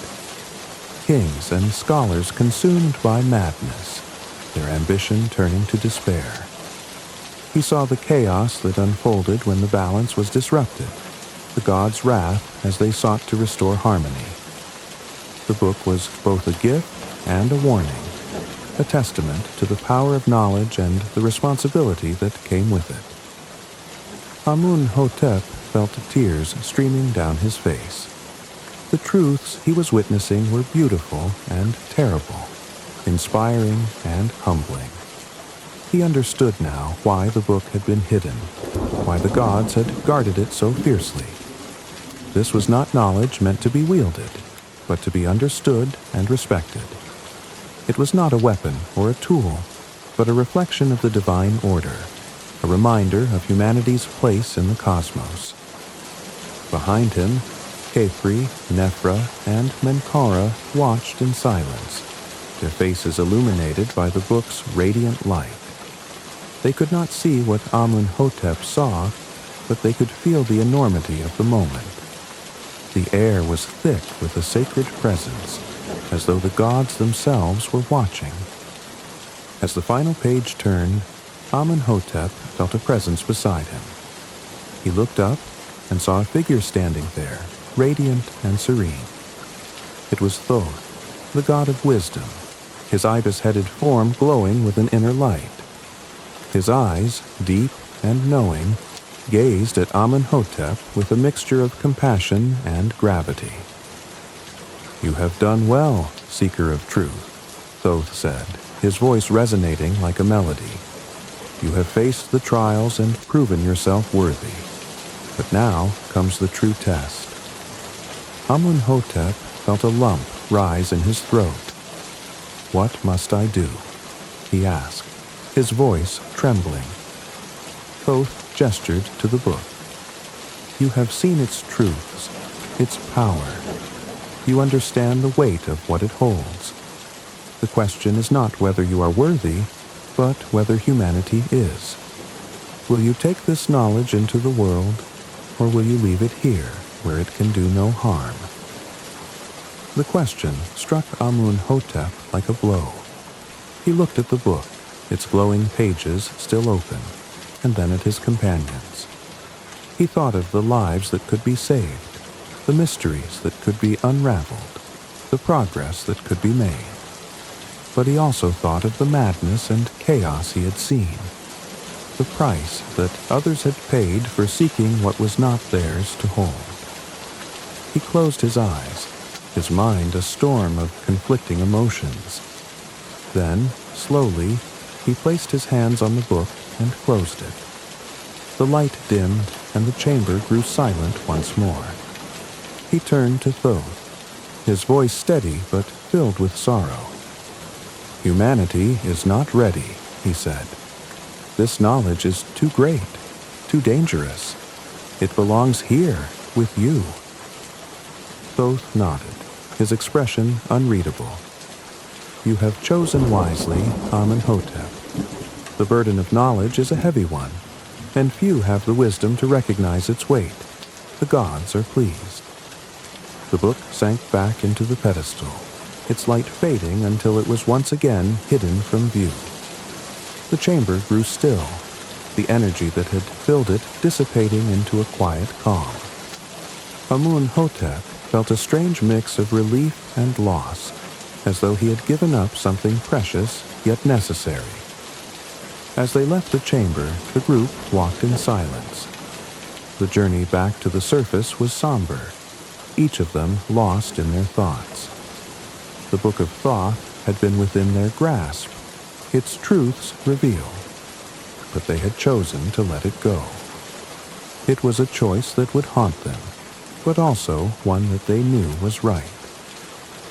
When they emerged into the light of the Nile, the world felt different. The sun was brighter, the air fresher, as though the gods themselves were smiling upon them. Amun-hotep turned to his companions, his voice quiet but resolute. "The book remains where it belongs," he said, "but its lessons will stay with us. We have seen the power of the gods, and we must honor it by living with humility and balance." They nodded, their expressions solemn. Together they boarded their boat and began the journey home, the Nile carrying them away from the sacred vault and back to the world of mortals. But none of them would ever be the same. They had touched the divine, and though they had chosen to leave it behind, Its mark would remain on their souls forever. The boat glided quietly down the Nile, the faint ripples breaking the glass-like surface of the water. The air was calm, the breeze cool and gentle, yet the world felt heavy in a way it hadn't before. Amun-hotep sat at the stern, his gaze fixed on the horizon, though his thoughts were elsewhere. The weight of their journey pressed against his chest, the memories of the trials and revelations swirling in his mind like a storm he couldn't quiet. Around him, the others were silent, their faces drawn and contemplative. It was as though the river itself mirrored their mood, flowing gently yet concealing depths of complexity beneath its surface. Nephra sat near the bow, her knees drawn up to her chest. She stared into the water, her sharp, calculating eyes softened by an expression of quiet introspection. The swagger she carried so naturally seemed absent now, replaced by a stillness that made her seem smaller, more vulnerable. She had sacrificed a part of herself in the vault, a truth she had buried for years brought to light for the sake of the group. The guilt she had once carried in solitude now felt shared, though the burden still lingered. She hadn't spoken much since they left the sacred chamber, as though words could not do justice to what they had experienced. Khepri was at the center of the boat, his prayer beads clutched tightly in his hands. His lips moved silently, his prayers barely audible, but his face betrayed a mix of emotions: faith, awe, and a lingering sense of fear. He had dedicated his life to the gods, and though he had believed himself prepared to face their will, the enormity of what they had witnessed in the chamber had shaken him to his core. He prayed not for answers, but for understanding, for the wisdom to accept what could not be fully comprehended. The gods had tested him, and though he had passed, he now carried the weight of their knowledge, a burden that felt both sacred and overwhelming. Menkaura, the quiet pillar of the group, sat at the helm, his hands steady on the rudder. His weathered face, lined with years of toil and experience, showed little outward emotion, yet his silence spoke volumes. He had lived his life on the Nile, navigating its currents, weathering its storms, and respecting its mysteries. But even he, a man who thought he had seen everything the river could offer, had been humbled by the journey. He occasionally glanced at Amun-hotep, his expression unreadable, as though trying to gauge the younger man's state of mind. Amun-hotep, for his part, felt the weight of their unspoken questions. He had been the one to unlock the Book of Thoth, the one to see its truths and make the decision to leave it behind. The responsibility of that choice lay heavy on his shoulders. Though he knew it was the right decision, the memories of what he had seen lingered, their enormity impossible to shake. The visions played over and over in his mind. The creation of the universe, the balance of Ma'at, the consequences of tampering with knowledge beyond human understanding. They were beautiful and terrible, inspiring and humbling, and they refused to leave him in peace. As the boat drifted further down the river, the familiar outlines of Thebes began to emerge on the horizon. The towering temples and bustling markets that had once filled Amun-hotep with a sense of wonder now seemed distant, as though they belonged to another life. He realized that the city, for all its grandeur, was but a small piece of a vast and intricate puzzle. The knowledge he had glimpsed in the book had expanded his understanding of the world, and he knew he could never see Thebes, or any place, through the same eyes again. When they finally reached the dock, the group disembarked in silence. The streets of Thebes bustled with life as merchants hawked their wares, children played in the dirt, and priests moved purposefully through the crowds, It was a scene of ordinary life, yet it felt surreal after the journey they had undertaken. The sounds of the city seemed distant, muffled, as though the weight of the divine still clung to them, separating them from the mundane reality around them. Nephra was the first to speak, her voice soft but steady. "I need time," she said, her gaze distant as she adjusted the strap of her satchel. "Time to think, to make sense of everything." She turned to Amenhotep, her sharp eyes meeting his. "You did the right thing, you know, leaving the book, but that doesn't make it any easier." Amenhotep nodded, his throat tightening. He wanted to say something to comfort her, but no words came. Nephra gave him a faint smile, then turned and disappeared into the crowd, her footsteps quick and purposeful. Khepri placed a hand on Amenhotep's shoulder, his touch firm but gentle. "The gods will guide us," the priest said, his voice filled with quiet conviction. "Even if we cannot see the path now, their will is clear. We must live in accordance with what we've learned." Amenhotep nodded again, though he wasn't sure he fully believed it. Khepri offered him a small, reassuring smile before retreating toward the temple district, his prayer beads still clutched tightly in his hand. Menkora lingered for a moment, his weathered face unreadable. "The Nile always flows forward," he said finally, his voice low and steady. "What's done is done. You carry it with you, but don't let it drown you." With that, he turned and walked away, leaving Amenhotep standing alone on the dock. The city seemed to close in around him, its noise and motion overwhelming after the silence of the journey. Amenhotep made his way through the streets, his feet moving of their own accord.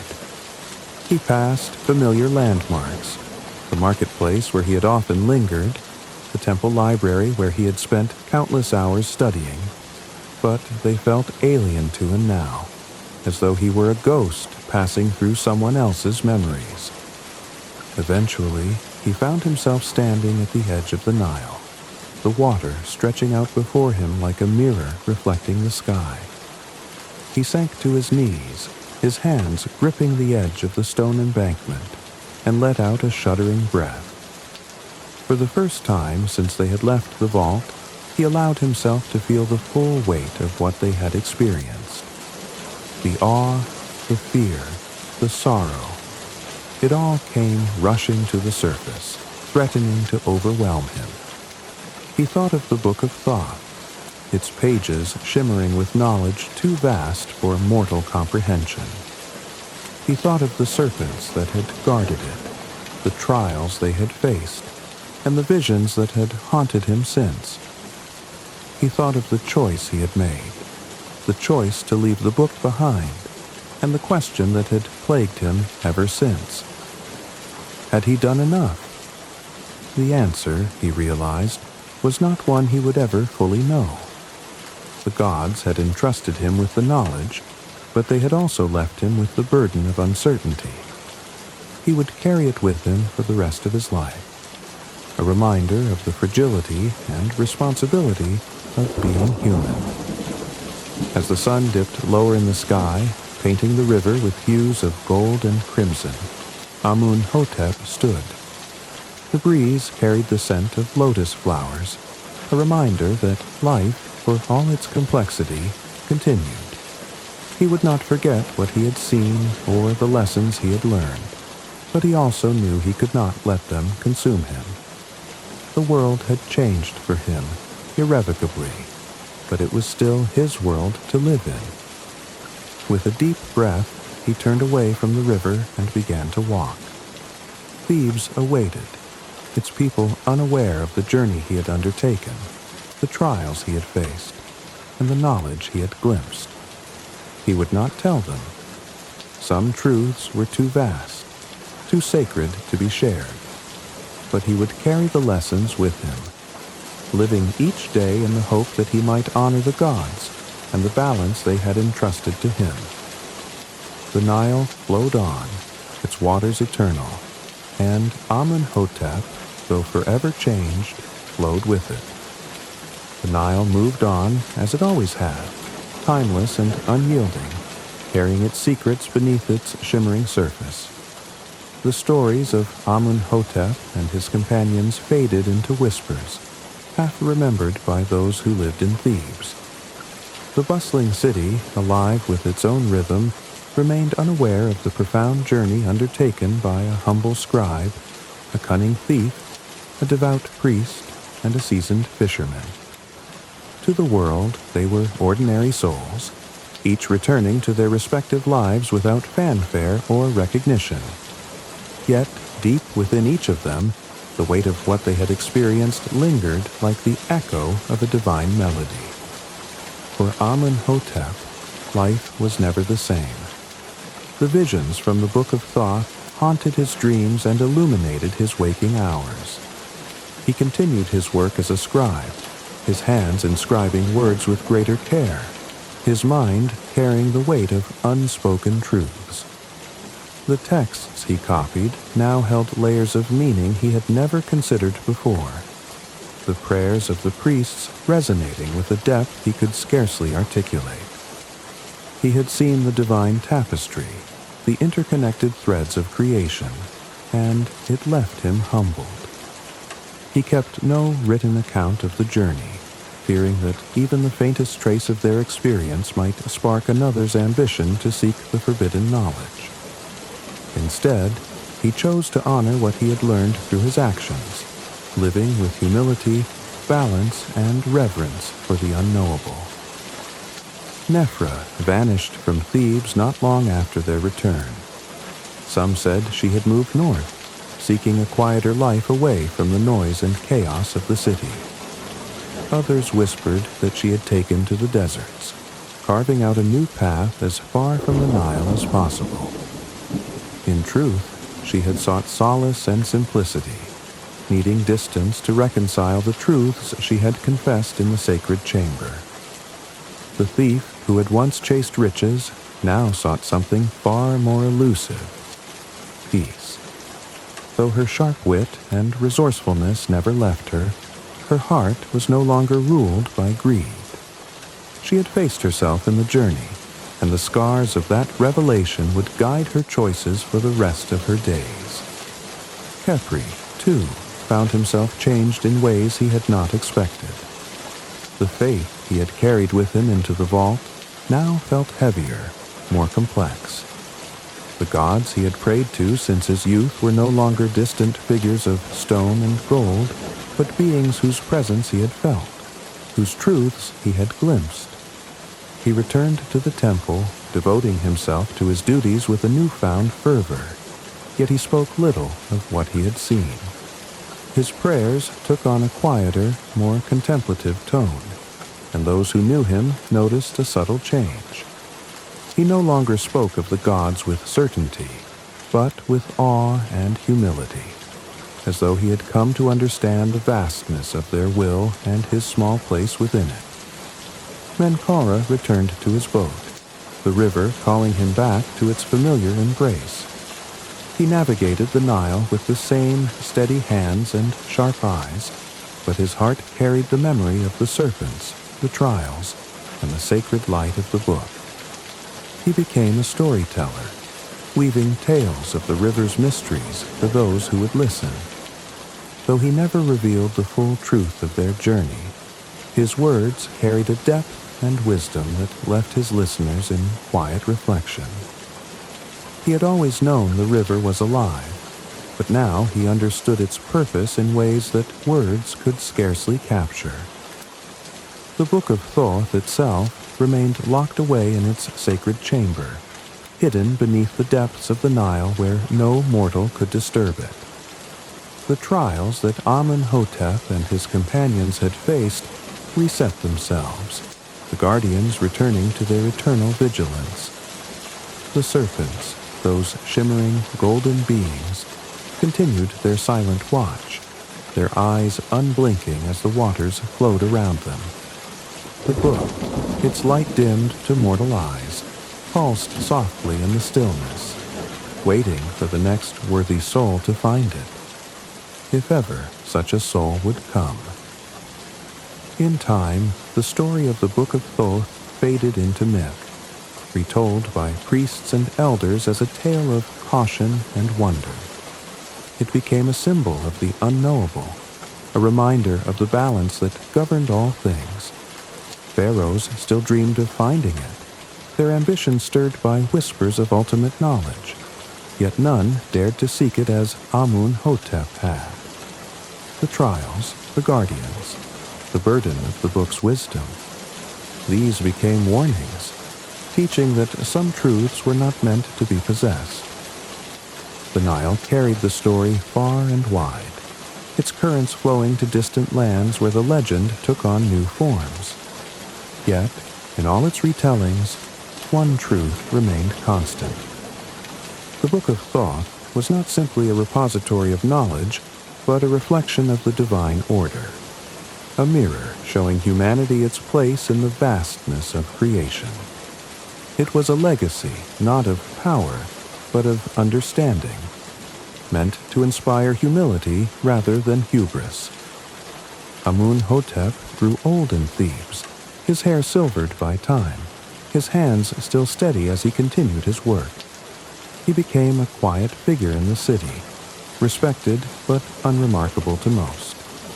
Yet, for those who looked closely, there was a light in his eyes, a quiet wisdom that spoke of something far greater than the life of a humble scribe. He never married, never sought wealth or status, but lived simply, content in the knowledge that he had done what was right. On the day he passed, the Nile was unusually still, its surface reflecting the sky with a perfect clarity. His companions, scattered across the land, each felt the loss in their own way, as though a thread that had connected them all had finally been severed. Nephra, in a distant village, lit a candle and whispered his name. Capri offered prayers in the temple, his voice steady even as his heart ached. Menkaura, drifting down the river on his boat, stared at the horizon and whispered a quiet farewell. The story of Amenhotep and his companions faded with time, their journey becoming part of the river's endless flow. Yet, for those who listened carefully, the Nile carried their legacy in its currents, a quiet reminder that some knowledge is meant not to be possessed, but to guide, to humble, and to inspire. The Book of Thoth remained where it always had, its secrets locked away, a treasure not for the taking, but for the seeking. And somewhere, beneath the eternal flow of the Nile, the gods watched and waited, their wisdom enduring, their balance preserved.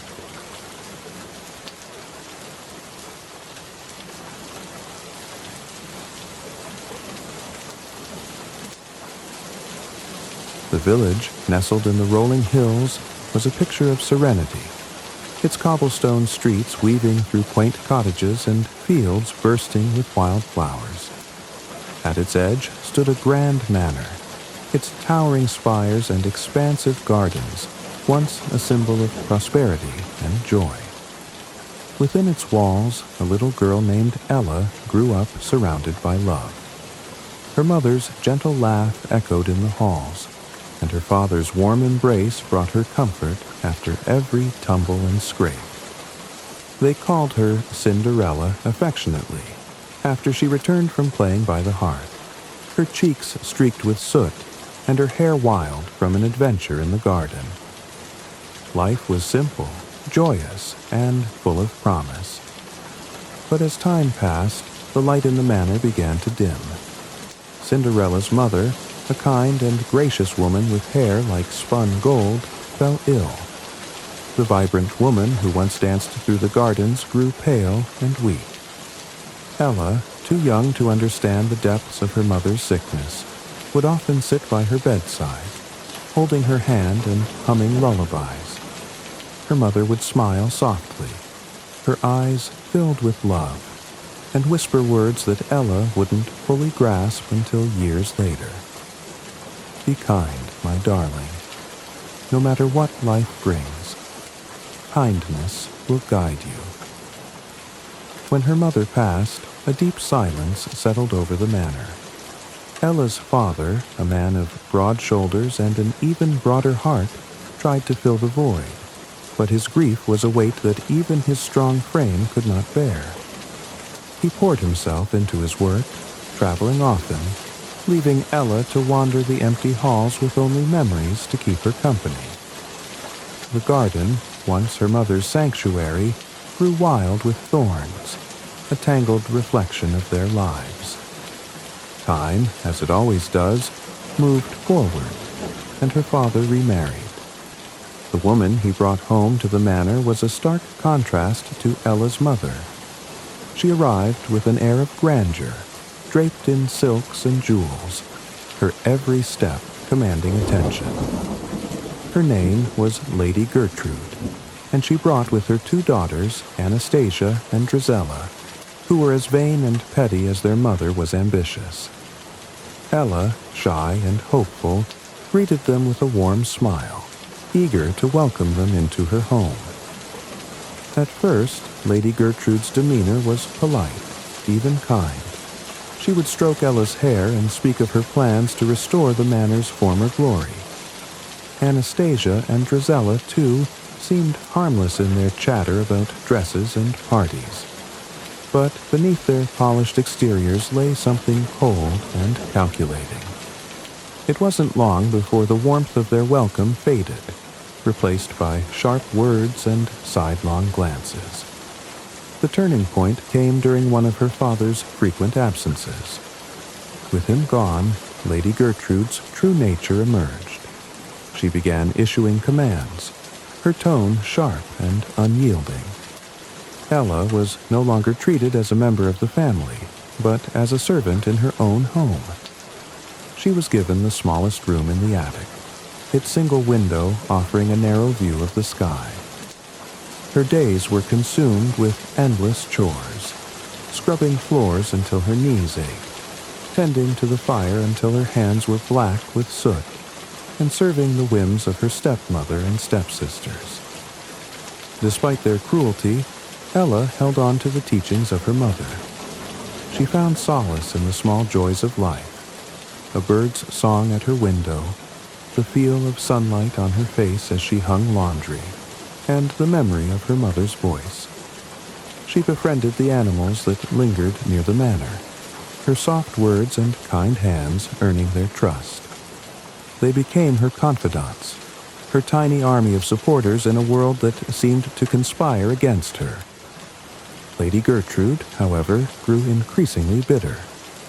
Perhaps it was jealousy of Ella's natural grace and beauty, or perhaps it was her own unfulfilled ambitions that fueled her disdain. Whatever the reason, she seemed determined to extinguish the light that Ella carried. Anastasia and Drizella followed their mother's lead, their taunts growing crueler by the day. They mocked Ella's simple dresses, her calloused hands, and her soot-streaked cheeks. "Cinderella," they sneered, turning the endearing nickname into an insult. Yet Ella bore it all with quiet dignity, refusing to let their words break her spirit. Her father's return brought little relief. Though he loved Ella deeply, he was blind to the true nature of his new wife and stepdaughters. Lady Gertrude was adept at hiding her cruelty behind a veil of charm, and Ella, not wanting to burden her father, never spoke of her suffering. She feared adding to his sorrow, for his once bright eyes now carried a shadow that hadn't been there before. It was as if the weight of his own grief had left him unable to see the pain of others. Tragedy struck once more when Ella's father fell ill during one of his travels. He never returned home, leaving Ella truly alone with her stepmother and stepsisters.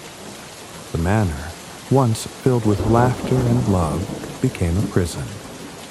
Lady Gertrude took full control, selling off the family's treasures to fund her daughter's lavish wardrobes and social aspirations. The once beautiful home fell into disrepair, its faded grandeur a reflection of Ella's diminished life. Yet, even in the face of such adversity, Ella's spirit remained unbroken. She clung to the memories of her parents, drawing strength from their love and the values they had instilled in her. At night, as she lay on the straw mattress in her cold attic room, she would gaze at the stars through her small window, whispering her hopes and dreams to the heavens. She dreamed of a day when she would be free, when kindness and love would triumph over cruelty and greed. The hazel tree that grew by her mother's grave became a place of refuge. Ella would visit often, tending to it with care, as if nurturing the last living connection to her mother. She would sit beneath its branches, the leaves whispering secrets in the wind, and feel a sense of peace that eluded her within the manor's walls. Ella's story, though marked by loss and hardship, was far from over. The girl who once danced through the gardens with her mother's laughter in her ears still lived within her. She carried a quiet strength, a resilience forged in the fires of adversity. Though the world around her seemed determined to bring her low, Ella held on to the hope that one day the light would return to her life, and the kindness she had sown would bloom into something beautiful. The manor, once a grand symbol of joy and prosperity, had become a shadow of its former self. Its walls, now dulled and cracked with age, seemed to echo with a silence that carried the weight of the past. For Cinderella, it was both a home and a prison, a place where her childhood memories of love and warmth were buried beneath the suffocating reality of servitude. The bright halls where her mother's laughter once rang were now filled with the sharp voices of her stepmother and stepsisters, each command and insult a reminder of how far she had fallen in their eyes. Each day began before the sun rose. Cinderella would slip out of her narrow bed in the attic, the chill of the morning biting at her skin. Her room was little more than a cramped storage space, with wooden beams overhead and a single, small window through which the first rays of dawn would sneak in. She often gazed out at the world beyond that window, a world that felt impossibly distant, before turning back to the relentless duties that awaited her. The kitchen was her first destination. The hearth, blackened with soot, demanded her attention as she kindled the morning fire. She moved with practiced efficiency, her hands steady despite the wear and tear of countless mornings spent in the same routine. Her fingers, once soft and delicate, had grown rough and calloused from the endless scrubbing and cleaning. The scent of ash clung to her as she prepared breakfast for the household, a task that required precision. Lady Gertrude demanded perfection in every detail, from the golden hue of the buttered bread to the temperature of the tea. Any deviation, no matter how slight, was met with a sharp rebuke. The stepsisters would arrive shortly after, their laughter grating and their demands endless. Anastasia, the older of the two, was prone to throwing fits if her eggs were not prepared exactly to her liking. Drizella, though less prone to tantrums, had a sharper tongue, her words cutting and cruel. They delighted in finding faults with Cinderella, pointing out imaginary stains on her dress or mocking the strands of hair that fell loose from her braid as she worked. Cinderella bore it all in silence, her lips pressed together as she carried their trays and cleared their plates. The rest of the day was a blur of chores. The manor, despite its fading grandeur, required constant upkeep. Cinderella scrubbed the floors until her knees ached, polished the silver until her arms grew heavy, and hauled water from the well with a steady rhythm that left her hands raw. Outside, she tended to the garden, pulling weeds and pruning bushes, though her stepmother cared little for its appearance. The garden was her sanctuary, a place where she could lose herself in the simple pleasure of working the soil and caring for the plants. It reminded her of her mother, who had once tended the same flowers with such love and care. Inside the house, Lady Gertrude watched her with a hawk's eye, always ready to point out the slightest mistake. The stepmother's presence was like a storm cloud, heavy and oppressive. Her voice carried an authority that brooked no argument, and her commands were laced with a disdain that made it clear she saw Cinderella as nothing more than a servant. When Lady Gertrude wasn't barking orders, she was occupied with grooming Anastasia and Drizella for the social season, fussing over their appearances, and arranging for tutors to teach them the arts of dance, etiquette, and music. Cinderella, by contrast, was forbidden from partaking in any such lessons. "A girl like you has no need for such refinements," Lady Gertrude would sneer. Instead, her education was limited to the skills deemed necessary for maintaining the household. Despite this, Cinderella possessed a natural grace and intelligence that shone through in the smallest of moments. Her movements were fluid and precise, her voice soft yet steady, and her mind quick to solve the many small problems that arose in the course of her duties. These qualities did not go unnoticed by the animals that gathered around her, sensing her kindness and warmth. The birds, in particular, seemed drawn to her, often perching on the windowsill of her attic room, or fluttering around her in the garden. Though her days were filled with toil, it was the nights that weighed most heavily on her. In the quiet of her attic room, with only the stars for company, the loneliness crept in. She would lie on her straw mattress, staring up at the wooden beams overhead, and let the tears fall silently down her cheeks. Yet even in her darkest moments, she refused to give in to despair. She would remember her mother's words, spoken with such love and conviction. "Be kind, my darling, no matter what life brings." Those words became her mantra, a source of strength that carried her through each day. Cinderella's connection to her mother remained strong, despite the years that had passed since her death. The hazel tree that grew by her mother's grave was a symbol of that bond, and she tended to it with the same care she had once given her mother. She would visit the tree whenever she could, brushing away the leaves that gathered at its base and whispering her hopes and fears to the wind. The birds that gathered in its branches seemed to listen, their soft chirping and comforting presence. The few moments of peace she found at the tree were often interrupted by the demands of her step-family. They would call for her with shrill voices, their impatience evident in every syllable. "Cinderella, where are you? The fire needs stoking. Cinderella, my dress needs mending." Their voices echoed through the halls, a constant reminder of her place in the household.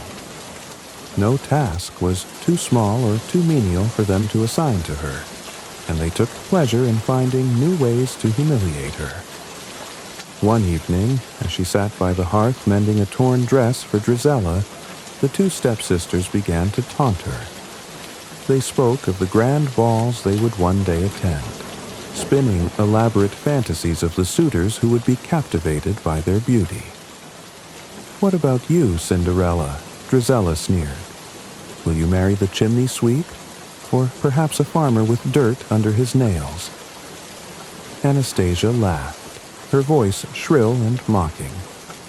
Cinderella kept her head down, her hands steady as she worked. She refused to let their words wound her, though each one was like a stone thrown at her fragile heart. Despite their cruelty, Cinderella never retaliated. Her kindness was not a weakness, but a choice, a defiance against the bitterness that threatened to consume her world. She found small ways to nurture her spirit, whether through a kind word to the animals that shared her burdens, or a stolen moment of song while she worked. Her voice, soft and clear, carried through the halls, a reminder of the beauty that still existed within her. The days blurred into weeks, the weeks into months, and the months into years. Cinderella grew from a child into a young woman, her beauty blossoming despite the hardships she endured. Her stepmother and stepsisters took little notice, too absorbed in their own lives to see the quiet strength and grace that set her apart. Cinderella, for her part, had little time to dwell on her own reflection. Her life was consumed by the endless cycle of work and rest. Her dreams of a better future kept alive by the smallest sparks of hope. Though the world around her seemed intent on breaking her spirit, Cinderella remained unyielding. The cruelty of her step-family, the drudgery of her daily life, and the loneliness of her nights could not extinguish the light within her. She held on to the belief that someday, somehow, her kindness and resilience would be rewarded. And so she endured, her heart a quiet flame that refused to be snuffed out. The village had not seen such excitement in years. News of the royal ball spread like wildfire, carried on the tongues of merchants and travelers, weaving its way through the cobblestone streets and into every home. It was a rare occasion when the royal family reached out to the people, and this announcement was more than just a formal affair. It was a spark of hope for many who yearned for a taste of grandeur and magic. For others, it was an opportunity to dream of new beginnings. The announcement itself came with great fanfare. On a crisp morning, as the sun bathed the village square in golden light, a royal herald arrived in a carriage adorned with the colors of the kingdom, deep crimson and gold. Trumpets blared, their notes sharp and triumphant, drawing a crowd from every corner of the village. Children darted through the crowd, their laughter mingling with the buzz of curious voices, while merchants paused in their dealings, and even the gruffest farmers stood still, wiping their hands on their aprons to listen.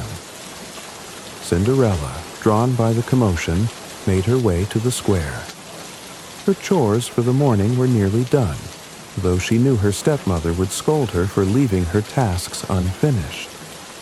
Even so, the pull of the gathering was irresistible.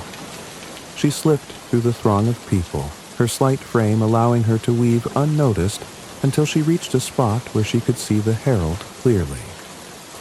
He was a tall, imposing figure, dressed in a fine tunic embroidered with the royal crest. In his hands, he held a scroll with an elaborate seal, which he broke with a flourish. Unfurling the parchment, he began to read in a booming voice that silenced the crowd.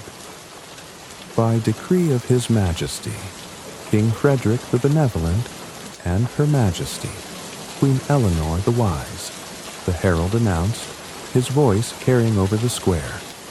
A grand ball shall be held at the royal palace 3 nights hence. This occasion marks the search for a bride for His Royal Highness, Prince Henry of Eldoria. A murmur rippled through the crowd, and Cinderella's heart quickened. She had heard stories of the prince, of his kindness and charm, though she had never seen him herself. He was said to be noble and gallant, but also a dreamer, a man who sought more than power and wealth. This ball was a chance for every eligible maiden in the kingdom to meet him, to capture his heart, and perhaps change their fortunes forever. The herald continued. All unmarried women of noble birth are invited to attend. The prince himself shall choose his bride among them, and the lucky maiden will ascend to the throne as the future queen. Cinderella's excitement dimmed as the words sank in. Noble birth. Of course. The glittering world of the royal court was as far removed from her reality as the stars in the night sky. She was no more a noblewoman than the birds that nested in the rafters of the manor. Her patched dress and soot-streaked hands were evidence enough of her station. And yet, for a brief moment, she allowed herself to dream. What would it be like to wear a gown of silk, to dance beneath the light of crystal chandeliers, to meet the prince and see the kindness in his eyes? She felt a pang of longing so sharp it took her breath away. Around her, the villagers buzzed with excitement. Mothers whispered to their daughters, already making plans for the ball. Young women exchanged eager glances, their cheeks flushed with anticipation. Even those who had no chance of attending seemed swept up in the magic of the moment, their imaginations carrying them to the grand palace and the glittering scenes they could only imagine. Cinderella's stepmother and stepsisters were among the first to react. Lady Gertrude, always composed and calculating, immediately saw the opportunity for what it was, a chance to elevate her family's status. Her daughters, Anastasia and Drizella, were less subtle. They squealed with delight, their minds racing with visions of gowns and jewels, of dances with the prince and the possibility of becoming queen. When they returned to the manor, the preparations began in earnest. The house was filled with the sound of sewing machines and the rustle of fabric as the sisters demanded new dresses for the occasion. Lady Gertrude hired a tailor from the village, instructing him to create the finest gowns his hands could manage.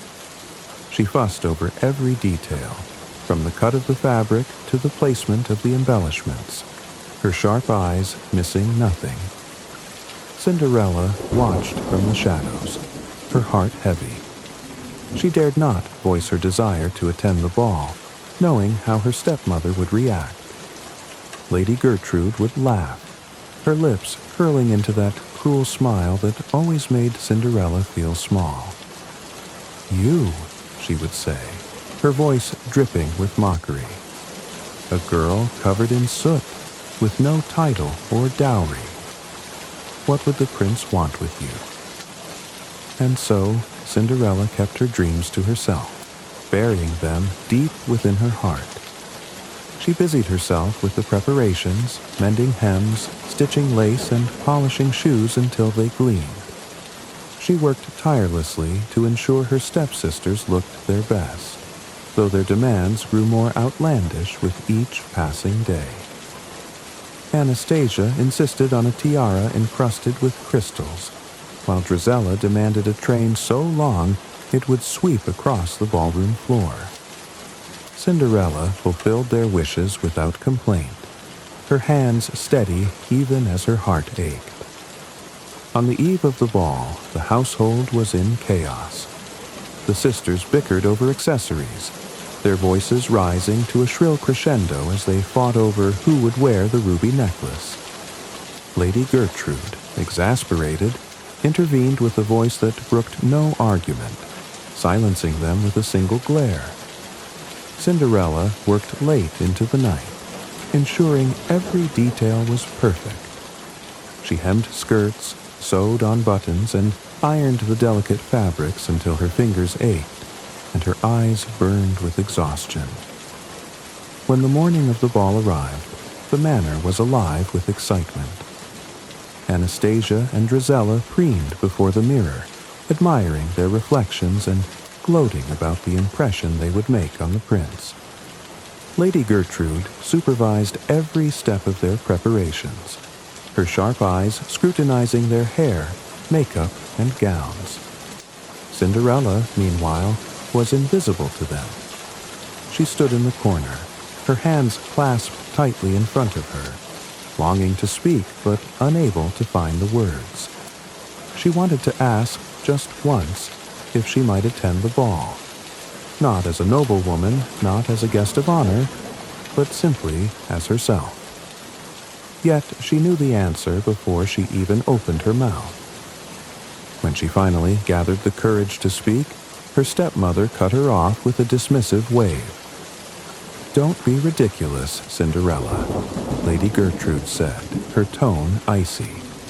"Who will tend to the house while we're gone? Someone must keep the fire burning and the floors clean. Your place is here." The words stung, but Cinderella did not argue. She watched in silence as the carriage arrived to take her stepmother and stepsisters to the palace, its polished wheels gleaming in the sunlight. As they climbed inside, Anastasia and Drizella glanced back at her with smirks, their eyes glinting with triumph. When the carriage disappeared down the road, leaving a trail of dust in its wake, Cinderella stood alone in the quiet courtyard.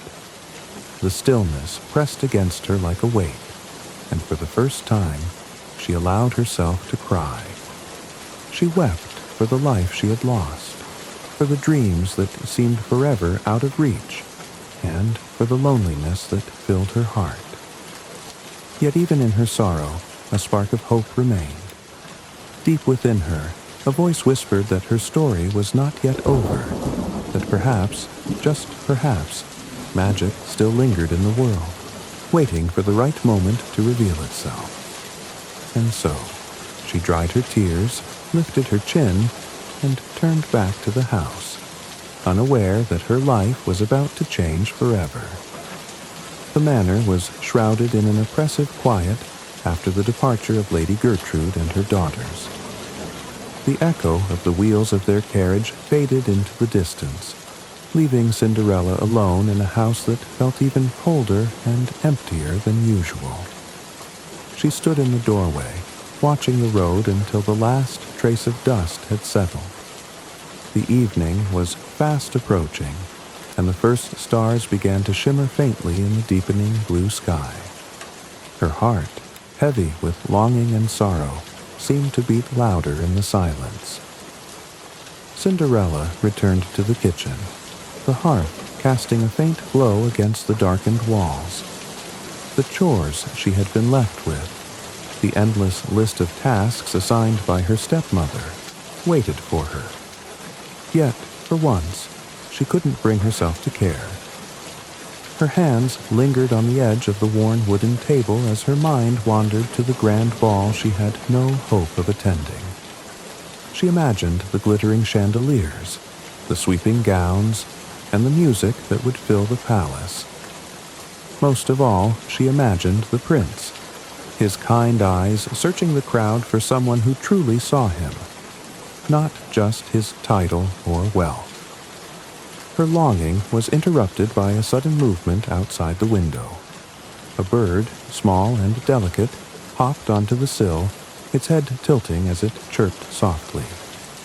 Cinderella wiped her hands on her apron and moved closer, her expression softening. The bird was one of her many companions, drawn to her by the gentle kindness that seemed to radiate from her. She opened the window slightly, allowing the cool evening breeze to waft in, carrying with it the scent of earth and blooming flowers. "Hello, little one," she murmured, her voice tender. The bird chirped in response, flitting to a nearby tree as if beckoning her to follow. Cinderella hesitated, glancing at the pile of laundry waiting to be folded and the floors left unswept. But something in the bird's movements, a sense of urgency, drew her outside. She stepped into the garden, the cool grass brushing against her feet as she walked toward the tree where the bird had perched. It was the hazel tree, the one that grew by her mother's grave. The air around it seemed different tonight, charged with a quiet energy that made the hairs on the back of her neck stand on end. The tree's branches swayed gently in the breeze, though the wind itself was barely strong enough to move the leaves. Cinderella approached slowly, her heart pounding as she felt an inexplicable pull toward the tree. She knelt at its base, her fingers brushing the soft earth. "Oh, Mother," she whispered, her voice breaking. "I don't know how much longer I can bear this. I've tried to be strong, to be kind, but it feels like the world has forgotten me." As she spoke, the branches above her seemed to tremble, and a soft rustling filled the air. She looked up, her breath catching as she saw tiny lights, like fireflies, dancing among the leaves. They grew brighter, coalescing into a gentle glow that illuminated the area around the tree. Cinderella's eyes widened as she felt a warmth wash over her, a sensation that was neither frightening nor overwhelming, but deeply comforting. A voice, soft and melodic, seemed to emerge from the rustling leaves. It was not a voice spoken aloud, but one that resonated deep within her, like a memory from a dream. "My dear child," the voice said, filled with love and tenderness. "I have heard your cries. You have been so brave, so kind, even when the world has been cruel to you." Cinderella's eyes filled with tears as she realized the voice belonged to her mother. "Mother?" she whispered, her voice trembling. "Is it really you?" The lights shimmered in response and the warmth grew stronger. "I cannot stay long," the voice continued, "but I am here to help you, my darling. Tonight your dreams will come true, and the world will see you for who you truly are." Cinderella's heart swelled with a mixture of hope and disbelief. "But how?" she asked, her voice barely above a whisper. "I have no gown, no way to get to the palace. I'm just me." "Do not doubt yourself, my child," her mother's voice replied. "You are far more than what they see. Close your eyes and let the magic of this night guide you." Cinderella obeyed, closing her eyes as the warm glow enveloped her. She felt a tingling sensation begin at her fingertips, spreading through her body like a gentle current. The soft rustling of leaves grew louder, mingling with the chirping of the birds and the distant hum of the evening. When she opened her eyes, she gasped. Her tattered dress was gone, replaced by a gown more beautiful than anything she had ever imagined. It shimmered in the moonlight, a soft silver that seemed to shift and sparkle with every movement. The fabric flowed like water, hugging her form gracefully before cascading into a train that trailed behind her. Her shoes, once worn and scuffed, had transformed into delicate slippers of gold that glinted with every step. Her hair, often tied back in a simple braid, now cascaded over her shoulders in soft waves, adorned with tiny jewels that sparkled like stars. She looked down at herself, her hands trembling as she touched the gown. "Mother," she whispered, tears streaming down her cheeks. It's beautiful." The voice was soft but firm. "This is your night, Cinderella. But you must remember, magic cannot last forever. At the stroke of midnight, it will fade, and you will return to your ordinary life. Use this time wisely." Cinderella nodded, her heart racing with a mixture of excitement and trepidation. "Thank you," she said, her voice thick with emotion. "Thank you for everything." The lights began to fade, and the warmth receded, leaving her with a sense of peace she hadn't felt in years. As she stood beneath the hazel tree, a new sound reached her ears, the gentle clatter of hooves on the garden path. Turning, she saw a carriage unlike any she had ever seen. It shimmered like her gown, its body crafted from what appeared to be pure crystal, with golden wheels that gleamed in the moonlight. 4 white horses, their manes braided with ribbons, stood at the ready, their heads held high as if they knew the importance of their task. The door to the carriage swung open, and Cinderella hesitated for only a moment before stepping inside. The interior was as magnificent as the exterior, lined with plush cushions of deep blue velvet.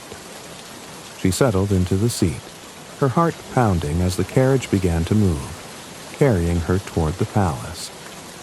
As the carriage rolled through the village, she caught glimpses of familiar places. The marketplace where she had often run errands, the well where she had drawn water, the square where the herald had made the announcement. The world outside seemed to blur, the ordinary melting away as she drew closer to the extraordinary. She felt as though she were caught in a dream, one she dared not wake from. The palace loomed in the distance, its spires reaching toward the heavens, illuminated by the soft glow of countless lanterns. Cinderella's breath hitched as she took in the sight.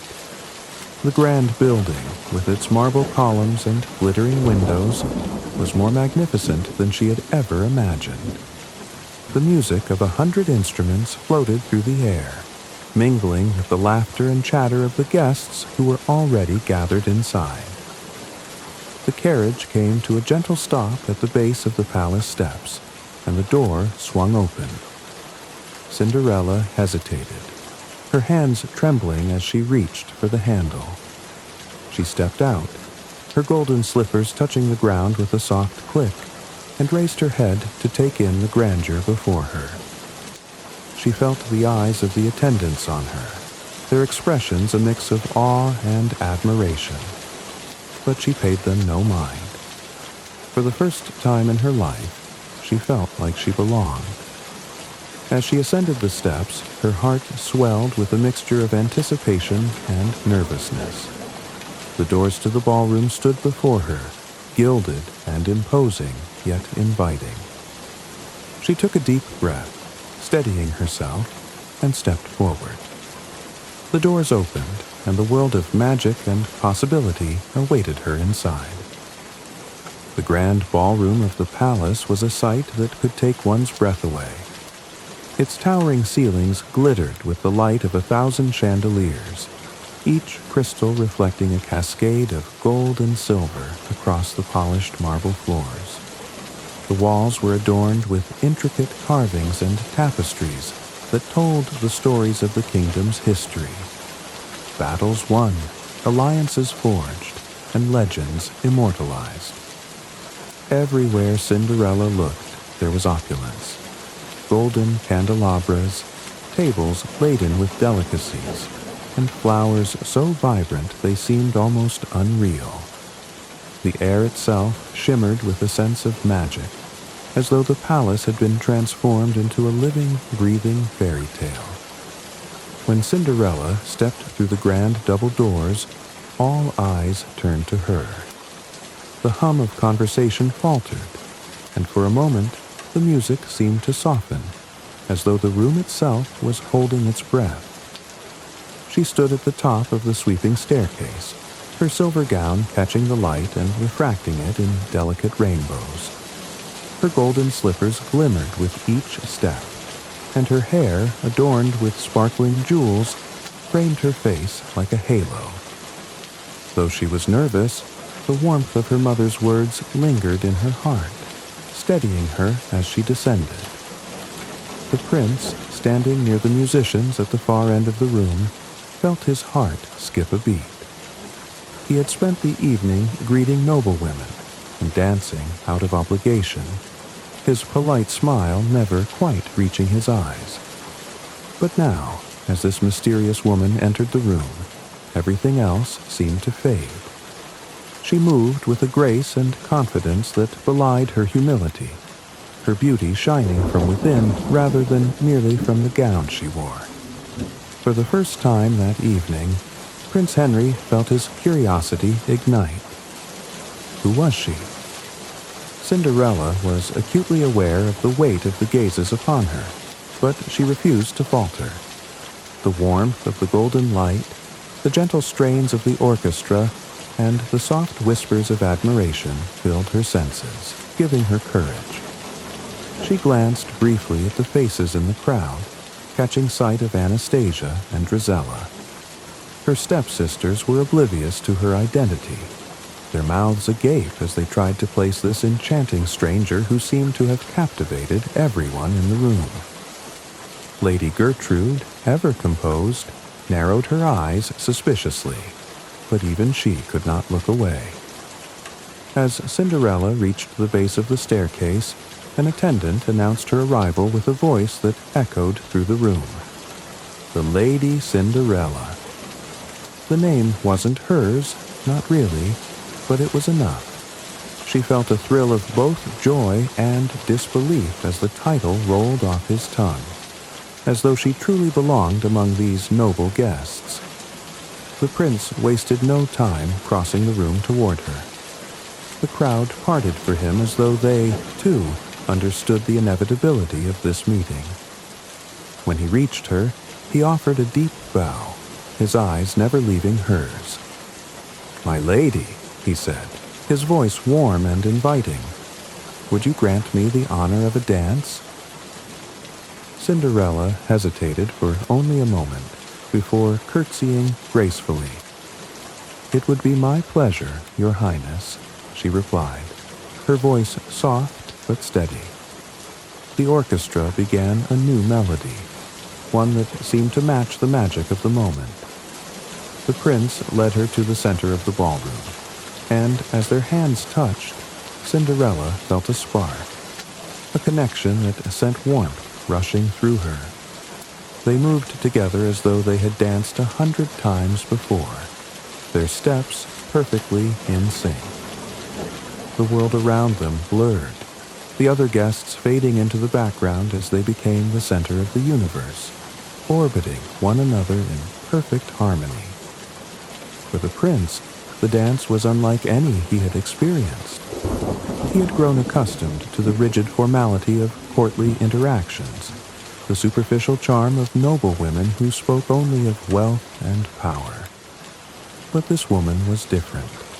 There was an authenticity in her gaze, a quiet strength that drew him in. As they danced, he found himself forgetting the responsibilities that weighed on him, the expectations of his parents, the political implications of choosing a bride. In her presence, he felt free. For Cinderella, the dance was a dream come to life. She had spent years on the sidelines, invisible and unimportant, her days consumed by servitude and sorrow. Yet here she was, dancing with the prince in the grandest ballroom in the kingdom. She felt her worries and fears melt away, replaced by a joy so pure it brought tears to her eyes. She allowed herself to be fully present in the moment, to savor the warmth of his hand in hers, the way he looked at her as though she were the only person in the room. As the music swelled, the guests watched in awe. Whispers rippled through the crowd, speculation and admiration mingling in equal measure. Who was this mysterious woman who had so effortlessly captured the prince's attention? Some guessed she was a foreign princess, others a noblewoman in disguise. Even Anastasia and Drizella, who rarely agreed on anything, found themselves united in their jealousy. They could not fathom how anyone could outshine them so completely. The dance ended, but the prince did not release her hand. "Would you care to take a walk with me?" he asked, his voice low and sincere. Cinderella nodded, unable to trust her voice to answer. Together they left the ballroom, stepping into the cool night air of the palace gardens. The gardens were a wonder in themselves, a labyrinth of hedges and fountains, their paths illuminated by the soft glow of lanterns. The scent of roses and jasmine filled the air, and the sound of water trickling from ornate fountains added to the enchantment. As they strolled along a winding path, the prince turned to her. "I must confess," he said, "I have never met anyone like you. You carry yourself with such grace and warmth. yet I feel as though there's a mystery about you." Cinderella smiled, her heart fluttering at his words. "Perhaps we all carry a bit of mystery, Your Highness," she replied. "It is what makes life so fascinating, don't you think?" He chuckled, his eyes sparkling with genuine amusement. "I suppose you're right, but I find myself wanting to unravel your mystery." They continued talking as they walked, their conversation flowing effortlessly. Cinderella found herself sharing small glimpses of her thoughts and dreams, careful not to reveal too much of her true identity. The prince listened intently, his expression thoughtful as he learned more about her. She, in turn, discovered that beneath his royal title, he was a man with hopes and fears not so different from her own. He spoke of his love for music and his desire to connect with his people on a deeper level, beyond the constraints of his position.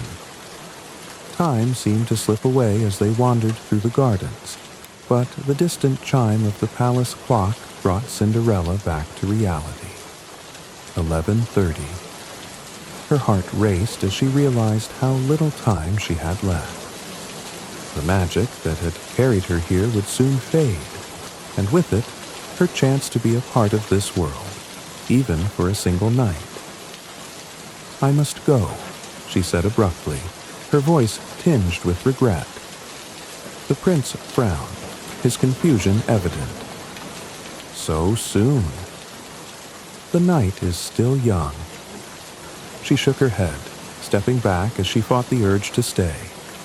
"Thank you, Your Highness, for this evening. It has been more than I could have ever dreamed, but I cannot stay."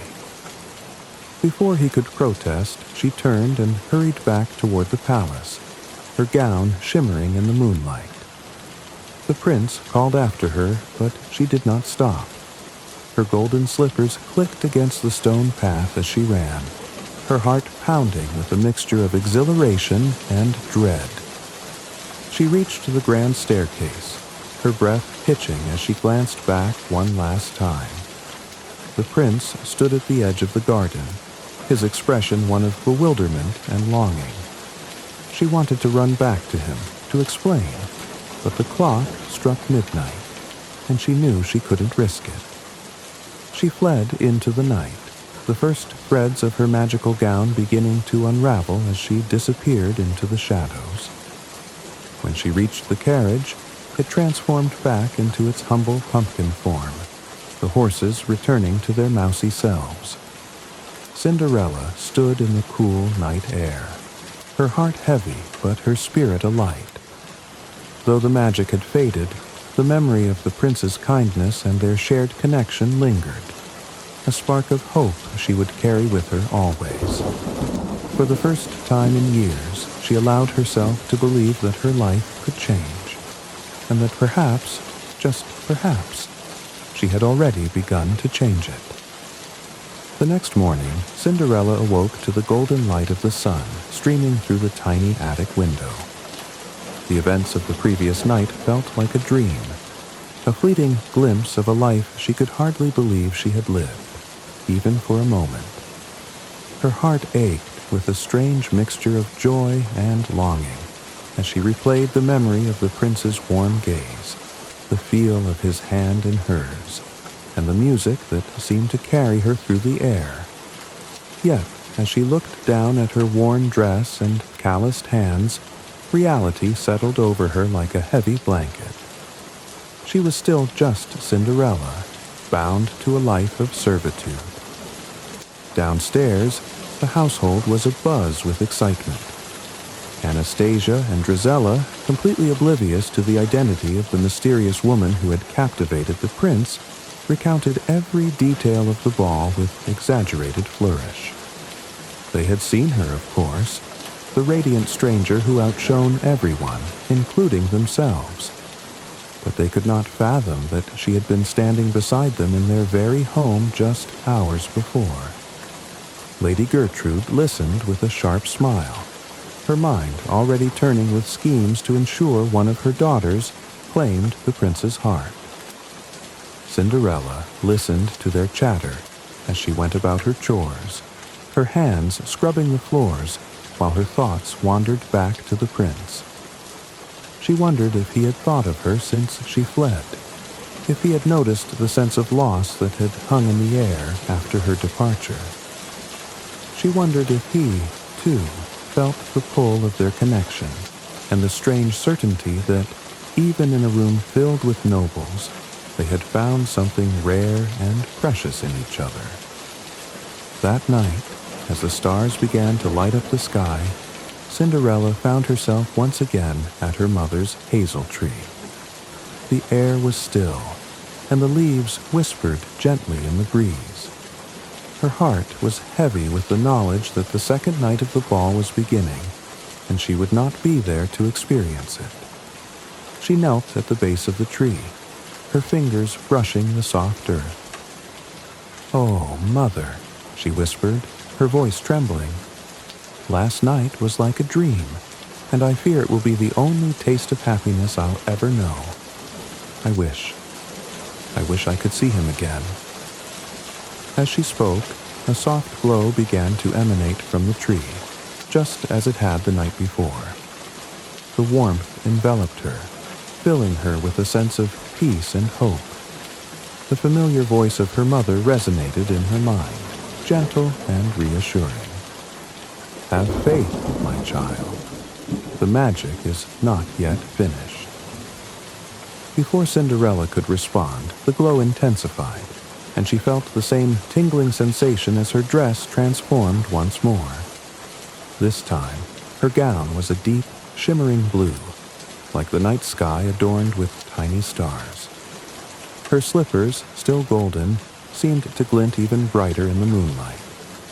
She looked down at herself in awe, her heart racing with anticipation. The familiar carriage appeared once again, drawn by the same white horses, their manes braided with ribbons. Without hesitation, Cinderella climbed inside, her pulse quickening as the carriage began its journey toward the palace. The magic of the night filled her with a sense of purpose, as though she were being carried not just to a ball, but to her destiny. When she arrived at the palace, the scene was as magnificent as the night before. The chandeliers sparkled, the marble floors gleamed, and the air buzzed with excitement. But tonight, there was an added sense of anticipation, as though everyone was waiting for something, or someone to arrive. As she entered the ballroom, the same hush fell over the crowd. Her new gown, radiant and celestial, seemed to command attention, and once again, all eyes were on her. But Cinderella had eyes only for the prince, who stood near the staircase as though he had been waiting for her. His face lit up with relief and joy as their eyes met, and he moved toward her without hesitation. "You've returned," he said, his voice filled with wonder. "I was beginning to think I had dreamed you." Cinderella smiled, her heart swelling at the sincerity in his words. "I couldn't stay away," she admitted softly. The orchestra struck up a new melody, and the prince offered his hand. "Then may I have the honor of another dance?" This time, Cinderella felt no hesitation as she placed her hand in his. The music swept them across the floor, their movements fluid and effortless. The crowd watched in awe, their whispers filling the room like a gentle hum. It was clear to everyone that the prince was utterly captivated, his attention fixed entirely on the mysterious woman in his arms. As they danced, they spoke in soft tones, their words meant only for each other. The prince asked about her life, her dreams, her hopes for the future. Cinderella answered carefully, sharing glimpses of her heart while guarding the truth of her identity. She learned more about him as well, his love for his kingdom, his desire to rule with wisdom and compassion, and his yearning for a partner who could see him for who he truly was, not just the crown he wore. The second night passed in a blur of magic and connection, but as the clock struck 11:30, Cinderella felt the familiar pang of fear. She knew her time was running out. "I must go," she said, her voice tinged with regret. The prince frowned, his eyes searching hers for answers. "Why do you always leave so suddenly? Will you at least tell me your name?" Cinderella hesitated, her heart torn. "Not yet," she whispered, "but I will see you again." Before he could protest, she slipped away, her gown shimmering like starlight as she disappeared into the night. The prince watched her go, his heart heavy with longing, yet filled with hope that she would return once more. The third night of the ball arrived, and Cinderella once again found herself at her mother's hazel tree. This time, she did not need to speak her wishes aloud. The magic of the tree enveloped her, transforming her into a vision of radiant gold. Her gown glimmered like sunlight, and her slippers, as ever, sparkled with an otherworldly brilliance. When she arrived at the palace, the atmosphere was electric. The prince had made it clear that he was waiting for the mysterious woman who had captured his heart. As Cinderella entered the ballroom, the crowd parted for her, their murmurs filled with awe and curiosity. The prince approached her immediately, his relief evident. "You've come back," he said, his voice filled with gratitude. "I feared I might never see you again." "I could not stay away," she replied, her voice steady but her heart racing. They danced as though the world around them didn't exist.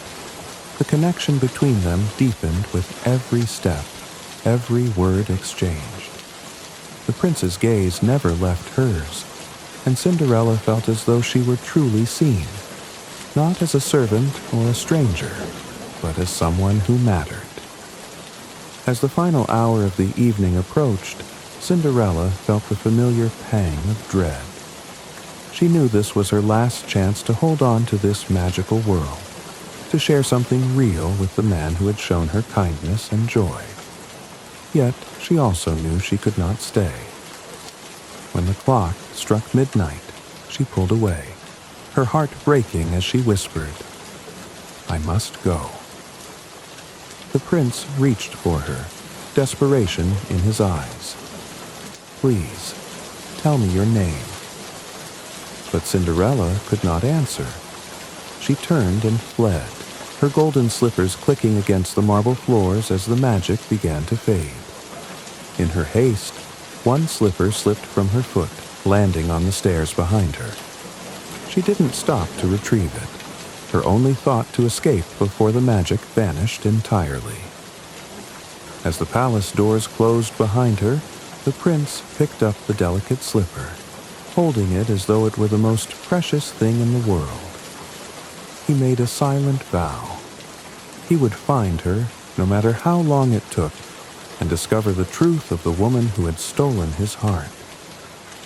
The morning after the third and final night of the ball, the palace was awash with speculation and intrigue. The prince's mysterious dance partner had vanished into the night once again, leaving behind only a single golden slipper as a clue to her identity.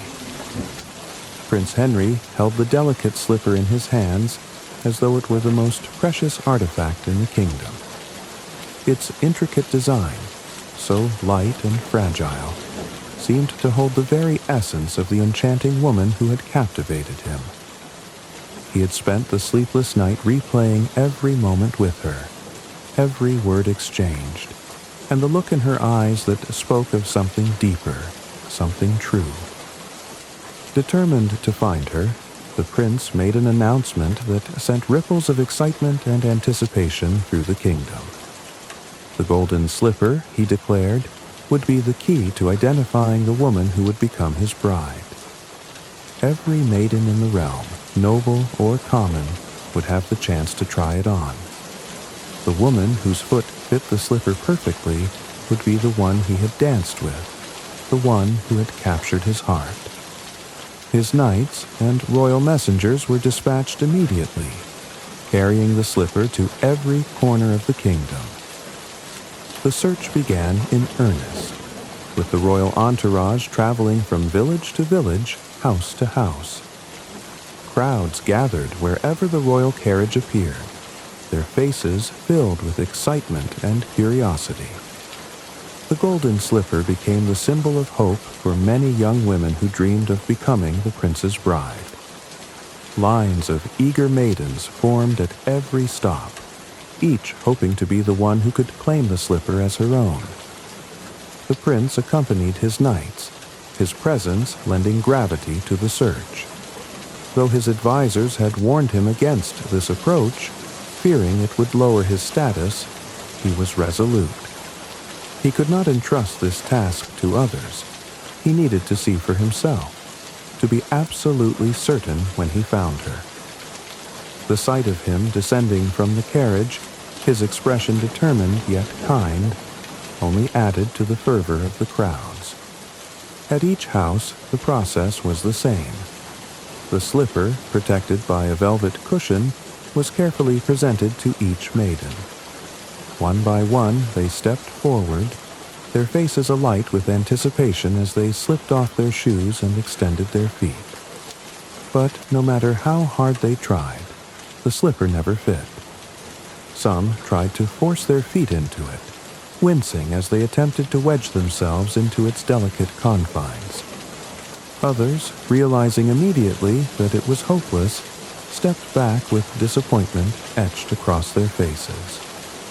The prince watched each attempt with growing frustration, his heart sinking as the days passed without success. The royal entourage eventually reached Cinderella's village. The news of their arrival spread quickly, and soon the square was teeming with people. Lady Gertrude heard the commotion from the manor, and immediately summoned her daughters. Anastasia and Drizella were beside themselves with excitement, convinced that one of them was destined to marry the prince. They fluttered about, preening and practicing their curtsies, their voices shrill with anticipation. Cinderella, meanwhile, kept her distance.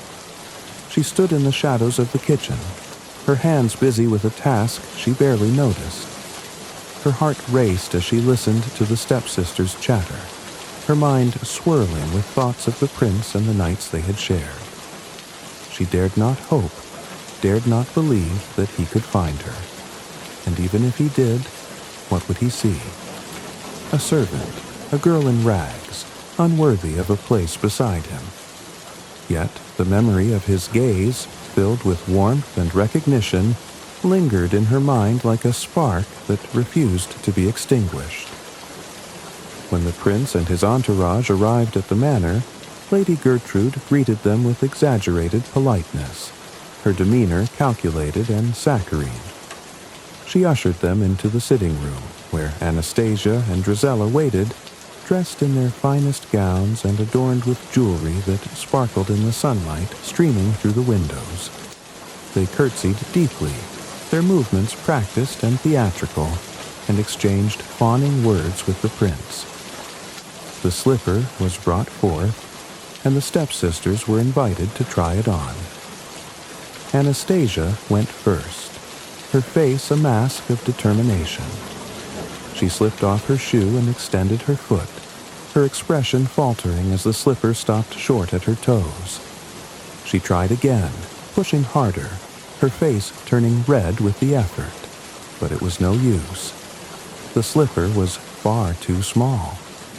She stepped back, flustered and humiliated, as Drizella took her place. Drizella's attempt was no more successful. She twisted her foot this way and that, grimacing as she tried to force the slipper to fit. Lady Gertrude, her composure slipping, intervened with a tight smile. "Perhaps if we loosen the straps a bit," she suggested, but the knights shook their heads firmly. The prince's instructions were clear. The slipper must fit perfectly, without adjustment or alteration. As Drizella finally admitted defeat, the prince's gaze swept across the room. His eyes fell on Cinderella, who stood quietly in the corner, her head bowed as though trying to make herself invisible. Something stirred within him, a familiarity, a sense of recognition that he couldn't ignore. He stepped forward, his voice gentle but commanding. "And you, miss," he said, addressing her directly. "Have you tried the slipper?" Lady Gertrude's face darkened, and she quickly interjected. "Oh, she's just the servant," she said dismissively. "There's no need to trouble yourself with her." The prince's expression hardened. "I insist," he said, his tone leaving no room for argument. Cinderella looked up, her heart pounding as the room fell silent.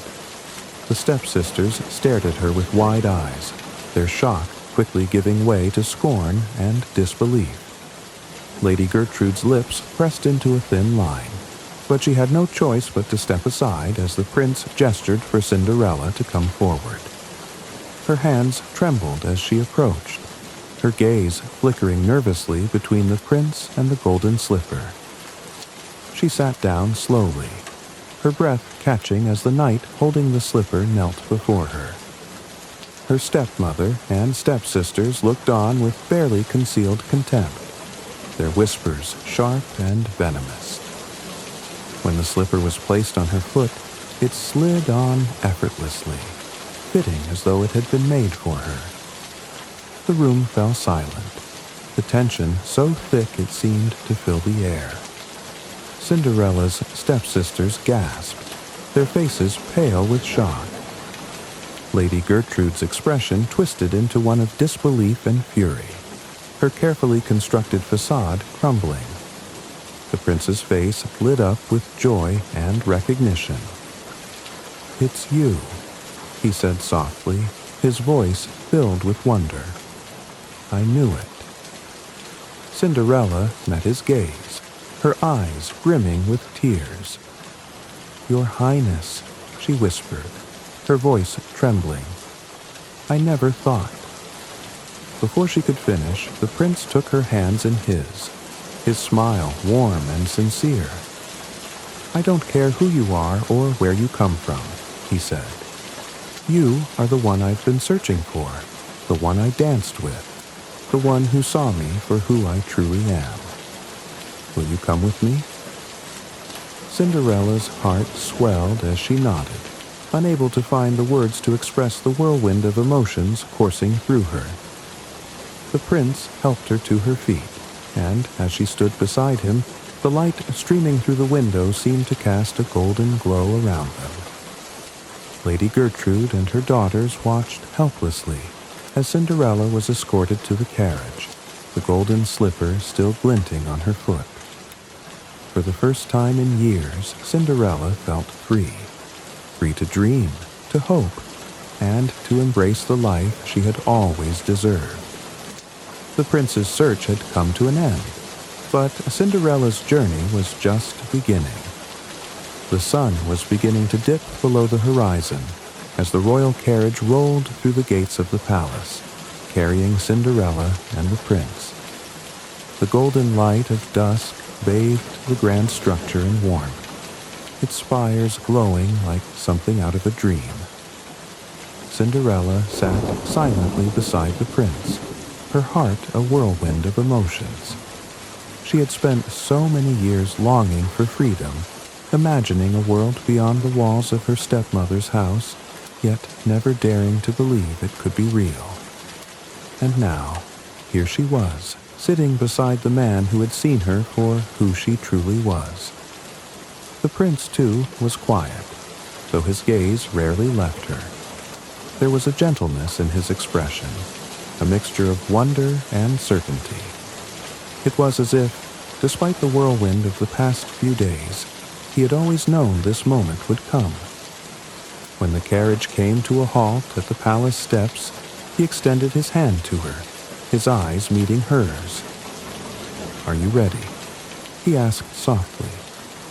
Cinderella hesitated, glancing up at the towering palace before her. She had never imagined herself in a place like this, never thought she would be stepping into a world so far removed from the one she knew. But when she looked back at the prince, the warmth in his gaze gave her courage. She placed her hand in his, her fingers trembling slightly, and nodded. The grand doors of the palace opened as they ascended the steps, revealing the breathtaking interior. The ballroom, where they had danced just nights before, was transformed once again, this time with soft candlelight and flowers that filled the air with their fragrance. The room was alive with murmurs as nobles, servants, and attendants gathered to witness the prince's return. Their eyes widened in surprise and curiosity when they saw Cinderella by his side. The queen and king stood at the far end of the room, their regal presence commanding attention. The queen's discerning eyes softened as they rested on Cinderella, while the king exchanged a glance with his son that seemed to hold both approval and understanding. The prince led Cinderella forward, his grip on her hand firm yet comforting. When they reached his parents, he bowed deeply before speaking. "Mother, father, this is the woman I have chosen," he said, his voice steady and clear. "She is the one I danced with, the one I have been searching for. She is the one I love." Cinderella's cheeks flushed, and she dipped into a deep curtsy, her heart pounding in her chest. "Your Majesties," she said softly, her voice tinged with both humility and sincerity. "I am deeply honored." The queen stepped forward, her elegant features lit with a warm smile. She took Cinderella's hands in hers, her gaze searching but kind. "My dear," she said, her voice melodic, "we have heard much about you. It takes a special kind of heart to capture my son's affection so completely."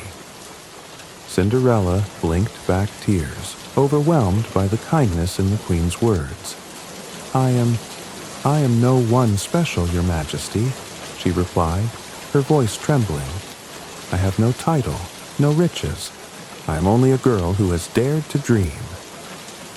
The queen's smile deepened, and she shook her head gently. "Titles and riches mean little in the matters of the heart," she said. "It is your character that matters, and I can already see that your heart is pure and true." The king stepped forward then, his voice booming yet warm. "If my son sees fit to call you his bride, then you are welcome here," he declared. "We are a family that values loyalty, courage, and love above all else, and it seems to me you possess those qualities in abundance." Cinderella's eyes filled with tears, and she could only nod, her voice momentarily lost. The prince stepped closer to her, his hand once again finding hers. "You see," he said softly, his eyes sparkling, "you belong here." The room erupted in applause, the sound echoing through the grand hall like a wave. The prince smiled at Cinderella, and for the first time, she allowed herself to truly believe that she was no longer alone. The life she had once thought impossible was unfolding before her eyes, and the joy of it was almost too much to bear.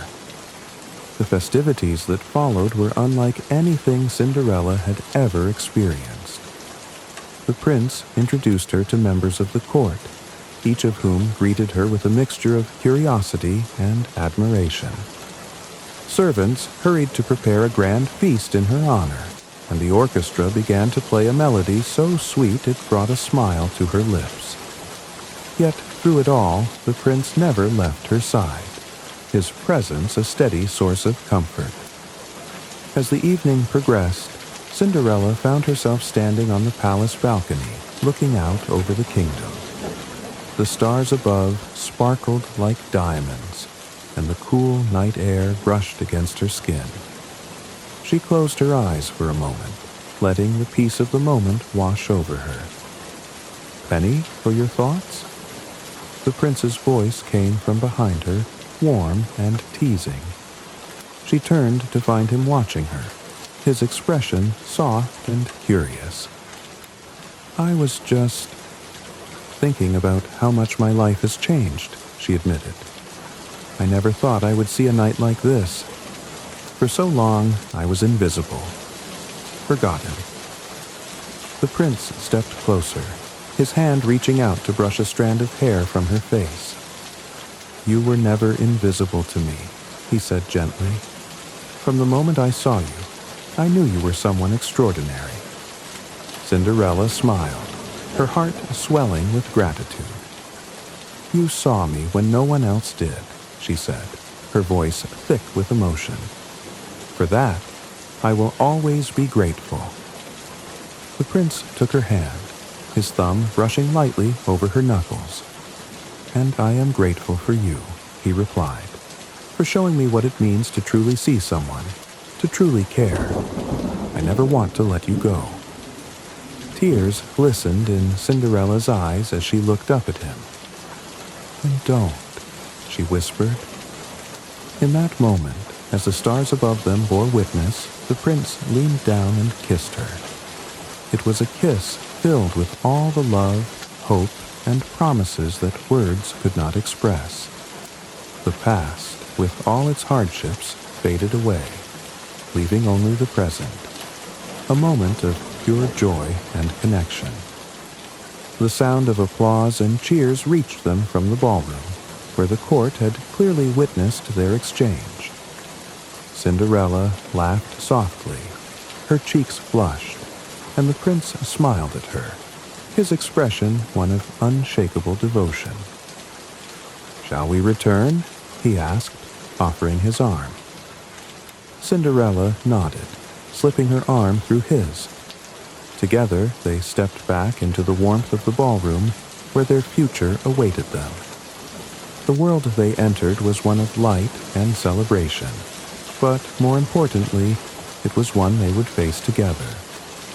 For Cinderella, the journey to this moment had been long and filled with trials, but it had also taught her the strength of kindness, the power of hope, and the beauty of love. As the music swelled and the room filled with laughter and dancing, Cinderella realized that her story was not just her own. It was a story of resilience, of believing in the impossible, and of finding the courage to reach for a better life. And, as she danced with the prince beneath the glittering chandeliers, she knew that this was only the beginning of their happily ever after. The day of the royal wedding dawned with a brilliance that seemed to echo the joy of the kingdom. The sun bathed the palace in a warm, golden light, and the air hummed with anticipation. From every corner of the land, people flocked to the capital to catch a glimpse of the bride and groom. The streets were alive with celebration. Children chased each other with ribbons. Merchants sold sweets and flowers, and musicians played festive tunes that echoed through the bustling crowds. Inside the palace, Cinderella stood in her chambers, staring at her reflection in the gilded mirror. Her wedding gown was a masterpiece, crafted from shimmering silk and adorned with delicate embroidery of flowers and vines, a subtle nod to the hazel tree at her mother's grave. A flowing veil, as light as a whisper, cascaded from her hair, which was swept up in elegant waves adorned with tiny pearls. She hardly recognized herself, yet there was a quiet confidence in her gaze, a reflection of the journey that had brought her to this moment. As her attendants adjusted the final details of her gown, the queen entered the room, her presence both regal and warm. She placed a gentle hand on Cinderella's shoulder, her eyes filled with affection. "You look radiant, my dear," she said softly. "Today is not just the beginning of your life with my son. It is a day that will be remembered by all who see the kindness and courage that brought you here." Cinderella smiled, her heart swelling with gratitude. "Thank you, Your Majesty," she replied. I only hope to live up to the faith you and the prince have placed in me." The queen's smile deepened. "You already have, my child." In the grand cathedral, the ceremony was as breathtaking as the day itself. The towering arches of the building were adorned with garlands of white roses and lilies, their fragrance filling the air. Sunlight streamed through the stained glass windows, casting colorful patterns on the marble floor. The pews were filled with nobles and commoners alike, all eager to witness the union of their beloved prince and the mysterious young woman who had captured his heart. As the doors opened and Cinderella began her walk down the aisle, a collective gasp rippled through the crowd. She moved with a grace and dignity that belied her humble origins, her every step a testament to the strength and resilience that had carried her through years of hardship. The prince stood at the altar, his eyes fixed on her with a love so profound it seemed to fill the entire cathedral. When she reached him, he took her hand, his touch steady and reassuring. Together, they exchanged their vows, their voices steady and filled with emotion. The ceremony was simple yet profound, a union not just of two people, but of two souls who had found in each other a love that transcended status and circumstance. As they exchanged rings, the crowd erupted into cheers, the sound echoing through the cathedral and spilling out into the streets. The king and queen watched with pride, their approval evident in their smiles. For the people of the kingdom, this was more than a royal wedding. It was a celebration of hope, of the idea that love and goodness could prevail even in the face of adversity. Yet not everyone shared in the joy of the day. In the far corner of the cathedral, Lady Gertrude and her daughters sat stiffly, their faces pale and drawn. They had been invited to the wedding, though it was clear their presence was more a formality than a gesture of forgiveness. Lady Gertrude's sharp eyes darted around the room, taking in the grandeur she had always craved but would never attain. Anastasia and Drizella, their usual arrogance replaced by discomfort, fidgeted in their seats, casting envious glances at Cinderella. When the ceremony concluded, and the newlyweds made their way out of the cathedral, the stepsisters could no longer contain their bitterness. They approached Cinderella as she stood greeting well-wishers in the palace gardens, their false smiles poorly masking their jealousy. "Congratulations, dear sister," Anastasia said, her voice dripping with forced sweetness. "You've done quite well for yourself." "Yes," Drizella added, her tone equally insincere. "Who would have thought that someone like you could end up as a princess?" Cinderella turned to them, her expression calm and composed.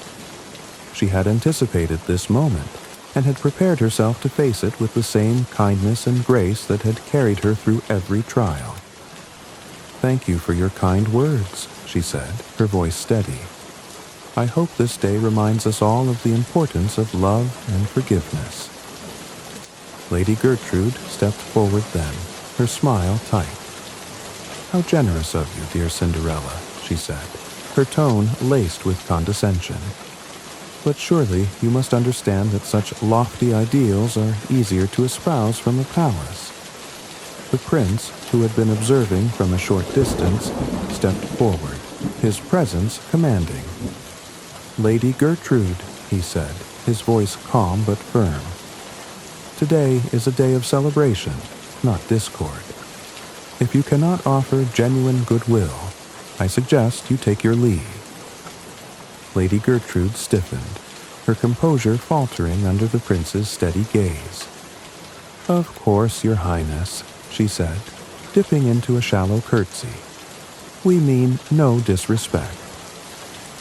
As they retreated, the prince turned to Cinderella, his expression softening. "You have shown them more grace than they deserve," he said quietly. but that is why you are who you are." Cinderella smiled at him, her heart swelling with love. "They are part of my past," she said, "but today is about the future." The wedding feast that followed was a marvel of music, laughter, and celebration. Long tables laden with delicacies stretched across the palace gardens, their surfaces adorned with garlands of flowers and glowing lanterns. Guests danced beneath the stars, their joy filling the night air. Cinderella and the prince moved among them, their happiness infectious as they shared their first hours as husband and wife. As the night drew on, the king stood to make a toast. He raised his glass, his voice carrying over the crowd. "To my son and his bride," he declared, his eyes shining with pride. "May their union bring joy to this kingdom and serve as a reminder that love, courage, and kindness will always prevail." The crowd erupted into cheers, their glasses raised high. Cinderella looked around at the faces of her new family, her friends, and the people who had gathered to celebrate her happiness. For the first time in her life, she felt truly seen, truly valued, and truly loved. And so, as the stars shone brightly above the palace, Cinderella and the prince began their new life together. A life built on the foundations of love, hope, and the unwavering belief that even the most humble beginnings could lead to a story worth celebrating. Years passed, and the story of Cinderella and the prince became one of the kingdom's most cherished tales, recounted in cottages and castles alike. It was a story of resilience, of love triumphing over hardship, and of kindness as a force that could change even the harshest of circumstances. But for Cinderella, her journey didn't end with her marriage to the prince. It was only the beginning of a new chapter, one where she could use her position to bring light to others. As queen, Cinderella embraced her new role with the same grace and humility that had defined her life before the palace. The court, initially skeptical of a young woman of humble origins ascending to such a high position, quickly came to admire her. Her warmth, intelligence, and genuine care for others made her beloved among the people, and it wasn't long before she became known as the Queen of Kindness. One of Cinderella's first acts as queen was to open the palace gates to the people, inviting them to share their concerns and joys. Every week, she held an open court where anyone, regardless of status, could come to speak with her. She listened with genuine interest, her heart breaking for those who suffered, and her mind constantly working to find ways to improve their lives. Farmers brought news of poor harvests. Artisans spoke of their struggles to find patrons, and children, wide-eyed with wonder, simply came to see their queen. Cinderella welcomed them all with the same compassion, never letting the weight of her crown separate her from those she served. The prince, inspired by her example, worked tirelessly alongside her. Together, they implemented reforms to ensure fair treatment for all, regardless of wealth or status. They established schools for children in even the most remote villages, recognizing that education was the key to a brighter future. They restructured the kingdom's laws to protect the vulnerable, including widows, orphans, and the elderly, ensuring that no one would endure the kind of hardship Cinderella had known. The palace itself became a haven for those in need. Cinderella transformed its once exclusive gardens into spaces where anyone could come to find peace and solace. She encouraged the cultivation of vegetables and herbs, which were distributed to those who needed them most. The hazel tree from her childhood, transplanted to the palace grounds, grew tall and strong, its branches spreading wide as though embracing all who sought shelter beneath it. The tree became a symbol of hope and renewal, a reminder that even the smallest seed could grow into something extraordinary. Cinderella's relationship with her stepmother and stepsisters, however, remained complicated. After the wedding, Lady Gertrude and her daughters returned to their manor, their pride bruised and their ambitions thwarted. They lived in relative obscurity, their wealth dwindling as the years passed. Cinderella, despite all they had done to her, did not forget them. She sent letters offering assistance, invitations to the palace, and tokens of goodwill. At first, Lady Gertrude and her daughters ignored these gestures, their bitterness too deep to allow reconciliation. But Cinderella's persistence, her refusal to return cruelty for cruelty, eventually began to soften their hearts. One day, years after the wedding, Lady Gertrude and her daughters arrived at the palace unannounced. They were humbled, their once proud demeanor replaced by quiet resignation. Cinderella welcomed them with open arms, her warmth undiminished. She listened as they apologized for their actions, their voices trembling with regret. "We were blinded by our own desires," Lady Gertrude admitted, her head bowed. "We failed to see the goodness in you, and for that, we are truly sorry." Cinderella's response was simple but profound. "Kindness is not diminished by the wrongs of others," she said. "It is strengthened by forgiveness. You are family, and you will always have a place here." The reconciliation was not instant, nor was it without its challenges. But over time, the wounds began to heal.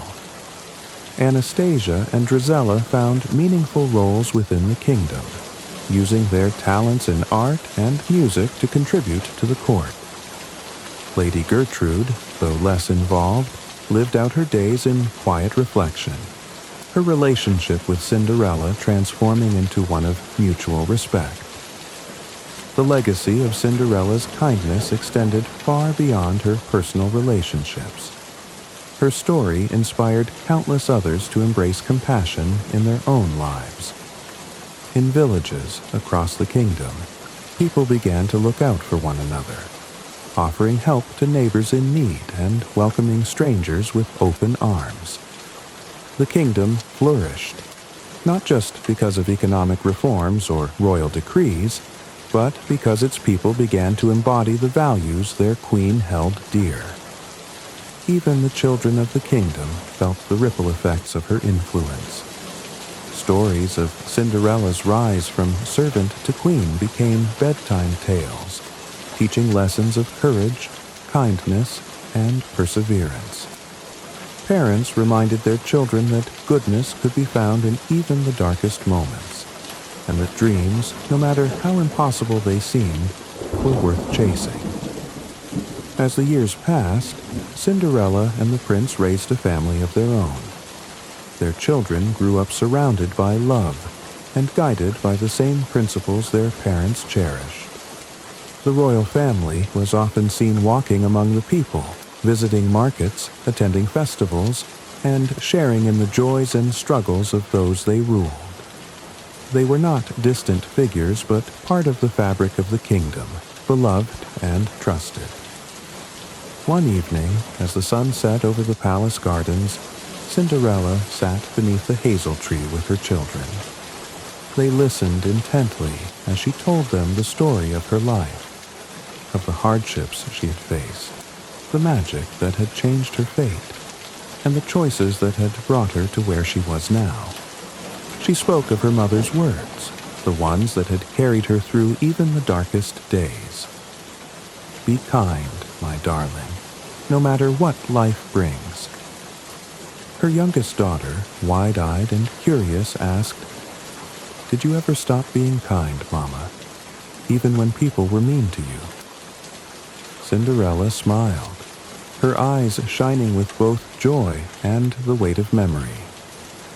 "There were moments when it was hard," she admitted, But kindness is not about what others deserve. It's about the kind of person you choose to be. As the stars began to twinkle in the sky, Cinderella looked around at her family, her heart full.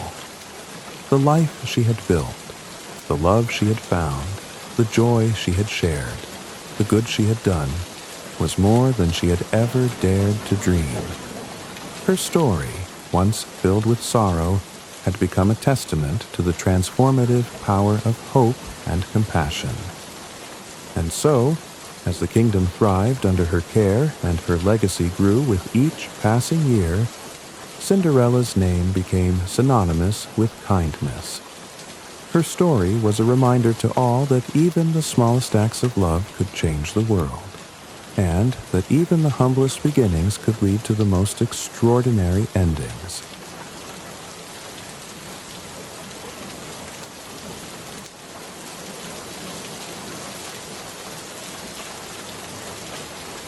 Atlantis was a marvel unlike anything the world had ever known. Resting in the cradle of a vast and shimmering ocean, it was said to have been crafted by the hands of gods themselves. Its beauty defied mortal comprehension. A city of golden spires that pierced the heavens, their tips gleaming in the sunlight like captured stars. Between the towers flowed crystalline waterways that reflected the city's splendor, lined with bridges carved from pure alabaster. At the heart of Atlantis stood the Grand Temple of Tides, a monument to the goddess who watched over the seas, its columns adorned with coral and its walls etched with stories of the city's divine origins. The air was sweet with the scent of blooming flora, carried by gentle breezes that whispered through gardens of rare and luminous plants. The Atlanteans had a profound bond with nature, cultivating life that flourished in harmony with their world. Birds of iridescent plumage flitted between trees that bore fruit of every imaginable hue, their songs mingling with the soft trickle of fountains. Beyond the city's boundaries, rolling hills of emerald grass stretched to meet the horizon, kissed by streams that sparkled like liquid glass. Atlantis was more than a city. It was paradise brought to life. The people of Atlantis mirrored the splendor of their home. They were tall and graceful, their features marked by a timeless elegance. Skin tones ranged from sun-kissed bronze to deep mahogany, reflecting the diversity that had blossomed within their society. Their clothing, woven from materials finer than silk, shimmered in the light, embroidered with intricate patterns that told stories of their heritage. They wore jewels not as symbols of wealth, but as tokens of connection to the earth, the sea, and the stars. Their wisdom and innovation set them apart. Atlanteans had unlocked the secrets of the natural world, mastering technologies that seemed indistinguishable from magic. Energy flowed through their city, clean and inexhaustible, drawn from the earth's core and the ocean's depths. They rode chariots that glided above the ground, and their knowledge of medicine was so advanced that illness was a rarity. They had even learned to commune with the creatures of the sea, forging bonds with dolphins and whales that carried messages across vast distances. To outsiders, Atlantis seemed like a dream, a utopia of progress, beauty, and peace. Yet beneath its perfection, there were whispers of unease. For centuries, the Atlanteans had thrived, their wealth and prosperity unmatched. But over time, cracks began to form in the foundation of their paradise. Their pride, once a source of inspiration, began to twist into hubris. The elite grew restless, demanding more power, more resources, more dominion over the world beyond their shores. The once gentle tides that surrounded Atlantis now seemed to churn with an unspoken warning. as if the sea itself sensed the imbalance taking root in the hearts of its stewards. In the midst of this splendor and silent unrest, a young scholar named Gaul spent his days wandering the halls of Atlantis's great library. The library was a marvel in its own right, its walls carved from a translucent crystal that refracted light into a kaleidoscope of colors. Thousands of scrolls and codices filled its endless shelves, preserving the wisdom of ages. Kyle had always been a dreamer, captivated by tales of the lands and peoples beyond Atlantis. His heart ached to see the world with his own eyes, to learn its mysteries and forge connections that could unite all of humanity. But within the golden walls of his home, such dreams were seen as foolish. Why venture beyond perfection? Why risk the unknown when Atlantis offered everything one could ever desire? Gaul often found solace in the company of Liara, the high priestess of the Temple of Tides. Liara was revered across Atlantis for her wisdom and devotion to the goddess of the sea. She carried an air of serenity, her every movement as fluid and graceful as the waves she worshipped. Her deep, cerulean eyes seemed to hold the ocean's secrets, and her voice, soft yet commanding, could calm even the fiercest storms of the heart. Though her duties kept her bound to the temple, she shared Gaul's curiosity about the world, and often indulged his musings. One evening, as the sun dipped below the horizon, casting the city in hues of amber and violet, Kyle and Liara stood at the edge of the central canal. The water reflected the sky like a mirror, its surface rippling gently as if the city itself were breathing. Liara had just finished her daily prayers, and Gaul had been waiting for her, eager to share a discovery he'd made in the library. "Do you ever wonder," Gaul began, his voice tinged with both excitement and hesitation, "if we've grown too comfortable here? If maybe, just maybe, we're not meant to stay within these walls forever?" Liara smiled, though there was a trace of sadness in her expression. "The world beyond is vast and beautiful, Gaul, but it is also chaotic and untamed. Atlantis was gifted to us by the gods as a sanctuary. To leave it behind would be to abandon their blessing." "But what if staying means losing ourselves?" Gaul pressed. "What if the gods didn't intend for us to isolate ourselves, but to share what we've learned, to build bridges, not walls?" Liara didn't respond immediately. Instead, she gazed out at the horizon, where the last rays of sunlight melted into the sea. "The goddess speaks to me in whispers, Kyle," she said finally. "Lately, her voice has been different. There's a sorrow in it I can't explain. Perhaps you're right. Perhaps we've lost our way." The weight of her words hung between them as the first stars appeared in the night sky.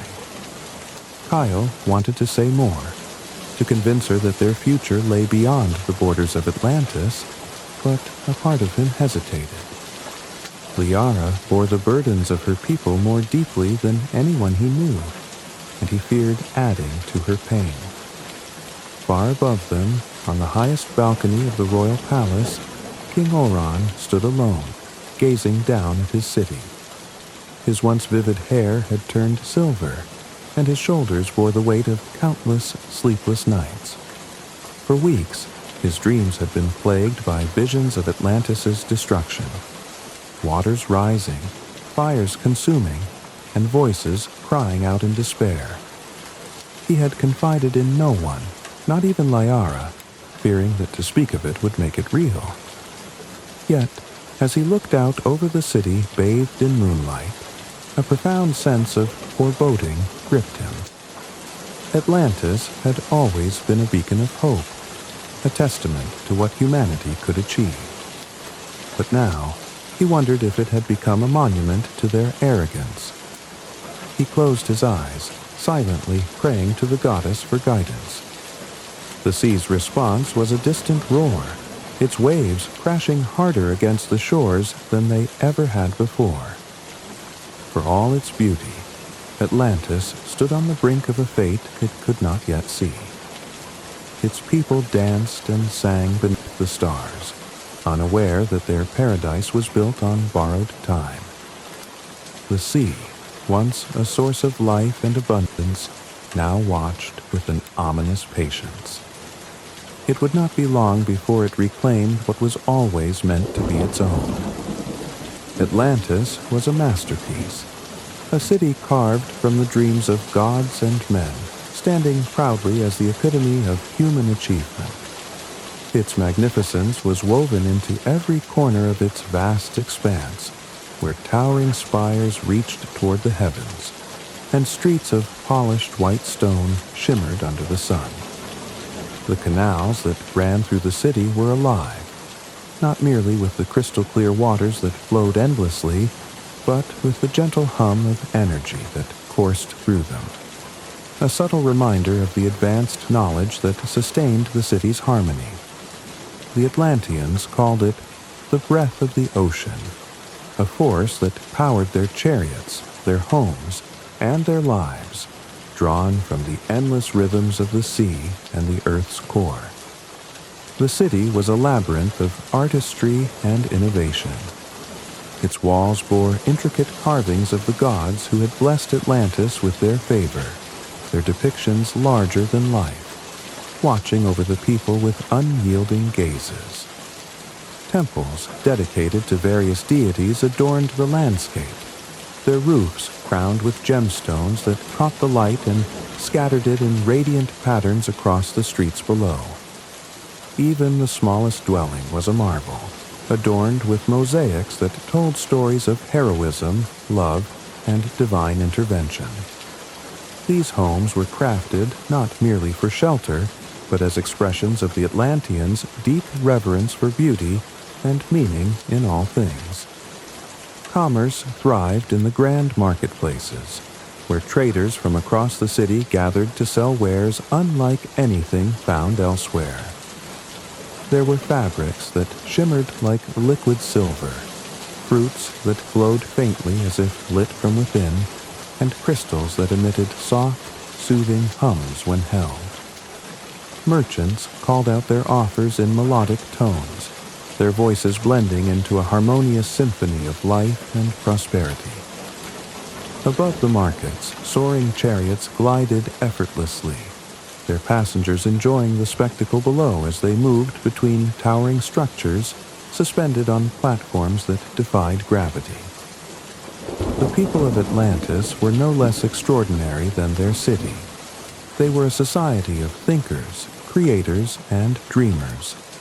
Scholars debated philosophy and science in open courtyards, their discussions shaping the very fabric of Atlantean life. Artisans sculpted masterpieces from marble and quartz, their works so lifelike they seemed ready to step down from their pedestals.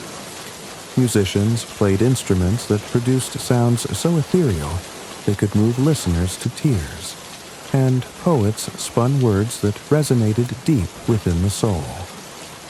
Atlantis was a place where every individual was encouraged to explore the limits of their potential, their collective brilliance weaving a tapestry of boundless creativity. Yet, for all their achievements, the Atlanteans were not without flaw. Over the centuries, their prosperity had planted seeds of arrogance.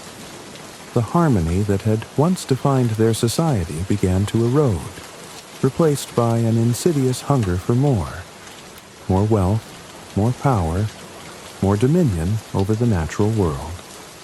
The elite, who had long been seen as stewards of Atlantis' well-being, grew insular and self-serving. They constructed palatial estates that dwarfed the modest homes of the common folk.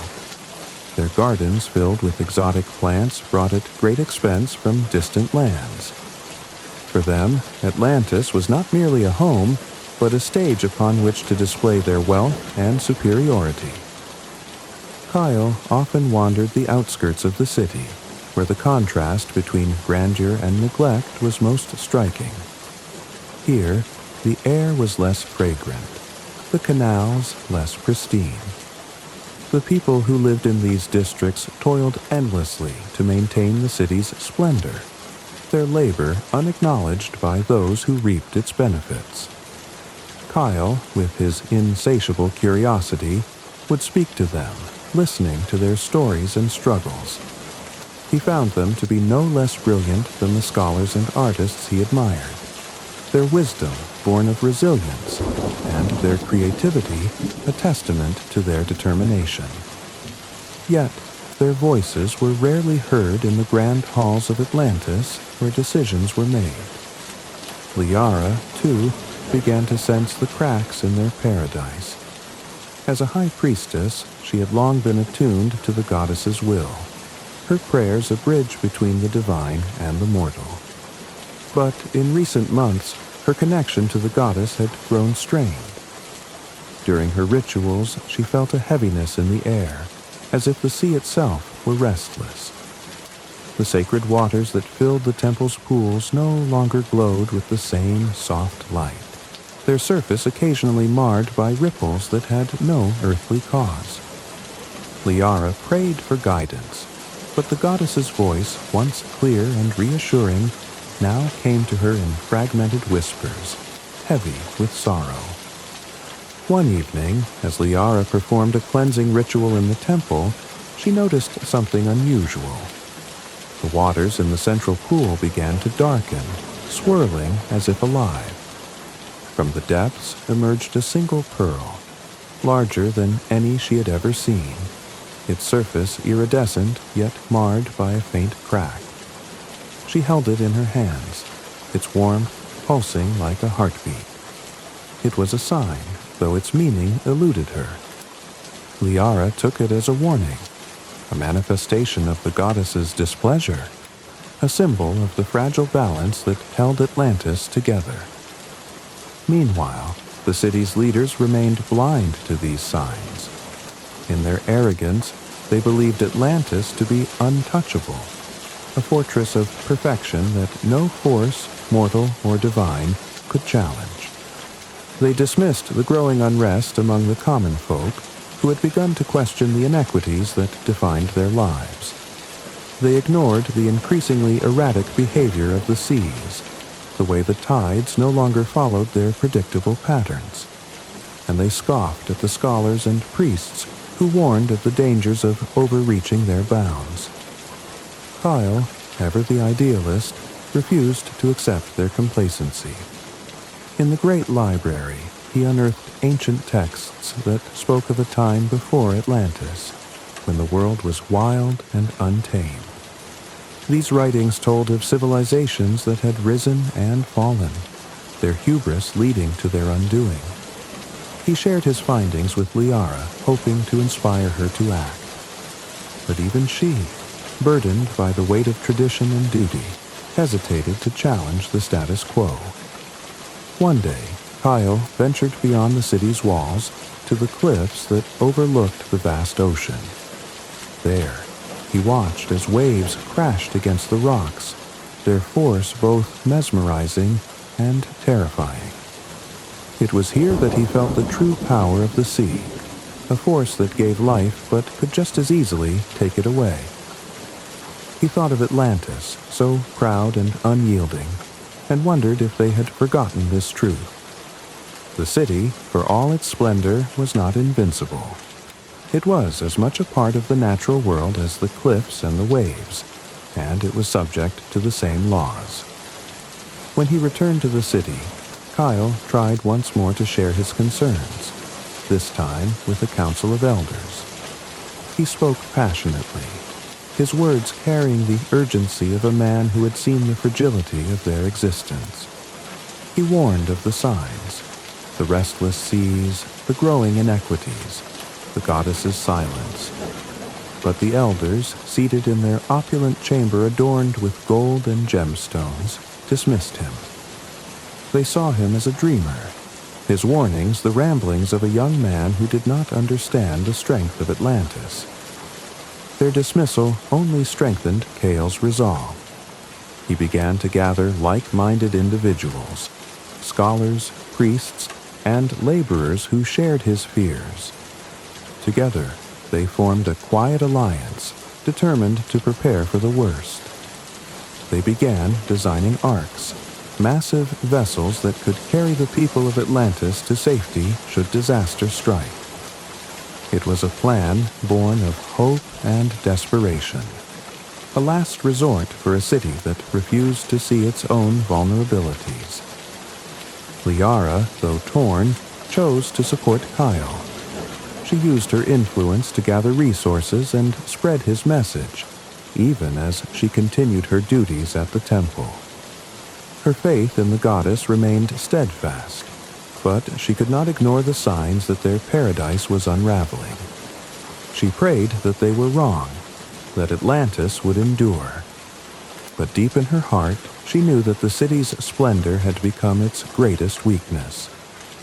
Atlantis, for all its brilliance, had lost sight of the balance that had once defined it. Its people had turned away from the values that had made their society great, replacing humility with pride and harmony with division. The sea, ever watchful, could sense the shift. Its waves no longer caressed the shores with gentle affection, but crashed against them with growing intensity. The breath of the ocean, the force that had sustained Atlantis for so long, now carried a warning in its hum, a warning that few were willing to hear. The city remained as beautiful as ever, its golden spires gleaming in the sunlight, its canals reflecting the endless blue of the sky. But beneath its surface, a storm was brewing, one that would soon test the very foundation of all they had built.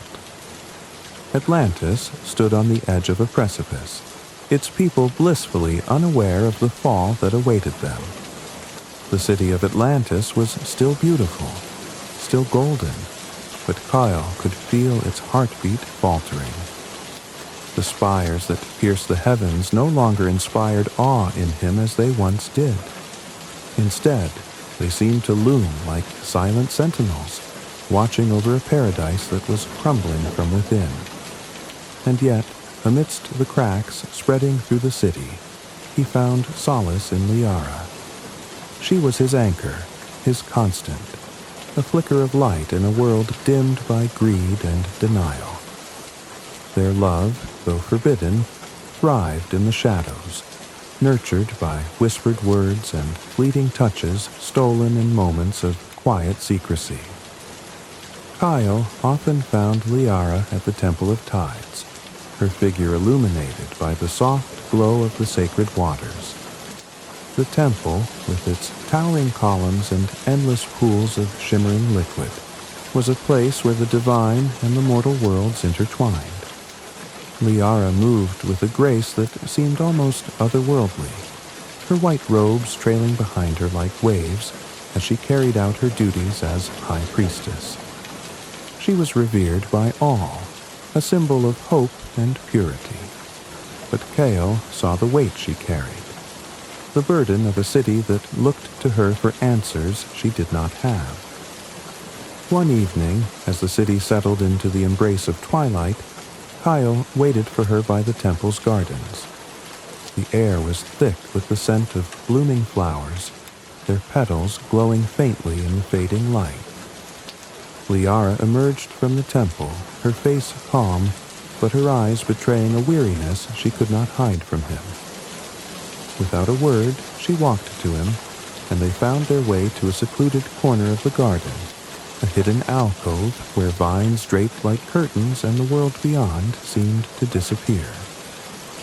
"I saw the pearl again," Liara said softly, her voice barely louder than the rustling leaves. She looked down at her hands as though she could still feel its warmth pulsing against her skin. "It grows darker each time. I fear it is more than a warning now. It is a judgment." Kyle reached out, his fingers brushing hers in a gesture of comfort. "Judgment can be turned, Liara.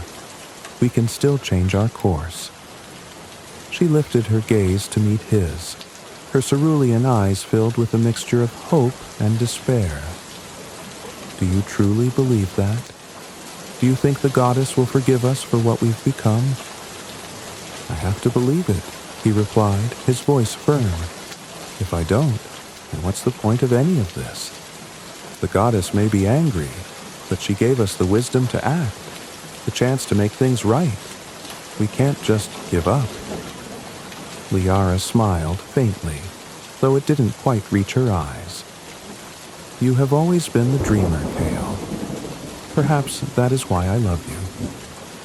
The words hung between them, fragile and precious. Though neither had ever spoken of their love so plainly, it had been there all along, unspoken but undeniable. Liara reached for his hand, intertwining her fingers with his. For a moment, the weight of the world seemed to lift, and they were simply two souls seeking refuge in each other. Their moments together were always fleeting, stolen from the demands of their lives. But they made the most of them, finding beauty in the smallest things, a shared laugh, the way the moonlight danced on the water, the warmth of a hand held in secret. It was in these moments that Kale felt truly alive, his fears and doubts replaced by a certainty he found only in her presence. But even their love could not shield them from the growing tensions within Atlantis. The signs of unrest were everywhere. The common folk whispered of rebellion, their voices growing louder with each passing day. The elite tightened their grip on power, refusing to acknowledge the cracks forming beneath their golden facade. And the sea, once a gentle guardian, had become a restless force, its waves rising higher and crashing harder against the city's shores. Liara's duties as High Priestess grew heavier as the city's turmoil deepened. She spent her days performing rituals and offering prayers, hoping to soothe the goddess's anger and bring the peace to her people. But the goddess remained distant, her voice a faint whisper that Liara struggled to interpret. The sacred waters in the temple pools grew darker, their once calm surfaces now rippled with an unearthly energy. Liara confided in Kyle, her fears spilling out like the tides she could no longer control. "She's turning away from us," Liara said one night as they sat by the canal, the water reflecting the starlit sky. Her voice trembled, and Kyle could see the tears she fought to hold back. "The goddess gave us everything, and we've squandered it.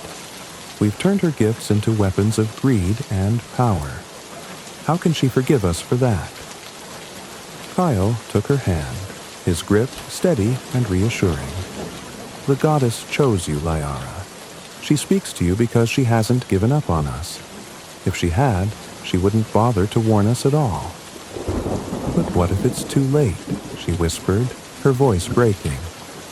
"What if no matter what we do, Atlantis is doomed?" Kyle pulled her closer, his forehead resting against hers. "Then we do everything we can to save what we can. We fight for the people who still believe in something better. We fight for each other." Liara closed her eyes, letting his words wash over her. She wanted to believe him, to hold on to the hope he carried so fiercely. But the vision of the darkened pearl lingered in her mind, a constant reminder of the fragility of their world. As the days passed, the tension between Kale and Liara's roles became more pronounced. Kale threw himself into his efforts to prepare for the city's potential collapse, gathering allies and resources to build the arcs. He faced resistance at every turn, his warnings dismissed as the ramblings of a fearful young man. But he refused to give up, driven by a determination that burned brighter with each setback. Liara, meanwhile, struggled with her own inner conflict. Her loyalty to the goddess and her duties as High Priestess often clashed with her love for Chaol and her growing belief in his vision. She felt torn between the life she'd been chosen for and the one she longed to share with him. Each day brought new challenges, and the weight of her choices grew heavier. Their love became both a source of strength and a painful reminder of the precariousness of their situation. In Chaol, Liara found the courage to face the uncertainty of their future. In Liara, Chaol found the resolve to keep fighting for a better tomorrow. But they both knew that their time together was borrowed, their moments of happiness overshadowed by the looming shadow of ruin.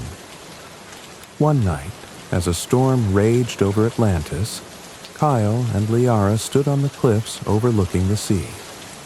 The wind howled around them, and the waves crashed against the rocks with a fury that mirrored the turmoil in their hearts. Chaol held Liara close, his arms wrapped protectively around her as they watched the tempest unfold. "Do you remember the stories they used to tell us as children?" Chaol asked, his voice barely audible over the wind. "About how the sea is both a giver and a taker. How it gives life but demands respect in return?" Liara nodded, her hair whipping around her face. "I never thought I'd see the day it turned against us." Chaol looked at her, his expression filled with determination. "It hasn't turned against us, Liara. It's trying to wake us up, to remind us of what we've forgotten." She met his gaze, her eyes searching his for the strength she needed. "Do you think we can wake up in time?" "I don't know," he admitted. "But I do know that whatever happens, I'll fight for you. For us." Liara pressed her forehead against his, their breaths mingling as they stood together against the storm. In that moment, their love felt like the only thing that could withstand the chaos around them. A fragile but unyielding force, like a flame flickering in the wind. As the storm raged on, the two lovers held onto each other, their hearts bound by a love that transcended the uncertainty of their world. They knew the road ahead would be fraught with challenges, but for now, in the shadow of ruin, they found comfort in the knowledge that they would face it together. The storm that had raged over Atlantis seemed to leave its mark on the city, not in the form of physical destruction, but in the oppressive stillness that followed. The air felt heavier, as though the sea itself held its breath, and the once vibrant hum of life in Atlantis seemed muted. Liara felt the change deeply, though she couldn't yet articulate what it meant. Each day at the Temple of Tides, she carried out her rituals with a growing sense of urgency, as if her prayers could stave off the calamity she feared was drawing closer. The temple had always been her sanctuary, a place where she could feel the presence of the goddess as tangibly as the ocean breeze on her skin. Its pools, fed by the sacred springs deep beneath Atlantis, had always glowed with an ethereal light. But now, that light was dimming. The waters no longer mirrored the calm of the sea, but churned with an energy that unsettled her.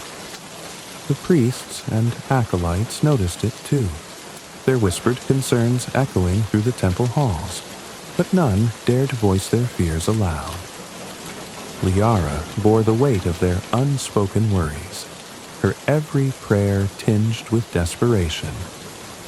One night, Liara remained in the temple long after the other priests had departed. The city outside was silent, its golden streets bathed in the pale glow of the moon. She knelt by the largest of the sacred pools, her hands resting on the cool stone rim as she gazed into its depths. The water was dark, nearly black, and its surface rippled even though there was no breeze. Liara closed her eyes and began to pray, her voice barely a whisper. "Great goddess of the sea, hear your servant's plea. Guide me, for I am lost. show me the path to restore balance, to save your people.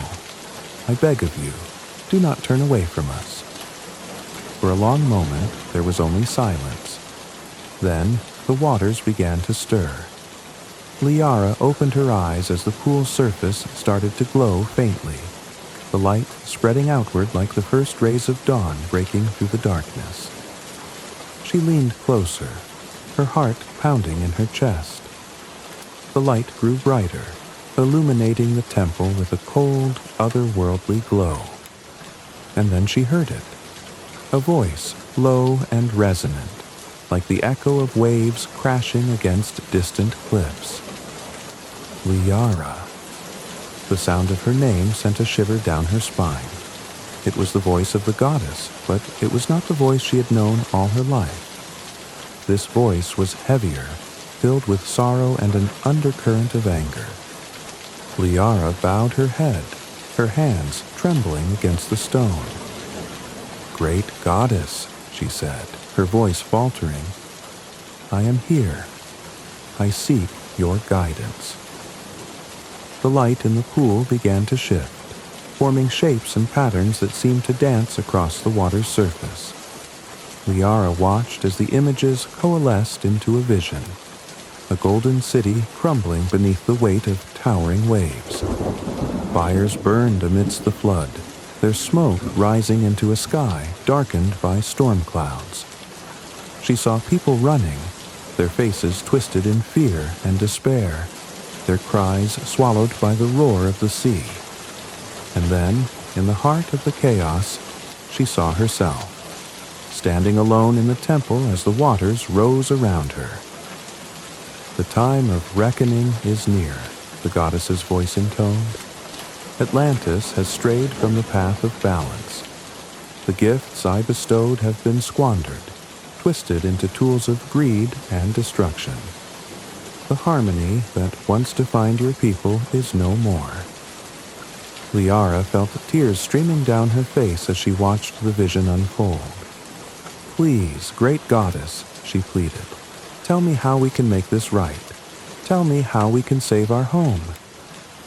The vision shifted, showing a vast, endless ocean.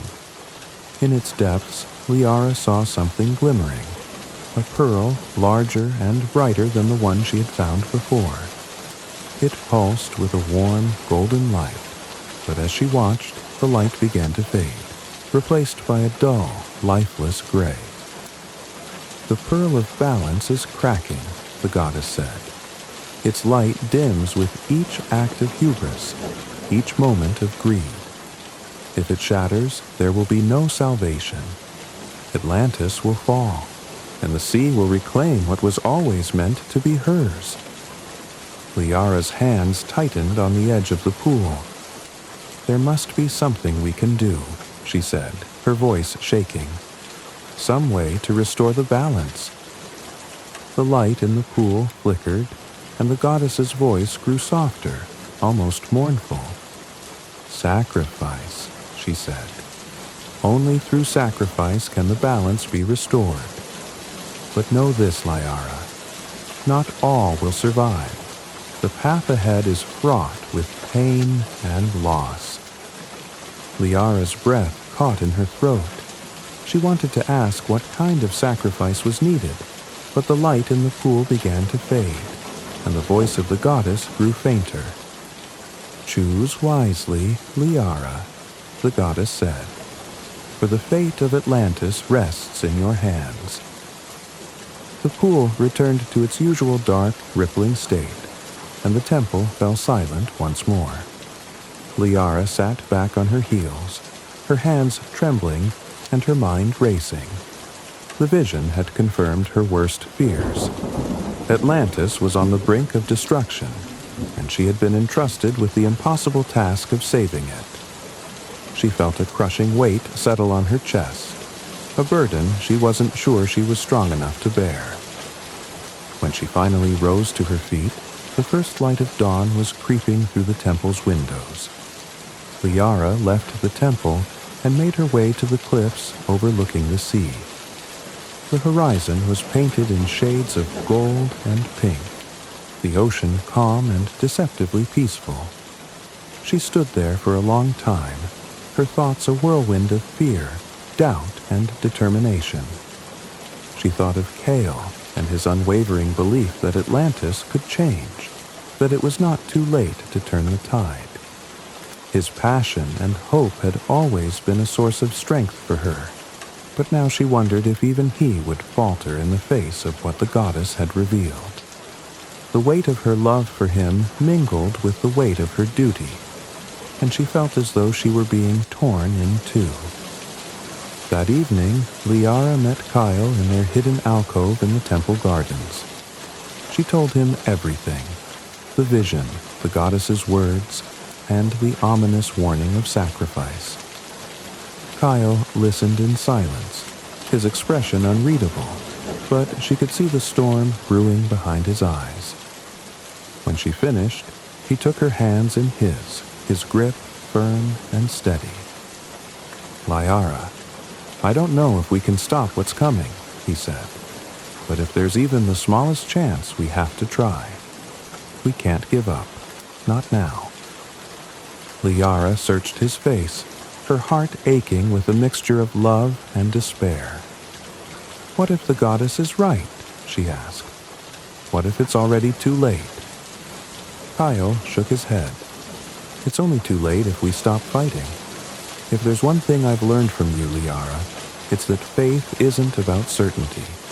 It's about hope. And I have to believe that hope is enough."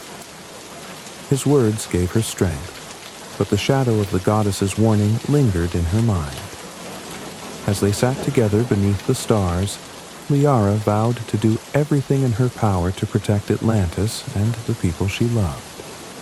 She didn't know what sacrifices lay ahead, but she was willing to face them, even if it meant losing everything she held dear.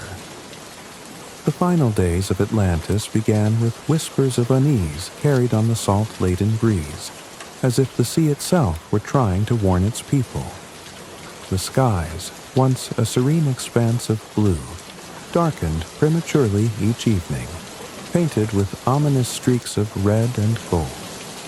The golden spires of the city, still dazzling in the sunlight, now seemed to shimmer with a fragile desperation, their beauty a defiant but hollow stand against the inevitable. Kyle stood on the balcony of the great library, watching as the horizon trembled under the weight of rising storm clouds. He could feel it in his bones. The end was near. Kyle had devoted himself entirely to preparing for the catastrophe he knew was coming. Alongside the small group of allies he had gathered, he worked tirelessly in secret, constructing the arks that he hoped would save at least some of Atlantis's people. The vessels were massive, their curved hulls reinforced with rare materials designed to withstand the fury of the sea. They were hidden in a secluded cove outside the city, far from the prying eyes of the elite, who still refused to acknowledge the signs of their impending doom. The work was grueling, but it gave Kyle a purpose that dulled the sting of despair. Each hammer strike and joint sealed felt like an act of defiance against the fate the goddess had foretold. Yet, as the days passed, the sense of urgency grew unbearable. The sea was no longer a gentle guardian. Its waves lashed against the shores with increasing ferocity, eroding the once pristine beaches. Earthquakes, subtle at first, began to rattle the city, sending hairline fractures through its alabaster streets and causing the crystal walls of the library to hum with a haunting vibration. Liara's days were consumed by her duties at the Temple of Tides, where fear now hung heavy in the air. The sacred waters, once a source of calm and clarity, had turned turbulent, their surface marred by strange, luminous whirlpools that seemed to pulse with an otherworldly energy. The priests and acolytes murmured of divine wrath, their faith shaken by the growing chaos. Liara did her best to lead them, performing rituals and offering prayers with a conviction she no longer felt. She had shared the goddess's warning with Kyle, but had kept it from the others, fearing that the truth would spark panic. Late one night, Liara slipped away from the temple to join Kale in the hidden cove. The moon hung low in the sky, casting a silvery light over the nearly completed arcs. Kale was overseeing the final preparations, his face drawn with exhaustion, but his eyes burning with determination. When he saw her, he set down his tools and crossed the cove to meet her. "They're almost ready," he said, his voice low but steady. "We'll need to start gathering people soon. We don't have much time." Liara nodded, her expression grave. "The signs are everywhere. The goddess isn't waiting any longer. The balance is breaking." Kyle reached out and took her hands in his grip firm and grounding. "We'll get through this, Liara. Together. We'll save as many as we can." Tears welled in her eyes, but she blinked them away. "I don't know if the goddess will allow it," she said. "She warned me of sacrifice, Kyle. I don't know what she'll demand." Kyle didn't answer immediately. He looked out at the sea, its waves glowing faintly under the moonlight, as if the water itself were alive. "Then we give her everything we have," he said finally. "If it means saving even a piece of Atlantis, it's worth it." The days that followed were a blur of frantic activity. Kyle and his allies worked to spread word of the arcs, speaking in whispers to those they trusted and urging them to prepare for the journey ahead. They faced resistance from many who still clung to the belief that Atlantis was eternal, that its greatness would shield it from any disaster. The elite, entrenched in their palatial estates, scoffed at the warnings, dismissing Kale and his followers as fearmongers. But the common folk, who had long felt the cracks in the city's foundation, began to listen. Families quietly packed their belongings, their faces etched with a mixture of fear and hope. Liara continued her duties at the temple, torn between her role as high priestess and her loyalty to Kale. She knew that if her involvement in his plans were discovered, she would be cast out, or worse. Yet she couldn't stand idly by as the city marched toward its doom. Each night, after the temple fell silent, she joined Kale in the cove, helping to prepare the arcs and offering comfort to those who had chosen to trust in their plan. As the final days drew near, the unrest in Atlantis reached a boiling point. The earthquakes grew more violent, toppling statues and sending tremors through the golden spires. The sea began to encroach on the city, its waves surging over the canals and flooding the lower districts. Panic spread like wildfire, and the once harmonious society descended into chaos. The common folk, desperate for answers, flocked to the temple, begging Liara and the other priests for guidance. The elite retreated behind the walls of their estates, their opulence offering little comfort against the growing terror. On the eve of the disaster, a great storm descended upon Atlantis. The skies were an unnatural shade of green, illuminated by flashes of lightning that seemed to strike the sea itself. The winds howled like a chorus of mourning spirits, and the rain fell in torrents, mingling with the tears of those who had finally realized the truth of their fate. Kyle stood at the cove, overseeing the boarding of the arcs as waves crashed against the shore. Families huddled together, clutching what little they had managed to bring, their faces pale with fear. Liara arrived just as the first ark was being pushed into the water. She was soaked to the bone, her white robes clinging to her form as she fought against the wind. Kale rushed to her, relief flooding his features as he pulled her into an embrace. "I couldn't leave without making sure you were safe," she said, her voice barely audible over the storm. Kyle cupped her face in his hands, his eyes searching hers. "I'm not leaving without you," he said. "We'll face this together." Liara nodded, but her heart was heavy with the knowledge of what she had to do. She had spent the night in the temple, praying for guidance, and the goddess had answered. The sacrifice she had feared was not a question of if, but when. She would give everything to save the people of Atlantis, even if it meant leaving Gaul behind. As the last of the survivors boarded the arks, Liara pulled Gaul aside. The storm raged around them, the wind whipping their hair and the rain stinging their skin. She placed a hand on his chest, feeling the steady beat of his heart. "Kyle," she said, her voice trembling, "you have to promise me something." "Anything," he said without hesitation. "Promise me you'll lead them, that you'll keep them safe no matter what happens." Kyle frowned, his brows knitting together in confusion. "What are you talking about? We're doing this together." Liara shook her head, tears streaming down her face. "I have to stay," she said. "The goddess, she won't let us leave without a sacrifice." Kyle's grip on her tightened. "No," he said, his voice breaking. "There has to be another way." "There isn't," she said, her voice firm despite the tears. "This is my duty, Kale. It always has been."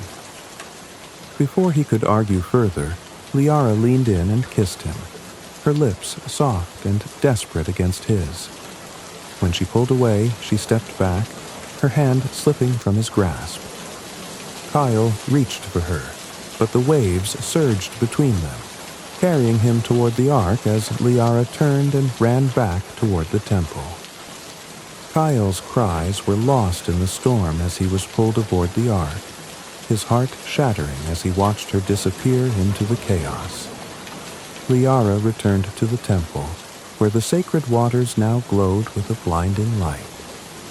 She knelt by the largest pool, her hands trembling as she began the final ritual. The goddess's voice filled the temple, resonant and sorrowful, as Liara offered her life in exchange for the safety of those she loved. As the ritual reached its climax, the storm began to abate. The seas calmed, and the arks were carried away from the city on a gentle current.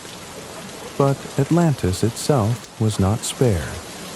The ground split open, swallowing the golden spires and the alabaster streets. The sea rose to claim the city, its waves crashing over the temple as Liara whispered her final prayer. When the survivors looked back, they saw only the churning ocean where Atlantis had once stood. Kyle stood at the edge of the ark, clutching the token Liara had left him, his tears mixing with the rain. Atlantis was gone, but her sacrifice had ensured that its spirit would live on in those who had survived. The night the sea came for Atlantis was unlike anything its people had ever seen. The day had been foreboding enough, with a dense, unnatural heat hanging in the air, suffocating and still. The skies had grown darker than the city's most powerful storms ever warranted, churning with clouds the color of molten iron. The usual songs of birds and hum of life that filled Atlantis were conspicuously absent, replaced by the faint, distant rumble of the restless ocean. It was as if the world itself held its breath, waiting for what was to come. Kyle stood on the cliffs overlooking the city, the salty wind tugging at his tunic. Below him, Atlantis stretched out in all its fragile beauty, its golden spires and alabaster streets bathed in the dim, ghostly glow of a setting sun that refused to shine. The canals, once crystalline and tranquil, were roiling with dark waters that threatened to overflow. Farther out, the sea churned violently, its waves rising higher and higher, foaming like the mouths of enraged beasts. Kyle's hands clenched at his sides as he watched the ominous scene. He knew there was no more time.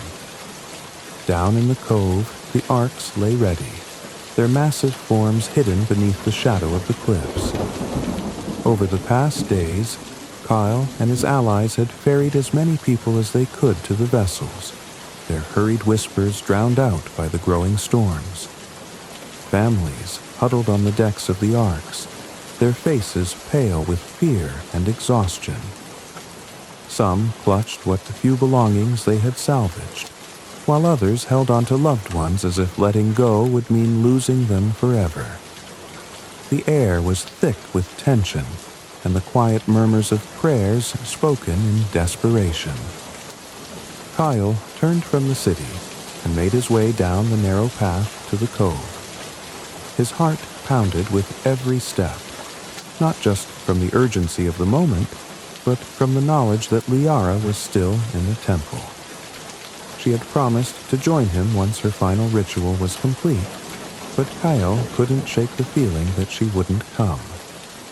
He tried to push the thought from his mind as he reached the cove, where his closest allies were finishing preparations for departure. The storm hit with terrifying force, just as the final arc was being pushed into the water. Winds howled like wild animals, tearing through the cliffs and sending waves crashing against the shore with a deafening roar. The rain fell in torrents, cold and stinging, soaking Kale to the bone as he directed the last group of survivors onto the ark.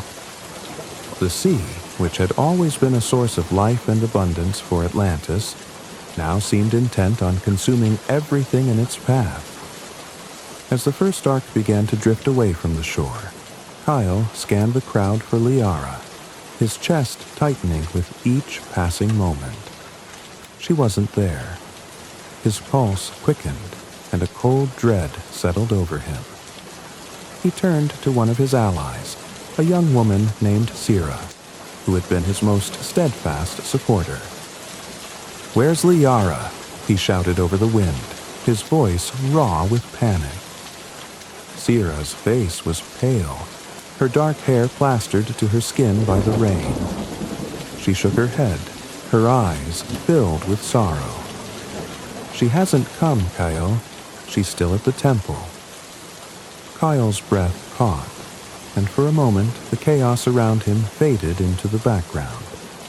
He felt as though the world had tilted beneath his feet, the ground giving way to a chasm he couldn't cross. Without a word, he turned and ran back toward the cliffs, his legs carrying him with a speed fueled by desperation. Sira called after him, but her voice was lost in the cacophony of the storm. The climb back up the cliffs was treacherous. The wind threatened to throw Kale off balance, and the rain turned the stone beneath his feet slick and unstable. His heart pounded in his chest as he pushed forward, his mind consumed by a single thought. He couldn't leave her behind. Not like this. Not when they had come so far together. By the time Kale reached the city, the destruction was already underway. The golden spires that had stood as symbols of Atlantis' greatness were crumbling, their foundations shaken by violent tremors that split the earth.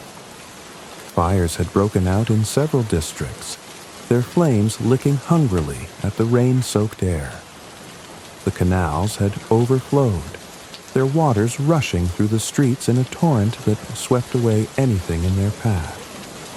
The screams of the city's inhabitants filled the air, their cries for help drowned out by the unrelenting roar of the sea. Kyle made his way through the chaos, his eyes fixed on the distant outline of the Temple of Tides. The temple's silhouette was faint against the storm-lit sky, its towering columns swaying as if struggling to remain upright. He forced himself to keep moving, his feet slipping on the waterlogged streets as he navigated through the crowds of panicked citizens. Some reached out to him, begging for guidance, but Kyle could offer them nothing. His focus was solely on Liara. When he reached the temple, the scene that greeted him was both awe-inspiring and terrifying. The sacred waters of the temple pools were no longer calm, but erupted violently, glowing with a blinding light that cast eerie shadows across the walls. The air was thick with an energy that seemed to hum with the voice of the goddess herself, a sound that resonated deep within Kale's bones. Liara stood at the edge of the central pool, her white robes billowing in the wind. She was radiant, her figure illuminated by the glow of the water, but there was a stillness to her that made Kale's heart ache. She turned to him as he entered, her expression a mixture of sorrow and resolve.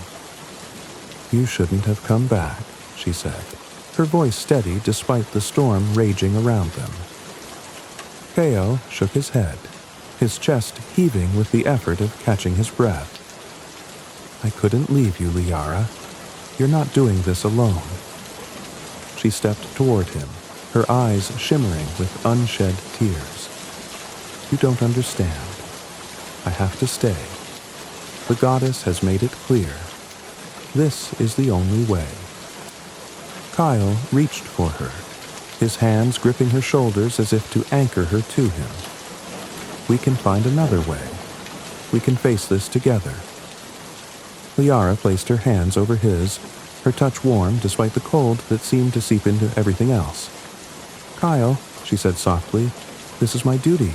The goddess demands a sacrifice, and it has to be me." "No," Kyle said, his voice breaking.